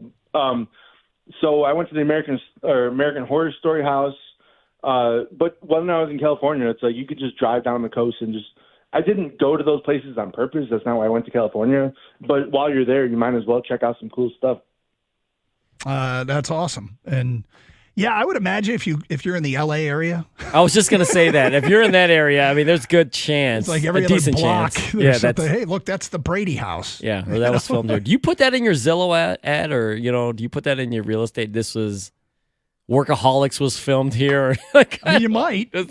You might. Is there added value? Yeah, I don't know if there's added value, but 248-539-9797. The guys at MLB Trade Rumors did suggest 2 other players that the Tigers should look into if they are to buy. We will get to that coming up today at 1:48. It's Carson Anderson, 97.1 The Ticket. Hey, we made it to the weekend, and Twin Peaks is ready to start the party off right. Today marks the start of their summer savings promotion, so beat the heat and take advantage of their awesome deals featuring their from-scratch appetizers, their 29-degree draft beers, and awesome cocktails. Why spend $15 to $20 at your local fast food chain when you can get real food, ice-cold beer, and served to you by the beautiful Twin Peaks girls? You won't want to miss Saturday as Jake Paul makes his much-anticipated return to the ring, squaring off against Mike Perry. And if boxing isn't your thing, UFC Fight Night is sure to bring all the action. No one does it better on game day, so grab your crew and make sure you're in your seats for all the submissions, knockouts, and spinning back fists. And the best part, you can enjoy amazing food, craft cocktails, ice-cold draft beer, and the company of their amazing staff. And don't forget to book your fantasy football draft parties today. Reservations are filling up fast, and there isn't a better place in the state to hold your draft parties. Call today. To find a location nearest you, go to TwinPeaksRestaurant.com. That's TwinPeaksRestaurant.com. Twin Peaks eats, drinks, scenic views.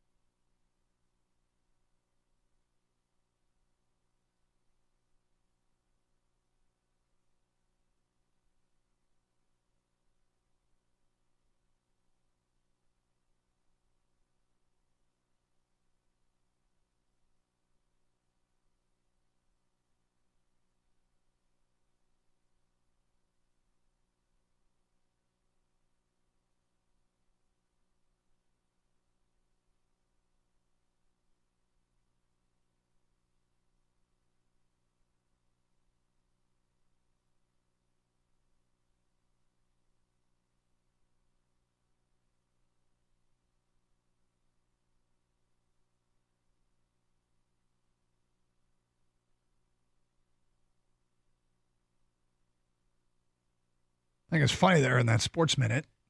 An Olympic athlete from Michigan mentioned, Hannah Roberts, BMX biking.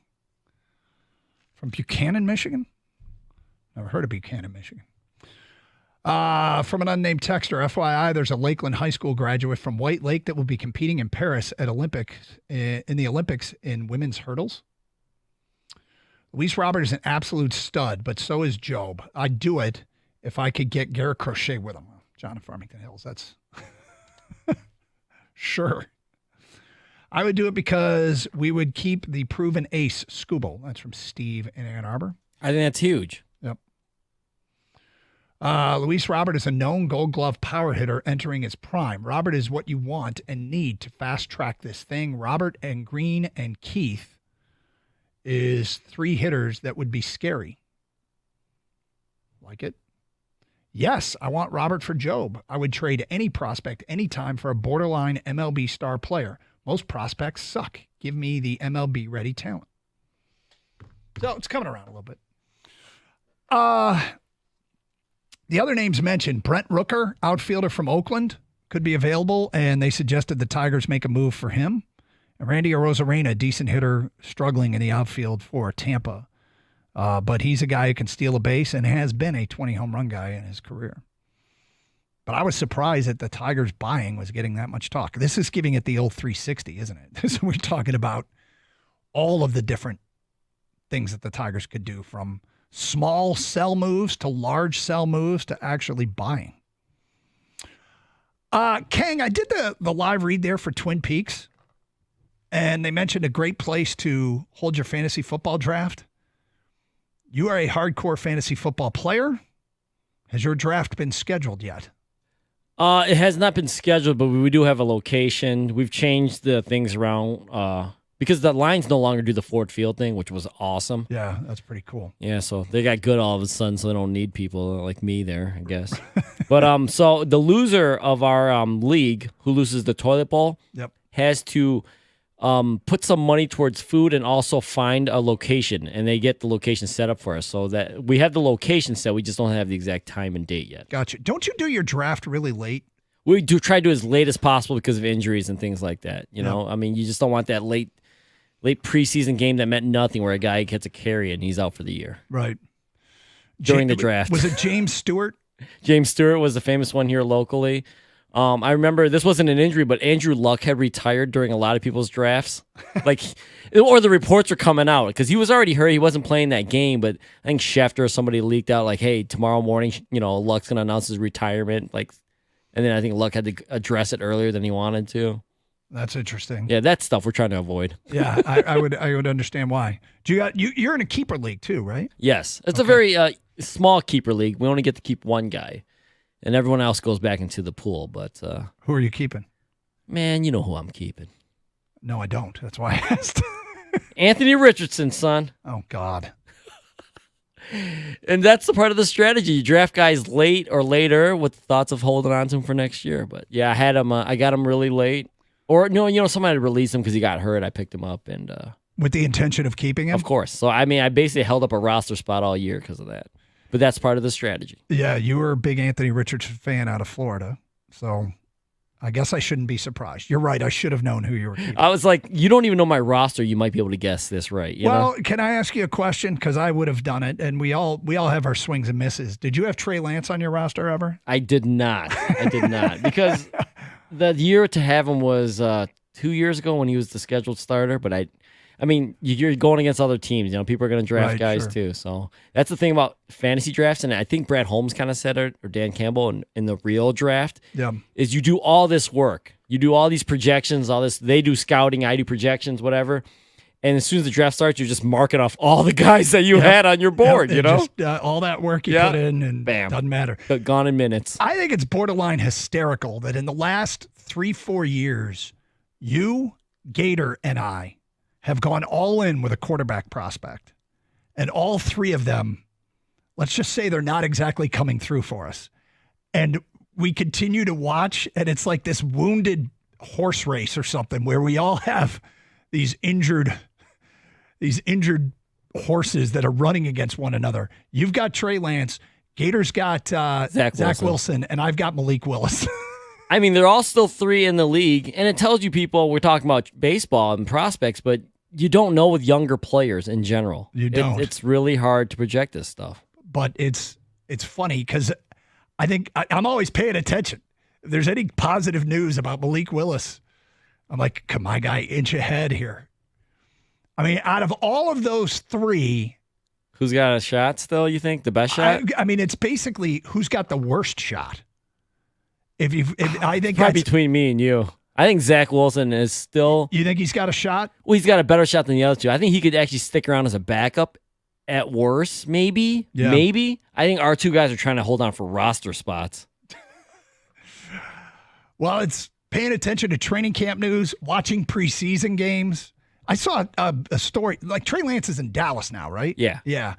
I saw a headline about whether or not this was the year of Trey Lance, and I'm like, are we still talking about this? Yeah, we are. So you read the story I wrote?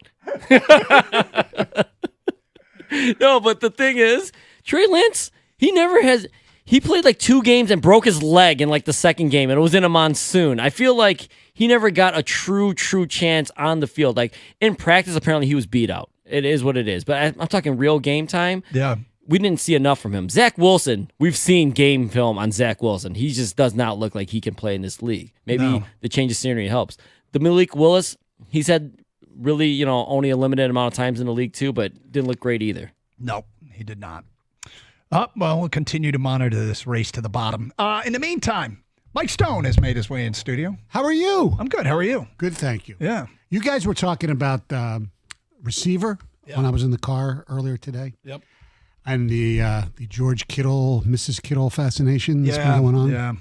Well, as you know, my daughter works for NFL Films, and one of her jobs that she was in charge of was the Mrs. Kittle cam ISO during the NFC Championship game. So, but she watched it not during the game, but like later, and So she had to watch the raw film. The raw footage while her favorite team was blowing the NFC Championship. She said it was miserable. So, but this is 3 hours of watching mic'd up raw film of George Kittle's wife while the Lions are losing. Yes. Talk about combat pay. Yeah. That does not sound enjoyable. No, she did not enjoy that. That's the one thing you ask her, what do you like? What did you like the least about your job this past season? That might have been it. That would have been it. That's pretty amusing. Now, then she would recommend or log like stuff that was said or done? I believe so, yeah. Okay. And some things. So your daughter's partially responsible for some of the content. Kind of. I think I haven't seen it yet. I know she gets credit on Hard Knocks, like she did some of the Giants stuff before she came back home. Yeah. But yeah, that's their job. That's, we've all worked in those type of businesses. Like when I started working, it was logging highlights and things like that. And you tell the sportscaster, hey, these are the 2 best plays, and they added them, and boom. Yep. So, yeah, and she's going back there in August. End of August. Okay, so she's back with them for another year. Yeah. Good for her. Yeah, absolutely. All right, what do you guys got planned coming up next? Well, we're going to talk a little bit about what we saw last night and how it's somehow, with Hulk Hogan and some powerful people, whether you like, when you're idols, or not even so idols, but are your views swayed by their views, so to speak? Okay.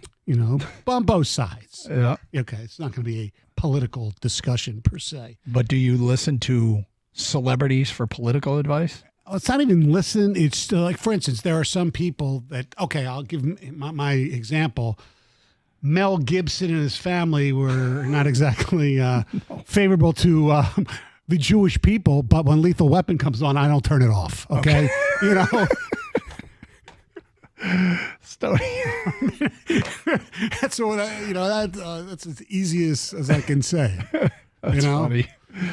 What else do you got planned? Well, we might discuss Jim Leland going into the Hall of Fame, and the fact that some people still call him Skipper. Okay. We will have the Friday staple, Who Said It? Okay. And hey, it is a Floral Friday, so what the hell? I see your shirt, I joined in. Yeah. Although I did have a cheesesteak before that I put on just regular T-shirt because I was afraid that I would Mess up your floral shirt? Yes, my floral shirt. Looks good on you. Thank you very much. Yeah. Hey, it looks good on you. Big plans for the weekend, Mike? No, not really. No, okay. No. Gotcha. No. Well, have a great one. Thank you very much, Douglas. And I hope everybody has a great weekend. Thanks to Kang. Great week working with you. Gator will be back Monday. Have a great one. Stay safe and treat each other with respect. 97.1.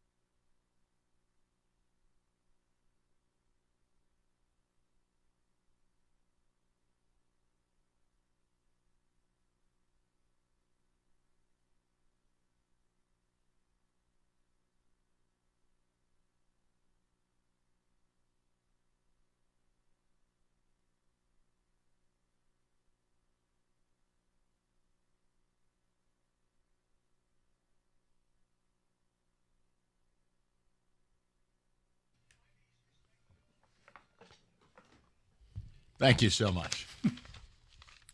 It's Friday. And some people choose to wear Tommy Bahama. Mike Stone chooses Tommy Barbados. Actually, it's Tony, T-O-N-N-Y, Barbados. We got knockoff vacation wear The Godfather in on a Friday. Yeah! It's a floral Friday. Yes. And I want to say this before we start. I was speaking with our call screener, Jeff. Some of you really need help. And I'm not going to be able to help you. If you take anything we do seriously as it relates to drops, whether they're Biden or the Donald, if you take that as some form of endorsement or shot, you really need to talk to your therapist. And what you need to not do is call Jeff and yell at him. He informed me yesterday. We were having fun with that drop. Mm-hmm. I don't care enough to like or dislike anyone. I think both of these candidates are ridiculous on surface. I don't care. I watched last night. Why? Morbid curiosity. Oh, boy, it was worth the price of admission, wasn't it? What I'm saying is, people, you can't possibly take this. We're not talking policy. We're not talking morality. No. One guy can't complete a sentence and falls down the stairs, and the other guy can't complete a sentence without lying. It's whatever. Yes. Because no matter who wins, my life goes on. So just please don't yell at Jeff. There's no reason. Right. And whatever conspiracies you're bubbling up in your mind, they're just not accurate. I like funny audio. Yes. I like the idea of a former president and the man who's probably going to be the next president saying he endorses me. That's funny. Yes. I don't know what to tell you. So please do not What do you yell. mean? He's not endorsing you. He's endorsing Mike Rogers. Yeah, we know. We know. I wanted to help Jeff. Yeah. And then there's people on the other side. How dare you make fun of Joe Biden? Well, I'm sorry. The man is a mummy. It's kind of difficult. Mm-hmm.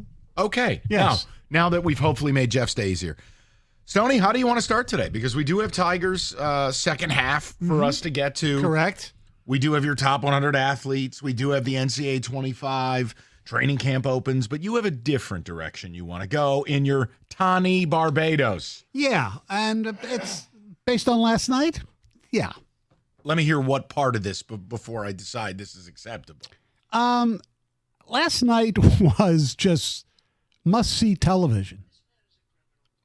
Donald, please. And when you have Kid Rock, Hulk Hogan, Dana White, Lee Greenwood, it was like a concert. It was just unbelievable. And I'm not going to get political, but, the first 15 minutes, I thought the former president was on point. He didn't say that. He talked about the assassination attempt. Gentlemen, please. Go ahead. But after the first 15 minutes, and he starts telling us that he's going to, cure cancer and Alzheimer's. That's so okay, whatever. He just rambled and talked and talked and talked. It was fun to watch, and he was up for so long. Hour and 32 minutes. When my wife goes, because it was like one of your monologues. Oh yeah, he still didn't land the plane after 92 minutes. Rosie was barking. My dog, she had to go out, and he goes, "Take him out. You're still up." I said, "All right." Go out. Like 10 minutes later, she does her business, comes back. He's still talking. I said, "Oh, my Lord." And somebody said, "Yeah, he started on Thursday, ended on Friday." It's like, oh, Lord. It was. My question is, do celebrities actually sway people's vote? Well, yes. Why would, okay, Hulk Hogan, that's fine. I mean, ripping off his shirt with something. I was just more like, if you like Hulk Hogan, does that mean you vote for him? Or if you're on the left, but you like Hulk Hogan, do you no longer like him because he doesn't agree with your politics? It's crazy to me. And I'd love to hear from the people, 248-539-9797. If somebody, an entertainer, a movie star, a rock star, or whatever. Last night. Okay, yeah, Kid Rock. If you like Kid Rock, but you don't like who he's voting for, do you, oh my God, I'm not going to listen to Kid Rock again. The Dixie Chicks, if you are a fan of the Dixie Chicks, oh my God, she said something bad. They said something bad about Bush back in the day. Look at the other side, too. Like Springsteen had the same Robert problem. De Niro's like a liberal freak show. It's Right. like, all right, so if you're a Republican, do you not watch the movie Casino anymore? Why? I just view it like Michael Jackson, an abhorrent human being who was one of the all-time great musicians. Yes. Like, I don't know, are people supposed to not listen to Michael Jackson? I do whatever you like. Right. It's a free don't country, care. thankfully. And you can Like if you do- like UFC, right? But you're not a Republican. What are you not watching now because Dana White was there last night? No. That's where I always wonder if people are really that big of a sheep. Yes. Like where you just like Jason Aldean is a major country artist. Right. Are you going to not listen to him because he doesn't share your politics, or are you going to like him more because he does? Right. Look, I went through the whole thing with some Springsteen people. I don't listen to him anymore because he's too liberal. Well, he gave you so much joy in your life. You're going to throw that away because your politics don't mesh? That's absurd. It's absurd on any level. I mentioned in Crosstalk with Doug. I mean, the example I have, Mel Gibson, not exactly the most warming family to the Jewish people, but Lethal Weapon's on. I'm not turning the channel because he might have, or his family might have anti-Semitic, turns or whatever, if you want to use that word. I don't know. Wow.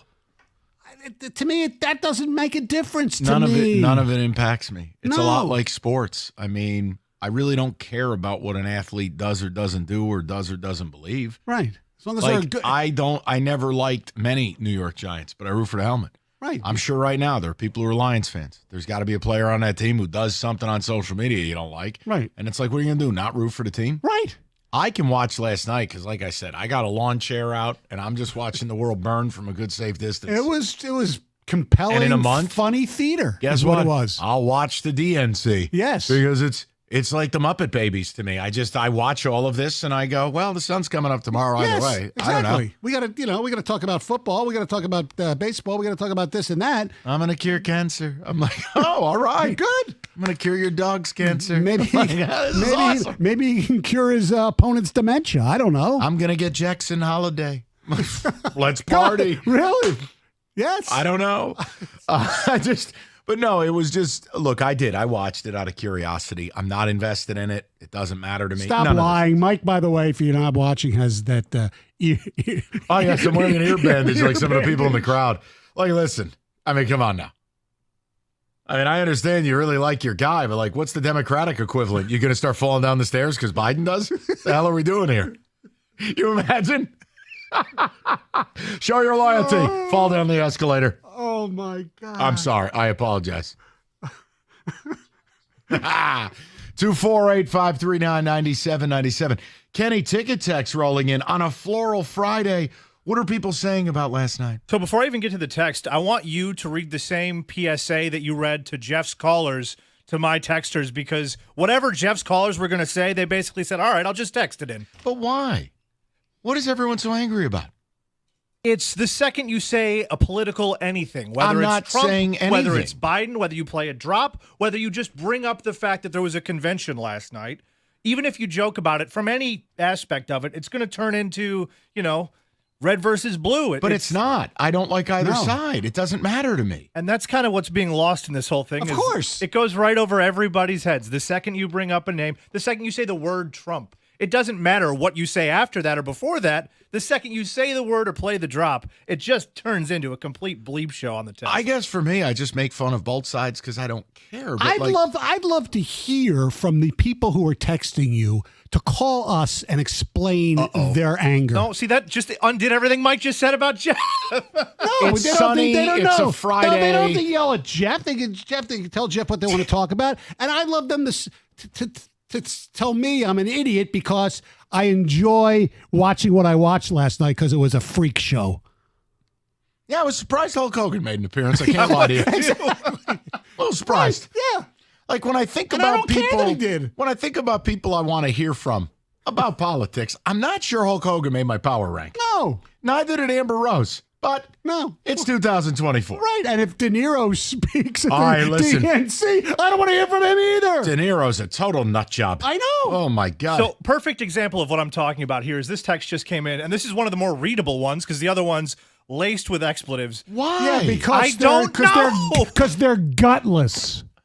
Stoney, please. Two liberal clowns talking right now. Wait. That's the whole Wait, thing. just so I'm clear.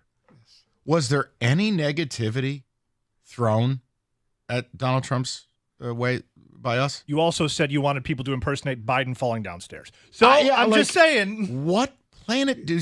Guys, seriously? Yeah. It's 80 and sunny. How can you be this angry?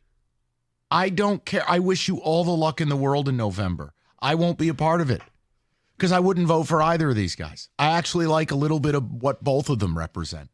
So there's no party for me. Ergo, my vote goes in the garbage. So just relax. Grab a beer. Yes. I don't know. Enjoy something you've never seen before. I mean, my goodness, people. For every one text that I get saying, Mike, I'm with you, I'm disgusted by both candidates, I get about 20 to 30 of the exact opposite on either side of the aisle. But it's not either side. We're talking about, do celebrities influence what you think? Right. I don't know how you arrive at that. It's the same thing I brought up about sports. Like, I don't care. Like, I don't have to like an athlete to root for my team. Right. Perfect example. I always talk to David about this behind the glass when issues like this come up.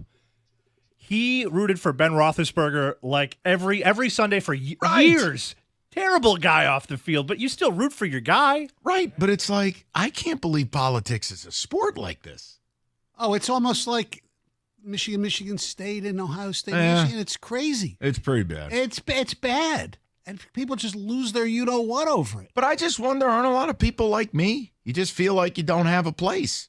Yes, that's why I want to do the common sense party. But I'm just saying, like, I actually like some of what the right does. Yes. I like some of the left, but I can't subscribe to either one. No. So I'm like... That's why I can't stand these people who just walk into a booth and just check one box. No, they're different. I'm wrong for watching last night and just laughing and enjoying myself? No, you're not wrong. I watched Hulk Hogan rip his shirt off endorsing the president. I'm like, this is wild.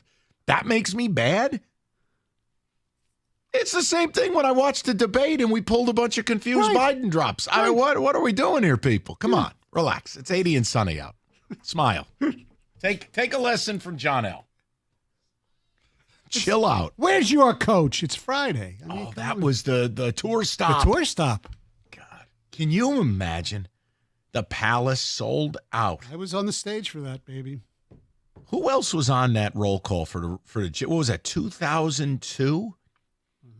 I mean, Lloyd Carr wasn't there. Didn't show. Well, he wasn't supposed to. John L. did. Rick Lambier, Mahorn, I believe. Darren McCarty, I think. What a bygone era. Oh, yeah. You remember, did you guys do like the placard drop-offs and all that stuff? I think so. Well, I was on the show like 2 days before to, pump it up. And then the highlight was... We used to have that drop where he talks about you. Oh, I have it. We have it. I know. I said it. So, I mean, yes, I have it. It's hilarious. It's great. Mike, that's Mike Stone. 248. I still wish do we have your Kid Rock one anywhere in the system? Yes. It's on. He's got it. That is still when you're pestering Kid Rock and he just deadpans to you and he's like, bro, I'm over here trying to do certain things. Well, you played it. I mean, come on. It's the best. We have it. All right, we'll get with some of the people. And yes, we got to talk some Tigers. No, we don't have a passing report. We're going to talk Tigers at the second half. Yeah. And how does it play out? What happens? You want a good deal? You want something that both sides of the aisle could agree on? How about saving 51% on pizza? Pizza's America's cuisine. It doesn't care what side of the aisle you're on. Hungry Howie's. 51% off regular menu price. Limited time only right now. It's Friday night. You're busy. You got a ton of things going on. You want to get dinner on the table. You could take 51% off any large pizza. Now, here's the catch. And it's not really a big catch. Download the app. It's online carryout only. So, yes, you got to go and get it. You're saving 51%. You'll be all right. It's Hungry Howie's Pizza. 51% off sale. Online carryout only. Limited time only. It's Hungry Howie's.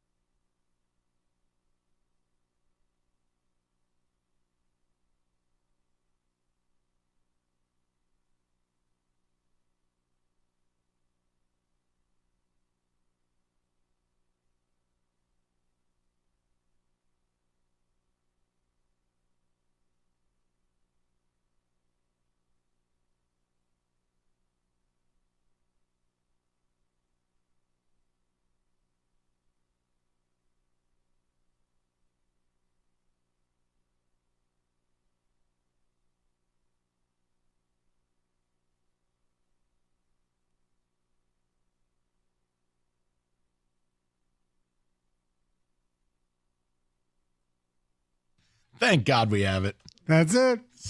Was it after the Pistons won the title? Yeah, he thought that I was the reporter for a television station who had a camera light in his eye. I was on the side trying to do radio. So I asked a question and he... So here's what's going to happen. We're not going to get the feedback we're looking for because people are unhinged. I don't know what to tell you. Apparently, you won't listen to Stoney anymore. He doesn't share some of your politics. You don't know what to do with me because I don't like either side. I think the whole thing's a game.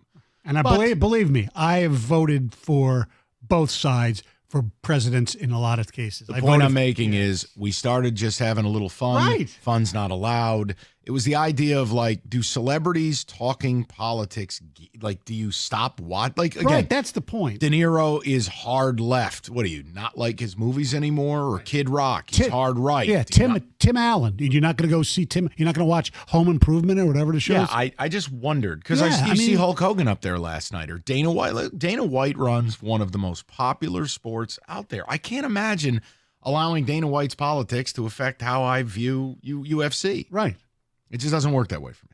Me neither. But it makes no I sense. would say to we me. could read the ticket text, but Kenny is being very honest with me. We can't. There's three that I can, but there's this one that actually just bothers me and proves your point entirely. It says, Mike is so naive on politics. You came on and gave political opinions and then don't want anyone to engage. One problem, you never gave one political opinion one time. Yeah. The only opinion I gave is I like some of what the right does and some of what the left does. Which is a vague and not really an opinion, actually. Well, right, because that's not really what we do. Right. And I don't quite understand where you're coming from, but you know what? It's George Carlin. I'll just say it. Like, it's reality. You take a look at how dumb the average American is, and you recognize half the people are dumber than that. I don't know what on a Friday where it's 80 and sunny and we're having a little fun that has got people so wound up. Like, yeah, I play a drop of both sides of the aisle because that debate the other night was insanity. How could you possibly parse out of that anger? I don't get it. Because the one side only hears the stuff that offends them. That's why. They don't hear the stuff that offends the other side. Okay. That's the reason. I don't know why. I got nothing for you. I thought we were doing a fun topic. Well, yeah, I know. So did I. Jesus. We got Kenny, go ahead. The few that I can read, in all caps, guys, you are watching a movie, LOL. Yeah, we're watching the film on both sides of the aisle. It's called Idiocracy. Like, literally. That's all. Yeah. And it's okay to say it. I'm sorry. It's just real. People who make politics their entire personality need serious help. That's okay. Now that, first of all, you can absolutely make a corollary here to sports. People who allow a team to make up their self-worth, that's scary. And it happens more in college than pro. But yeah, the political thing where it's like, I have friends who like both parties. I don't have any issues talking to both of them. They know I don't care. So nothing they can say will offend me. But I don't know anyone who's like some of these ticket texters where, like, you're going to lose a friendship because they're not your party or vice versa. I don't understand that. I've never totally understood it with sports. Politics is another layer to it. Because the difference is you can feel like rooting for your team, there's an enemy. But the idea that any political party likes any of us, they only care about each other. It's a game. Neither of these guys care about you. And speaking of a game, you can go to a game and the one guy sitting next to you on your right is a, full-fledged Democrat, and the guy sitting to your left is a full-fledged Republican, and you're all high-fiving because your team. So that's the point of sports. It puts everything together, and then, wait a second, I just high-five this guy. He votes for Trump. I just high-five this guy. He votes for Biden. Well, am I going to fall apart? No, we both hate Ohio State. It's okay. Yes. Let's just go to the people. I don't know. Guys, apologies. I thought we were having fun on a Friday. I didn't realize some of you were that gripped up. Let's go to Randy, 97.1. What's up, Randy? Hey, fellas. Thanks for having me on. Happy Friday. Same to you, Randy. What's going on? Yeah, it's I get frustrated when people let celebrities influence their politics or their lives, because 99.9% of celebrities don't live in the real world. They can't relate to everyday people like us. I can disagree with De Niro and still love his movies. I can disagree with Jason Aldean and still love his music. People just need to chill out, have a beer, go to a ball game, have a good time, because life is too short for this crap. I'm with it, Randy. Well, I wish you were running for something. Yeah, Randy, but like, Randy, even our most like insane sports arguments don't get like this. This is not even close. It's wild to me. It's crazy. It's crazy. Yeah, I mean, and Randy, like, understand, Mike and I thought we were opening the show with something fun. Yeah. That's totally not political. And Kenny literally can't read the ticket text. Right. If people get so worked up. If you are offended because we kind of made fun of him saying he's going to cure cancer and Alzheimer's last night, then you have no sense of humor. Why I make fun of Biden because the guy can't go down a flight of stairs. I know. It's equal opportunity. I don't know what to tell you. Yeah. Like, yeah, I bust balls. I mean, I'm sorry. I did find it funny people were wearing fake bandages in the crowd. Like, what planet are you on? Whether you're on the left or right, that's objectively funny. I mean, right. Like, obviously, what happened last weekend was abhorrent. It was disgusting. Awful. But for people like, wait, what is this, a team sport? That's not a sticker. You're wearing a faux bandage? What are we doing here? Well, the same people that, go paint their faces before games. I don't get it. Let's either. go to Kevin, 97.1. Kev, how you doing, buddy? Hey, what's going on, Mike? How are you? Great show. Thanks for having me. Kevin, I was great at 2 o'clock, and now I'm just depressed. No, I go back. I got to take us back to COVID. When COVID was at its height, I would listen to your program just to get sanity into the insanity of the world. All you do is make a few comments about what goes on right and wrong, and it's the epitome of what's wrong with America. I mean, people are so sensitive about it. It's like, get off. It's like the art of politics is compromised. If you can't handle it, then I don't know what to say. I'm losing hope in humanity. Well, the art of compromise on both sides has definitely changed. There's no doubt about it. It doesn't exist in a lot of things. No, it's a shame. Yeah, it's a shame. It is. Yeah, and I mean, hey, listen, I mean, we're not above anything, Kev. Maybe we missed the mark. We thought it was just a fun way to open. I'm going, wow. Like, is someone going to vote right because Hulk Hogan spoke? Like, I always wonder about that. Does that influence people? Or is it like, Kev, like, there will be someone today who now is out on Hogan because what? His politics are different? Who cares? I don't care. Absolutely. I mean, people can make a living now off of our presidential candidates. You got to get over it. Yeah, it's supposed to be the superpower of the world, and this is the best we got. Yeah, and Kev, the thing that's crazy to me is I could tell you a couple different things I like about, for instance, if you're right-leaning, there are several parts of this campaign I would say I agree with. Yeah. But not all. Correct. And in fact, the things I don't agree with, I would end up on the other side with. Well, that doesn't mean I don't like you. It doesn't mean I'm endorsing them. It means I have nowhere to go. That's Correct. the folly of two-party politics. Right. So I don't know how you're mad at me. A lot of times you're just picking the lesser of two evils. Yeah, pretty much. Mm-hmm. Or hear me out, you just don't bother. Because the sun comes up either way. I'm going to be fine. What am I going to do? I know. You got some people thinking if the other side wins, the world's ending. Like, what are you? Guys, breathe. Have a cocktail. Exactly. Settle down.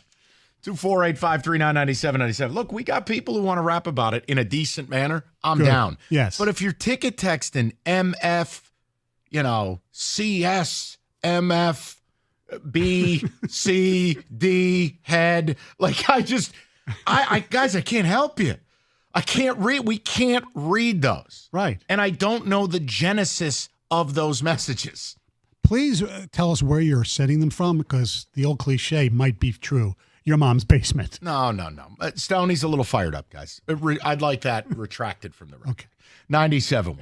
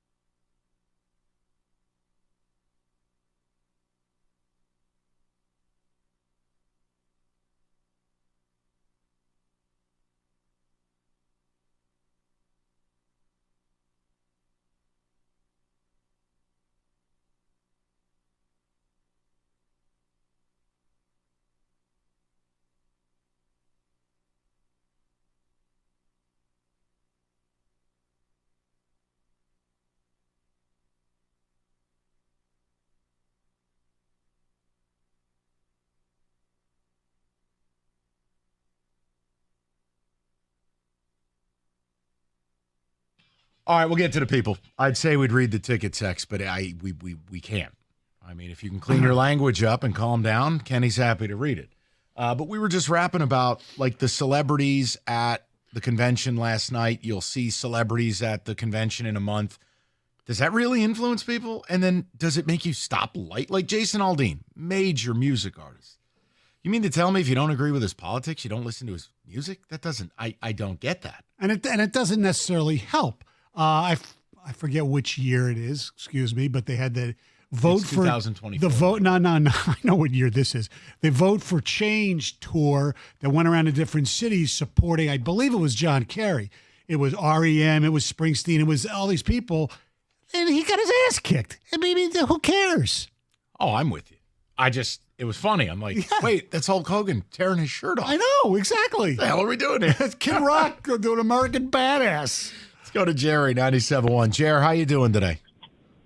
Good. Can I get a good afternoon, gentlemen? Yes, as long as it won't offend anybody. My goodness. There we go. Good deal. What's up? All right, Mike. I'm going to be quick. You got a couple questions. I got some answers. Yes. First thing, you're wondering why people are so twisted about this bent out of shape. How can you be this upset Friday? 80 degrees, beautiful day. Simple answer to that question is all the people who are this bent out of shape trust the United States government. So that should tell you all you need to know about these people. That's why they're so upset. I don't know how anyone can trust the government, but whatever. Number two, I hate what this does to families every 4 years. I don't know how your guys' families are, but I got one parent voting for one, vote to the other side. Yeah. Me and my sister think both of our parents are idiots, and our parents are because we don't agree with them. So that sucks. That's awful. Yeah.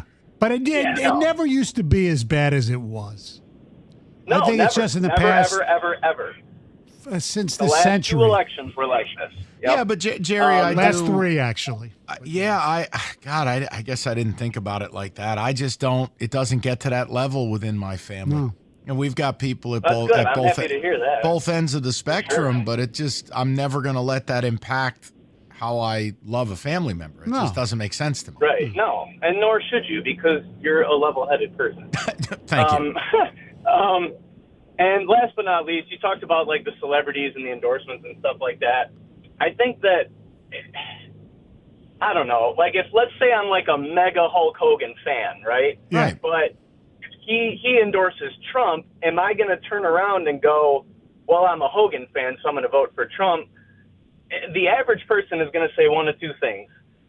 Well, they're just a celebrity, so what do they know? They're not in real world stuff, which that's a fair one. Mm-hmm. And then if it's like a doctor or a scientist or something, people will just say, oh, well, it's just a doctor or a scientist who was bought and paid for. I don't think it matters who endorses anybody because the other side is always just going to say, well, this is just so-and-so. So who cares what they're saying? Everyone's so entrenched in their mindset already. But let me ask you this question. Would you change your entertainment habits based upon who a person endorses? First of all, hi, Stoney. I don't get to usually talk to you. I'm always on the afternoon, so good to talk to you, bud. Good to talk to you. No, I don't think there is this. I was just talking to a coworker about this. I'm a major LeBron slappy. There's no way he could go up to either one of those presidents and say, I'm going to endorse this guy, and I'm going to go, well, the king's picking this guy, so I got to go along with it. Like, what? No, whatever. I don't care what LeBron's politics Right, and are, you're but also you're not going to politics. stop being a fan because you don't agree with his Hell politics. no. Yeah, Right. it doesn't make No. sense. Good. You're making sense. Not a shot. Have a good day, guys. Jerry, appreciate it. I like I said, it's reassuring we get a couple of level-headed folks. I apologize again. I thought we were going to have fun. We'll go to Scott I'm in having Waterford. fun with this, Stoney, though. Stoney, you've chosen violence today. Scotty's in Waterford. He's up next. Hi, Scott. How you doing? I'm very well, thank you. Just a quick observation. You're wondering about why the animosity is there. And what I submit is, look at, it used to be that you would criticize, your opponents were just stupid and wrong. But now, your opponents are part of a deep state conspiracy to destroy our country and enslave its people to a globalist dictatorship. I mean, if you buy into that, how can you possibly view someone on the other side of the aisle as anything but like an enemy who should be, rounded up and deported? That's a great point. And again, I mean, Scotty, like cable news has really ratcheted this up over the last decade on both sides of the aisle. I was coming from the left there, but you can make the same criticism about the left to a large extent too. I'm not here to argue. No, you're good. Correct. You're good. Yeah, my point is just that once you come to that, once you buy into all those conspiracy theories and all that other stuff, there's no way you can just be friends with someone who disagrees with you. Which is insane to me. Right. But I understand your point. I hurt you. Well, and it's also, too, is like you get people that get so deep into the wormhole, it's almost like they've left the planet on both sides of the aisle. Right. And it's like, what are you upset about? Sides. Right. Well, because it's how they see their opponents more than how they care about the issues. They their opponents are demons or villains or horrible criminals that should be in jail forever.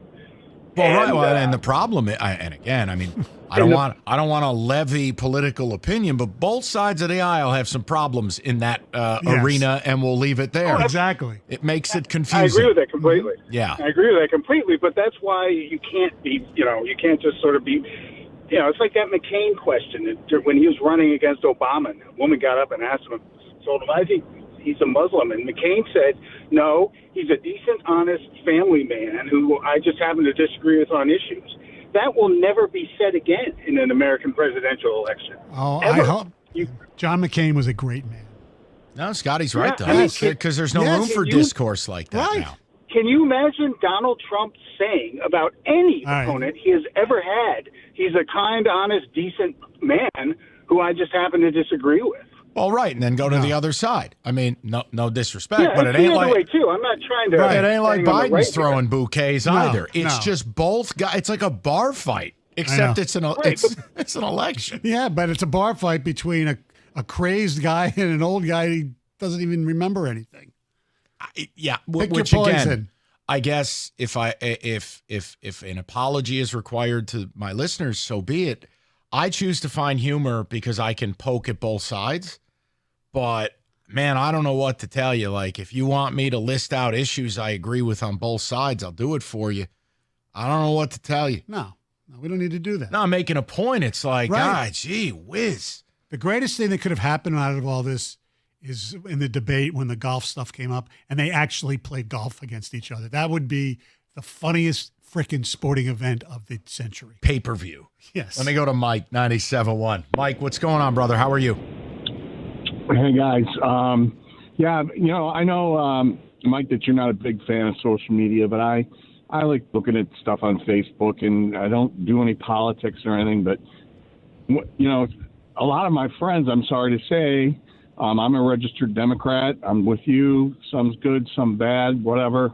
But they've just completely deleted me as friends because I provided them with another opinion, and I also included facts, which – I'm a teacher, so that's kind of important that if you're going to say something, try and back it up. You're a teacher. That means you're a liberal.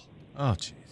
Well, I didn't say. I said I'm a registered Democrat. No, I understand, but a lot of times people look at teachers in that vein. That's all I'm saying. No, that's your problem, not mine. So anyway, but that being said, Other people do. It's gotten out of hand. Yeah, okay. It's just got out of hand with, now you don't want to be my friend. I live with a registered Republican, and we've just decided not to bother with it anymore. I mean, I'm not going to lose my love life because of two idiots that don't know what to do about running this country. You're right. You're absolutely right. That's give it a break. I mean, go ahead, say your piece. I've done it before, but I just choose not to do it anymore. It's not worth my time. No, in this four days with these conventions, can we do it in 2? I know a month from now, I'm going to pull a host of drops because that's what we do. We're in the entertainment business, and I'll pull a bunch of drops. They're going to make Biden, if he's still around, look like a fool. And no, Kenny, I didn't mean dead. I meant like he may not be the candidate. Cleared that up. Relax. The point I'm making is like I don't understand. I got drops for both guys because it's just on surface, it makes me laugh. The drop tournament is Tuesday. Is there enough we could have one board of political drops? Thank you, DJ. I how is that not funny? It's absurd. I know. It's totally absurd. I love it. I can't help it. All right, look, we tried. We'll get some football in the mix. Can we all agree everybody likes football? Can we agree on that? Thank you. The left tackle's better than the right tackle. You son of a... All right, companies advertising BOGO offers on AC and furnaces. Nothing is free. If you want a fair deal, Mastercraft Heating, Cooling, Plumbing, and Electrical, they got you covered 24/7. Locally owned for over 40 years, and they back their work with a 5-year warranty. Mastercraft is your one-stop shop for heating, AC, plumbing, and electrical. They'll beat any price. Now you bundle a new high-efficiency AC and furnace, you save up to $2,000. Great installation, same-day service. Just visit mastercraftheating.com.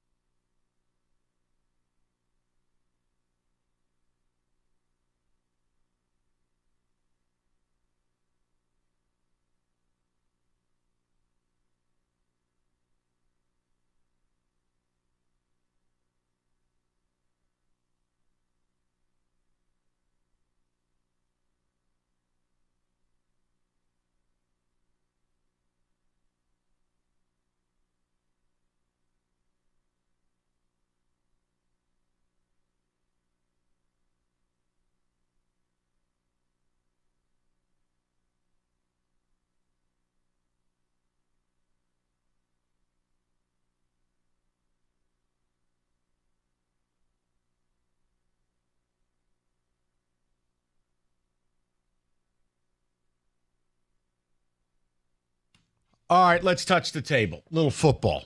Everybody, you're going to be okay. I'm great now. How about a little college football to start? Okay. Okay, we'll get to the pros during a little later in the show. Kenny, please.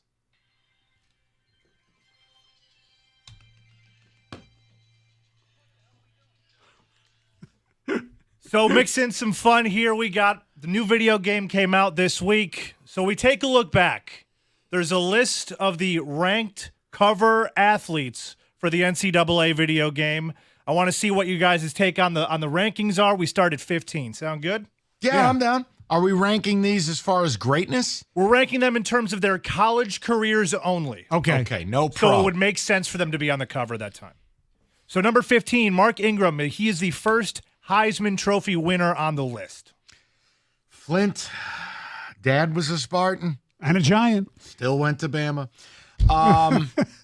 He was just, you know what? I don't view Mark Ingram as a great college back. I viewed him as a good college back, a very good one. And a very good pro, too, yes. But not great. Correct. Okay, so 15 feels right there. Yes. Okay. 14, Carson Palmer. He became the Trojans' first Heisman Trophy winner in 21 years. Very similar feeling that I have about Mark Ingram. Really good, not great. But here was the one thing people don't realize. He was an MVP, and he broke his leg in the playoff game. Like, Palmer's career, I think, was irreparably harmed, A, with the broken leg, and then B, debilitating shoulder issue late. But, Stoney, he was very good. Yeah, he was very good. The USC I'd have to freshen up on because that was, 20 years ago. To see, well, was he really? He was the first of the big quarterbacks in the USC revival. He was pre-Matt Leinart. He was Sanchez before yes, him. he was the first. He kind of put him on the map.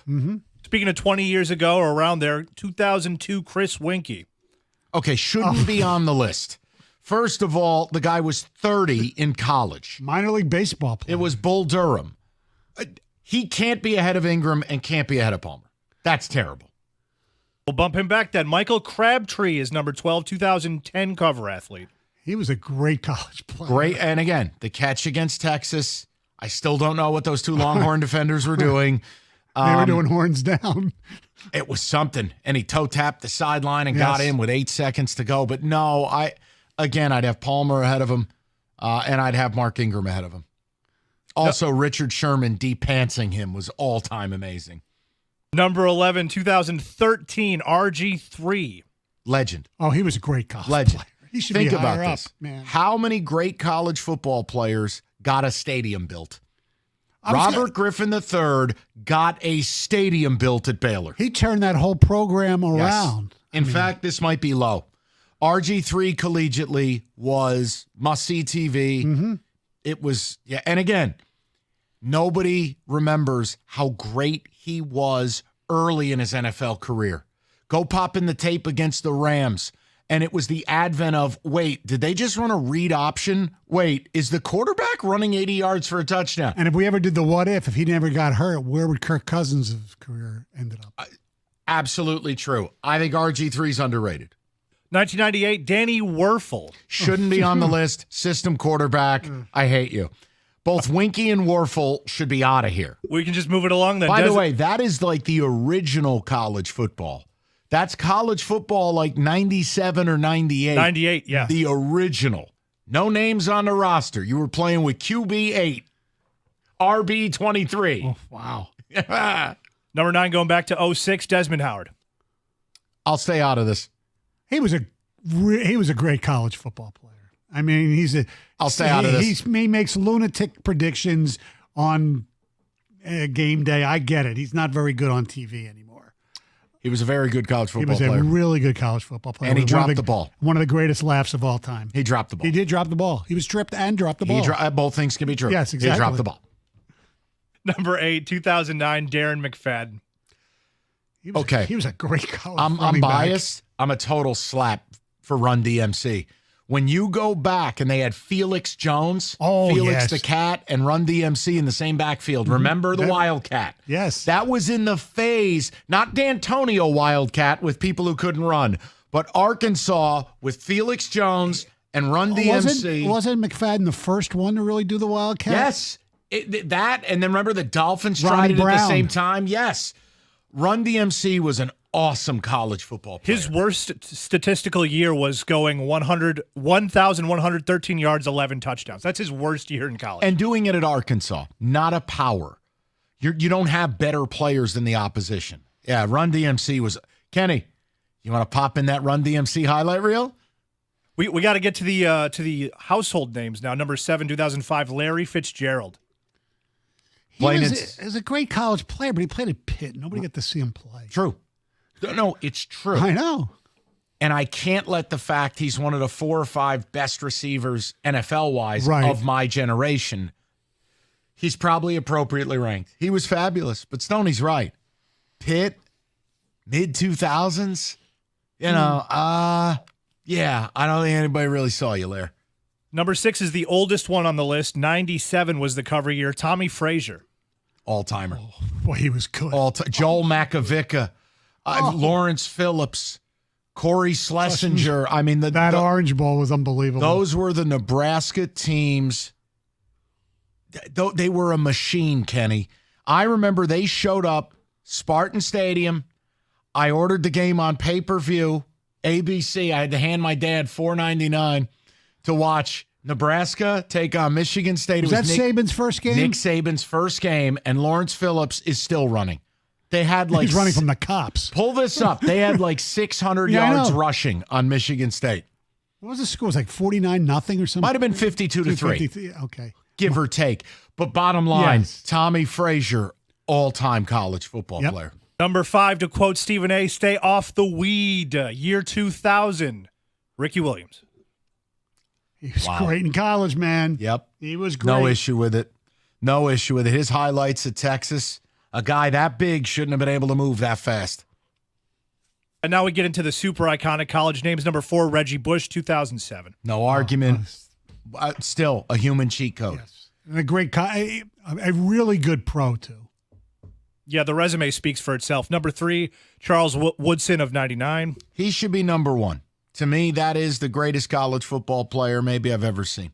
Well, He captivated America. He took half the field away. Charles Woodson is all-time good.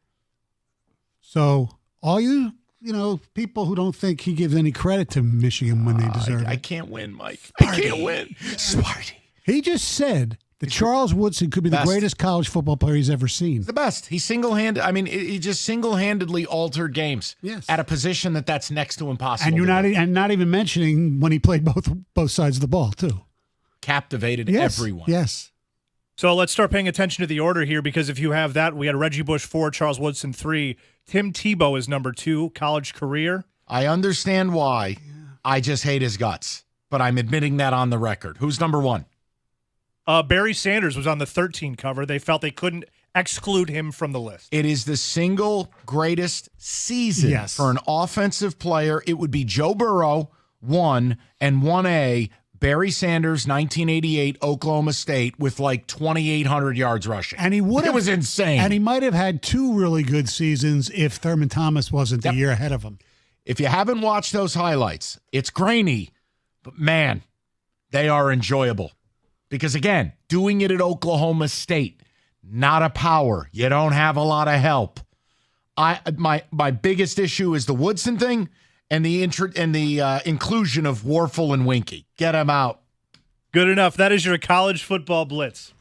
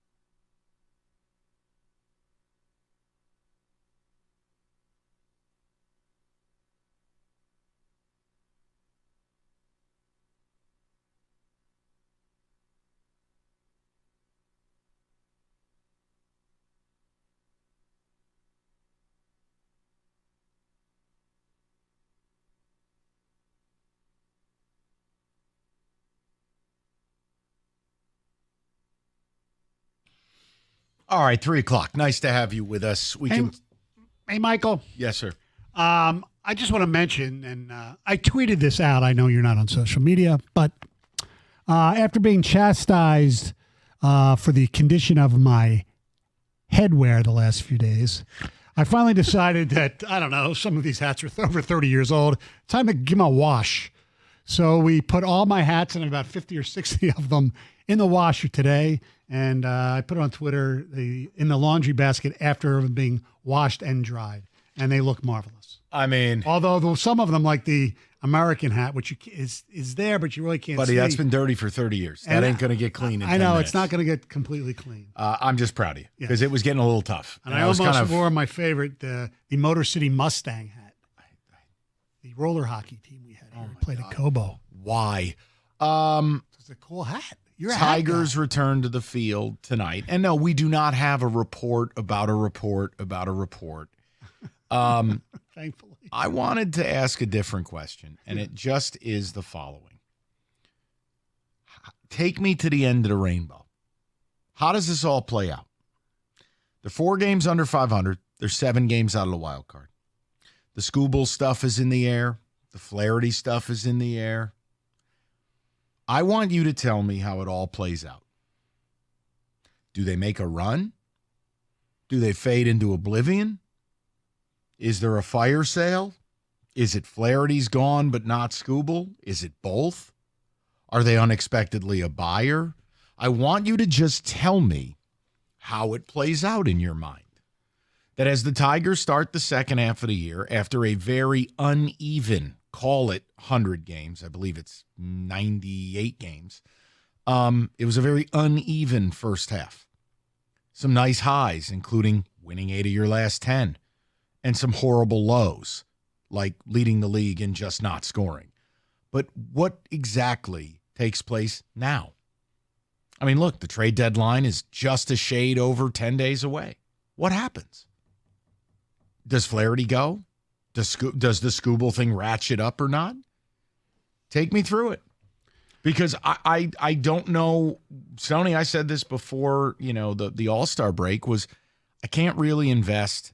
It's fun seeing them win, but I don't think it's going to amount to anything based on they're going to be trading Jack Flaherty and then trading Carson Kelly / Urshela / if anybody would take him, Mark Canha. The point is they're not going to have all their pieces. Now, if the Scooble thing is real, well, that's another layer. Mm-hmm. So I would like to know. 248-539-9797. What do you think? My guess is they're going to pretty much play the same way they've played the entire season. So they'll finish somewhere between, 8 and 10 games under 500. They'll trade Flaherty. Holiday will not be offered, and Scott Harris is not going to make a trade if Holiday is not offered.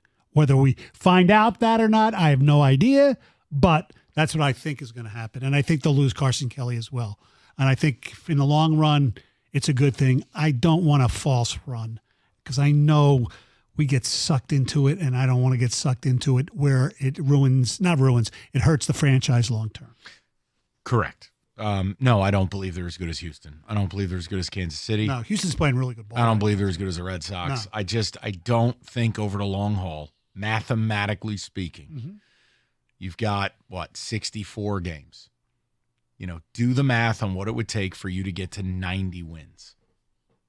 I mean, that's your problem. Yeah. So I'm with you on this.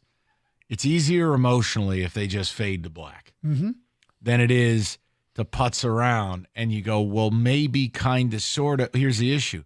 They're not going to do what's needed at the deadline to truly make a push. Correct. And to your point, what's best for the franchise, first of all, the Scooble thing is highly debatable. Right. What's not debatable is trading Flaherty. No. That unless Jack has already said to you, I want to stay here and I'll sign a deal, you got to trade him, which means tonight, stay healthy, give us 5 or 6 nice innings, and this could be his last start as a Tiger. The only way you don't do that is if you believe in your own mind, and I'm not suggesting that he does, that you are like Brad Holmes and you'll make him a qualifying offer. He'll turn it down and you'll take the compensation in the draft because you think you're the draft guru.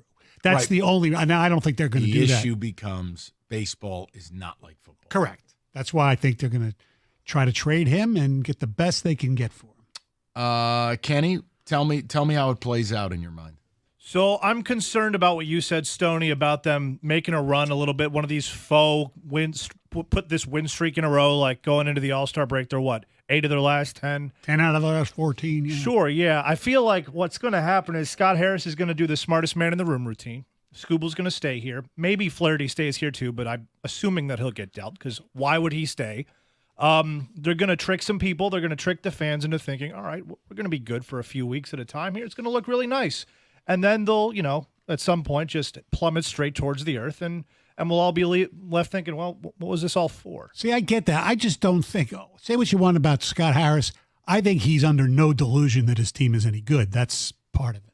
No, but I think he's content to letting it play out, to letting his guys develop the 2027 plan that we talk about with Max Clark. Correct. And McGonigal. Right, which means that's why he's not going to be buying anything or anything. Yeah, that's where I'm at. But it's also, listen, and I know, I don't want to go down this pathway again. If you don't want to trade Scooble, it's fine. Then they need to be working to extend him because playing this thing out makes no sense. Right. So I guess for me, I wish I had a better read on how that'll work out. Right, I know. Obviously, I'm hoping over the next 10 days we get a lot more and you hear that Jackson Holiday is officially been offered, etc. But how does it play out? I think they end up somewhere between 78 and 82 wins. They end up somewhere between 6 to 8 games out of the wild card, and that's it.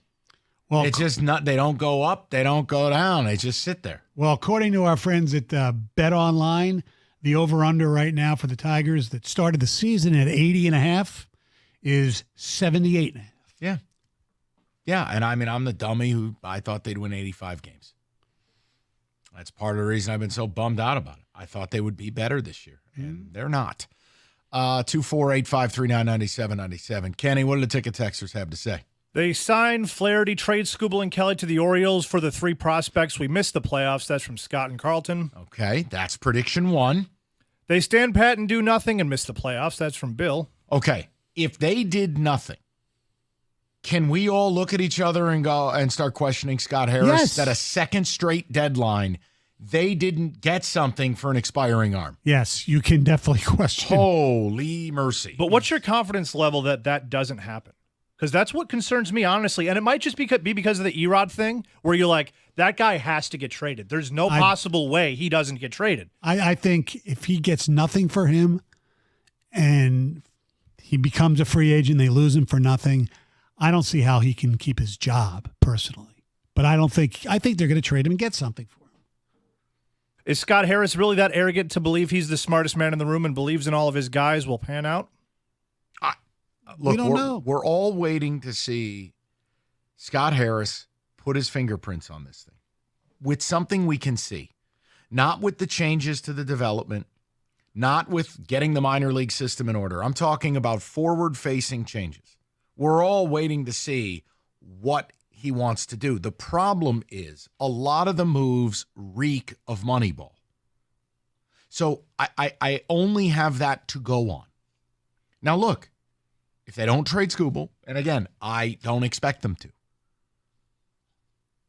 it's going to turn into something that's going to be a fascinating argument, which is, okay, you kept Scooble. Get the checkbook.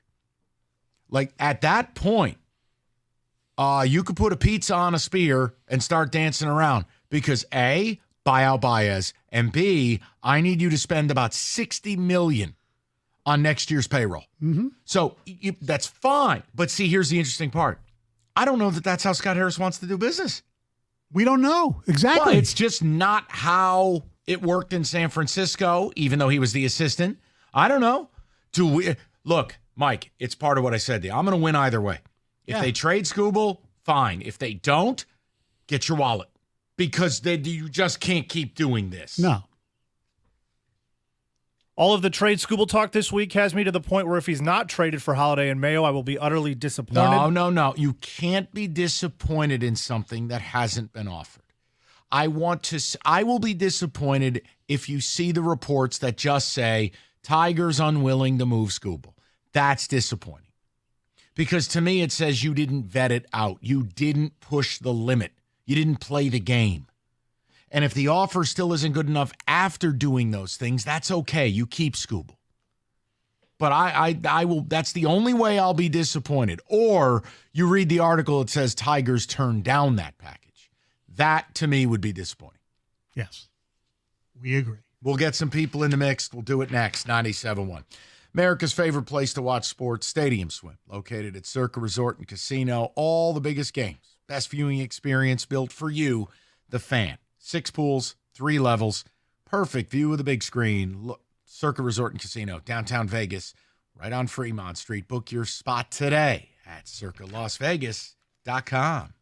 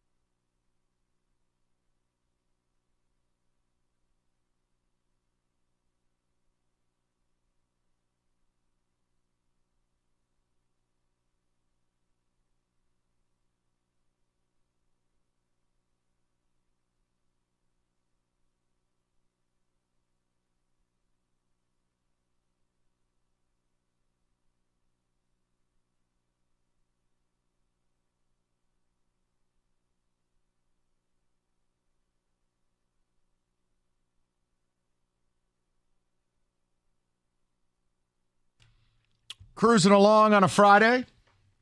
Tigers are back at it tonight. On Apple TV exclusively, I believe. Okay, superb. But listen right here on 97.1 The Ticket. Yeah, please listen. It's free. How does the second half play out? If you want to predict the deadline, you can. If you want to make a bolder proclamation about where the team goes the rest of the way, guys, it's all in play. I think the issue for me is as great as they were playing before the break, it's likely too little too late, because when you do the math on this, you've got 64 games to make up 7 games. When you start to really look at what it takes, you're going to have to play 630, 640, 650 baseball. You got to get to a point where basically you're winning 2 of every 3 games. And that's hard for the best teams in the league to do. 9 of those games are against the Orioles and the Yankees, too, by the way. Well, the Yankees will be easy. I know. We stink. We can't pitch. We're terrible. But you might who knows? You might be facing Flaherty at the deadline. Or maybe Flaherty's pitching for us. That's what I mean. Leave me alone. That's what I'm talking about. We're not beating the Orioles, I'll tell you that much. Let's go to Ivory, 97.1. Ivory, how are you? Good. How you guys doing this afternoon? Great. What's on your mind? Yeah, I'm trying to be real quick. I was trying to formulate my thoughts as I sat on hold, because I know you got callers here. So I'm a big Tigers fan. I'm not trying to be negative. For one, I don't want to trade Scooble. I'd rather extend him. But my thing is, like, and they've been, doing pretty good recently. I get that. But in my opinion, like you said, it's a little too late. It's fool's gold. And you have to sit back and as far as like the Scooble stuff, and look at your roster and look at your ability to improve over not just this year, next year. Because he's talking about buying with what? You have, Mark Canna. You have a failed project in Maeda. Baez is out there helping you lose. You got McKinstry at short filling in for a Baez. You got Veerling in center. Outside of Green and maybe Torque, I'm not Torque, but Green and Keith, you got Torque, who's you might as well trade him. There's no value. What you thought he was, there's no value. So what I'm saying is, it's unfortunate because again, I don't want to trade him. I'm not eager to trade him. No one is. But is. what I'm saying is, you have to look at your roster and say, okay, are we going to be without trading Scooble? Are we going to be able to get better for the future? Like you're talking about buying, but buying with what? No, and Ivory, to your point. First of all, you're 100% right. And no one wants to trade Scooble. It's Right. about whether they need to. So the idea is, okay, I don't want to. If you want to extend him, I have no issue with that. What you're going to need to show me is this ownership group going to be willing to have $160, $170, $180 million payroll?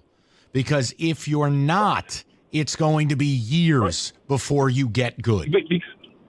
Because the thing is, the further you go, like if you don't want to trade him, which I'm not saying you have to, you can. I'd rather you extend him. But if you don't trade him, his value right now is not going to be any higher than if he goes out there the next few starts before the deadline and it's just par for the course.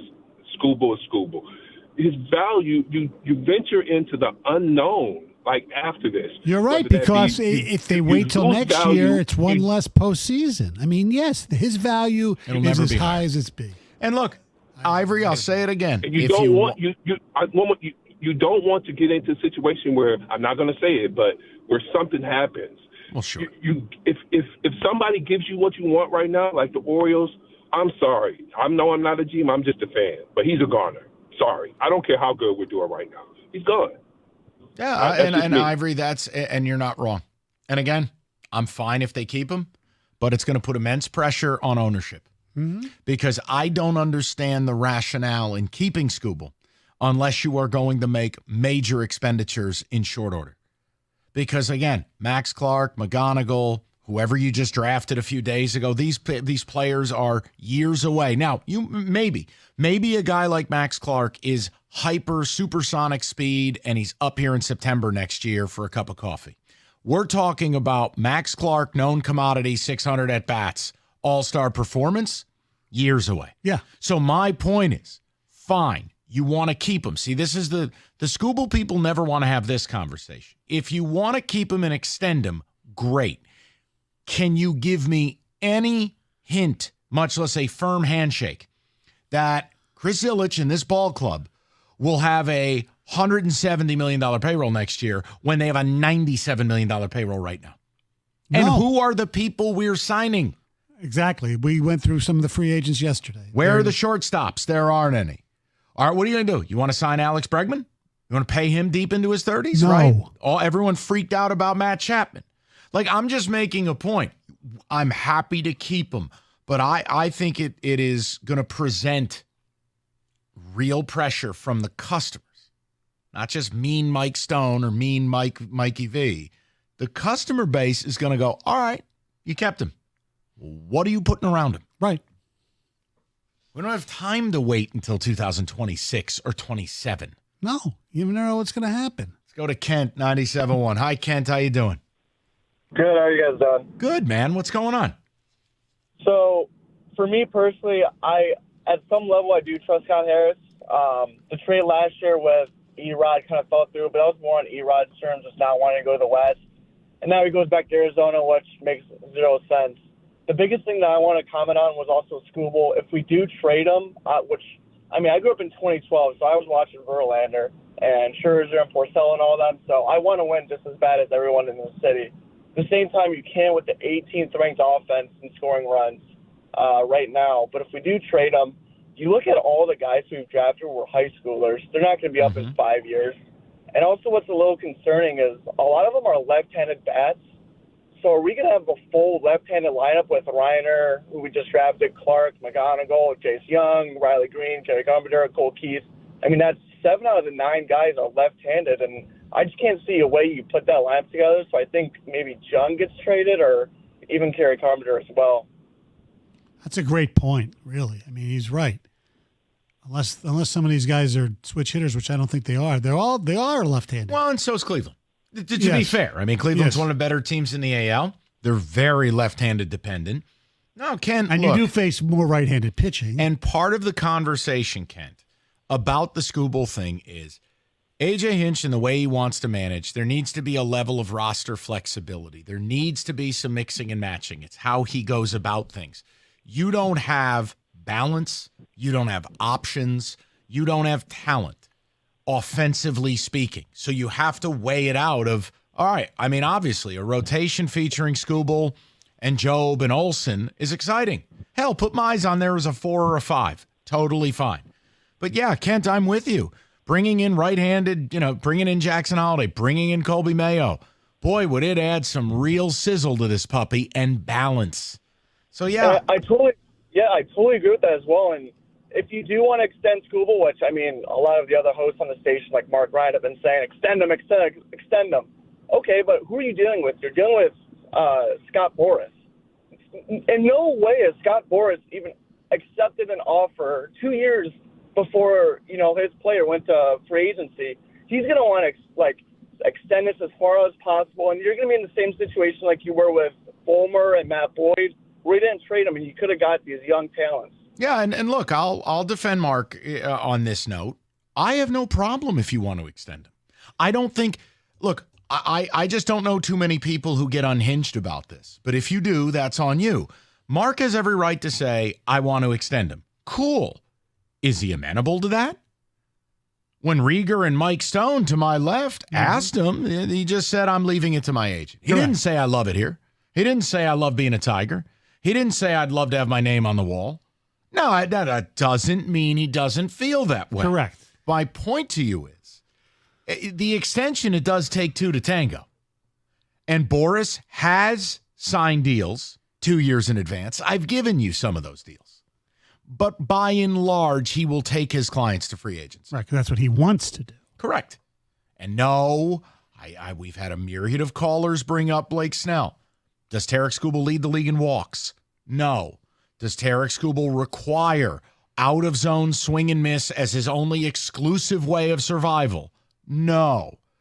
Does Tarek Skubal want to go home and go to the Pacific Northwest like Blake Snell? No. So, again, It is not the same. I'm making a point that Boris is not perfect. He's effed a couple of clients. Yes, he has. Okay? But if you got the goods in Scooble, that's going to be hard to mess up. That's not Jordan Montgomery, whose shoulders held together by tape, or a highly flawed guy in Snell, Cy Young or not. Right. 248-539-9797. Your phone calls next, 97.1.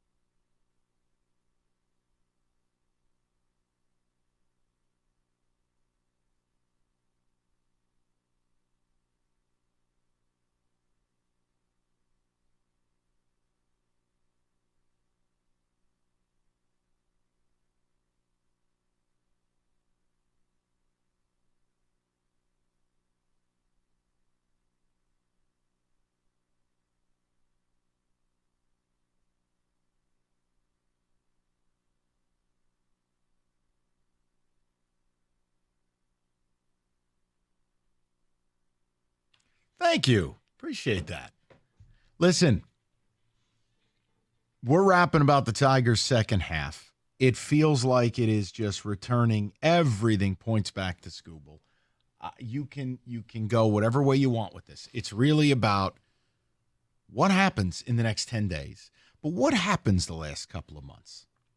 Do you think we get to see, for instance, they should trade a catcher and bring Dylan Dingler up? Do we get a Jace Young sighting at some point? Now, again, it won't be at third base because he's been an atrocity. Do we start to hear rumors that Colt Keith is learning first base to make room for Young? Because why? Colt Keith's terrible at second base. He can hit. He's raking. But he's one of the worst defensive second basemen in the league. Mm-hmm. Like, you could predict those things if you like. But everyone is talking Scooble. And again, it's not my business how other shows are doing their business. You're welcome to say, I want to keep him. The rules of engagement for me are simple. You want to keep him? Great. Go knock on Chris's door and get the checkbook. And be ready to spend on this team. Otherwise, what's the point? If you want to deal him, you know where I'm at. If Jackson Holliday's not in the deal, I'm not in the conversation. Kenny, what do people have to say? You either trade Scooble or pay him. It's that simple. Either totally fine by me. That Erod thing last year was one of the worst moves in Tiger history. Is Harris scared to do something? That's from Eric in Eaton Rapids. No, look, last year it's under his watch, so he gets the blame. But I'm convinced he got effed because he was inexperienced. Somebody, whether it was the Dodgers or Erod, screwed the Tigers. And it's his fault because he's in charge. But if you remember, you talk to people in L.A., they were livid at the Dodgers for what happened. I became convinced they were going to sell big. Chris doesn't want to spend on Scooble and Flaherty. Okay. Now, if you're convinced of that, it would lead you Yes. somewhere else. Let me be clear. I can't prove it. But until or unless I see a rocking endorsement of this team, like where we're going out, we're getting two major bats. Like we trade for one, sign another, and these are $20 million bats. Until I see it, I'm sorry, guys. I don't want to hear any more about Javi Baez. Because Javi Baez was the cheap option. Correa was the expensive one. Correct. And they're putting in these fancy section of seats or whatever next year. So if you want them sold, It's the you home better plate club. Get it right. Okay, you better put out a home plate product. Hey, are you a member of the 1901 Society? No, I you were remember born in what, 19 55? Oh, two. No. 1907 Society. 1958. Let's get to the people. Let's go to our man, Frank. He's back at it. Frankie, what's going on, buddy? Hi, Mike. How are you? My guy. Good Hi, to Frank. talk to you, buddy. Mike, listen, I understand that you are determined to get Holiday in your trade. But let me ask you, if Baltimore offered the Tigers for Scooble, your third baseman that you wanted, Mayo, your catcher, Basallo, number 9, Dylan Beavers, and they're slugging first baseman, Newcastle. Would you take that trade? Wow. Probably. Full disclosure, I can't lie to my man Frank. Probably. Yeah. That would take care of first base, right? Yeah, Okay, look, now, I also believe Yeah, Frank. but then when are you going to play Colt Keith? Well, no. I mean, Yeah. no, but again, you could keep Basallo a catcher. He moonlights at first, Frank. And I'm not playing a game with it. It's more, what would Scott Harris feel about that package? Holiday is above and beyond anything else. He's the unicorn. He's different. Basallo is one of the 5 or 6 best prospects in baseball, but he's not the universal number one at arguably the most important position on the field, which is shortstop. So it is a little different. Mike, I understand that, but look at when a young kid comes up and he doesn't start hitting, that affects his fielding, like what happened to Keith. Mm-hmm. He wasn't hitting it and it affected his fielding. You know, you need a more like a veteran shortstop. And I'm going to not changing the subject. Last year, I was trying to convince the Tigers to get Arenado. Well, everybody just said no, no, no. I'm going to give you a name right now, Mike. Let me hear. Okay. He's from Boston. He's been injured this year, but he started off the season. Trevor Story. He's got a huge contract. Trevor Story can be had cheap, Mike. Yeah, my son lives in Boston, and he said that the word is out that Trevor Story can be held cheap. But you got to. The Red Sox going to put up some of the money for his contract, though. And they're happy to get rid of him because they're sitting on Marcello Mayer. You passed on him for Joe. They've got the shortstop of the future sitting right there. But no, Frank, I understand it's creative. But remember something. Buying out Baez at $25 million a year to pay another guy $25 million a year. Exactly. I'm with you, man. Listen, I want to talk a little Tigers with you, and I have one last question at the end, if that's okay. Yeah. Yeah, so I have a question. So I'm fully aboard the trade Skubal, not only trade him, but trade him now before the deadline, because I really wonder if we wait till the offseason, if a Jackson Holiday will be off the table at that point, too. What are your thoughts? Do you think that would be the case? I think if there's ever a chance he's on the table, it would be now, because Skubal could pitch for 3 postseasons for Baltimore instead of 2. Mm-hmm. My best guess. Absolutely. They're about to make a World Series run. Getting a Skubal could be a game changer for them, 100%. That's where I'm at, too. Yep, so that was a question. So that's why I'm aboard the trade him now. And, I think you've been very fair around the whole thing, man. That's why I think the Orioles are, absolutely the team to do. I had totally another question for you, Mike. I'm here listening. Go ahead. I was curious. So totally off topic. Can you just give us Penn State through the national championship that was fair and square? Can you just give me those games? Oh, 100%. I have no problem with that, Chris. No, listen, you were already, Chris, I've said it a million times. I'll say it right to you. I'd say it if we were having a beer. The comparison I would make of what Michigan did was Barry Bonds. Barry Bonds was a Hall of Famer before he ever did steroids. You were a very good football team. Whether you needed to do it or not is not the issue. It's that you did it. Now, did you play those last couple straight up and did you get it done? Yes. So it's one of those deals, Chris, one of my best buddies who's going to be in Saratoga with me next week is Wolverine. Chris, we don't fight about this. I told him, take the trip, enjoy yourself. But you know the drill. You cheated. Yeah. And that's it. Yeah. And you move on with life. Yes, there's no issue, Chris. Only to the truly unhinged is there an issue. The only issue is who knew what. And there's no issue even from me at Wolverine that they cheated. You know exactly who knew what and when. No, I don't. Michael? There's a few that I think knew. I'm talking to you like your wife now. Michael? Yeah. You might be wearing a luxury shirt, but I'm still going to say, Michael, don't play dumb with me. I'm not playing dumb. All right.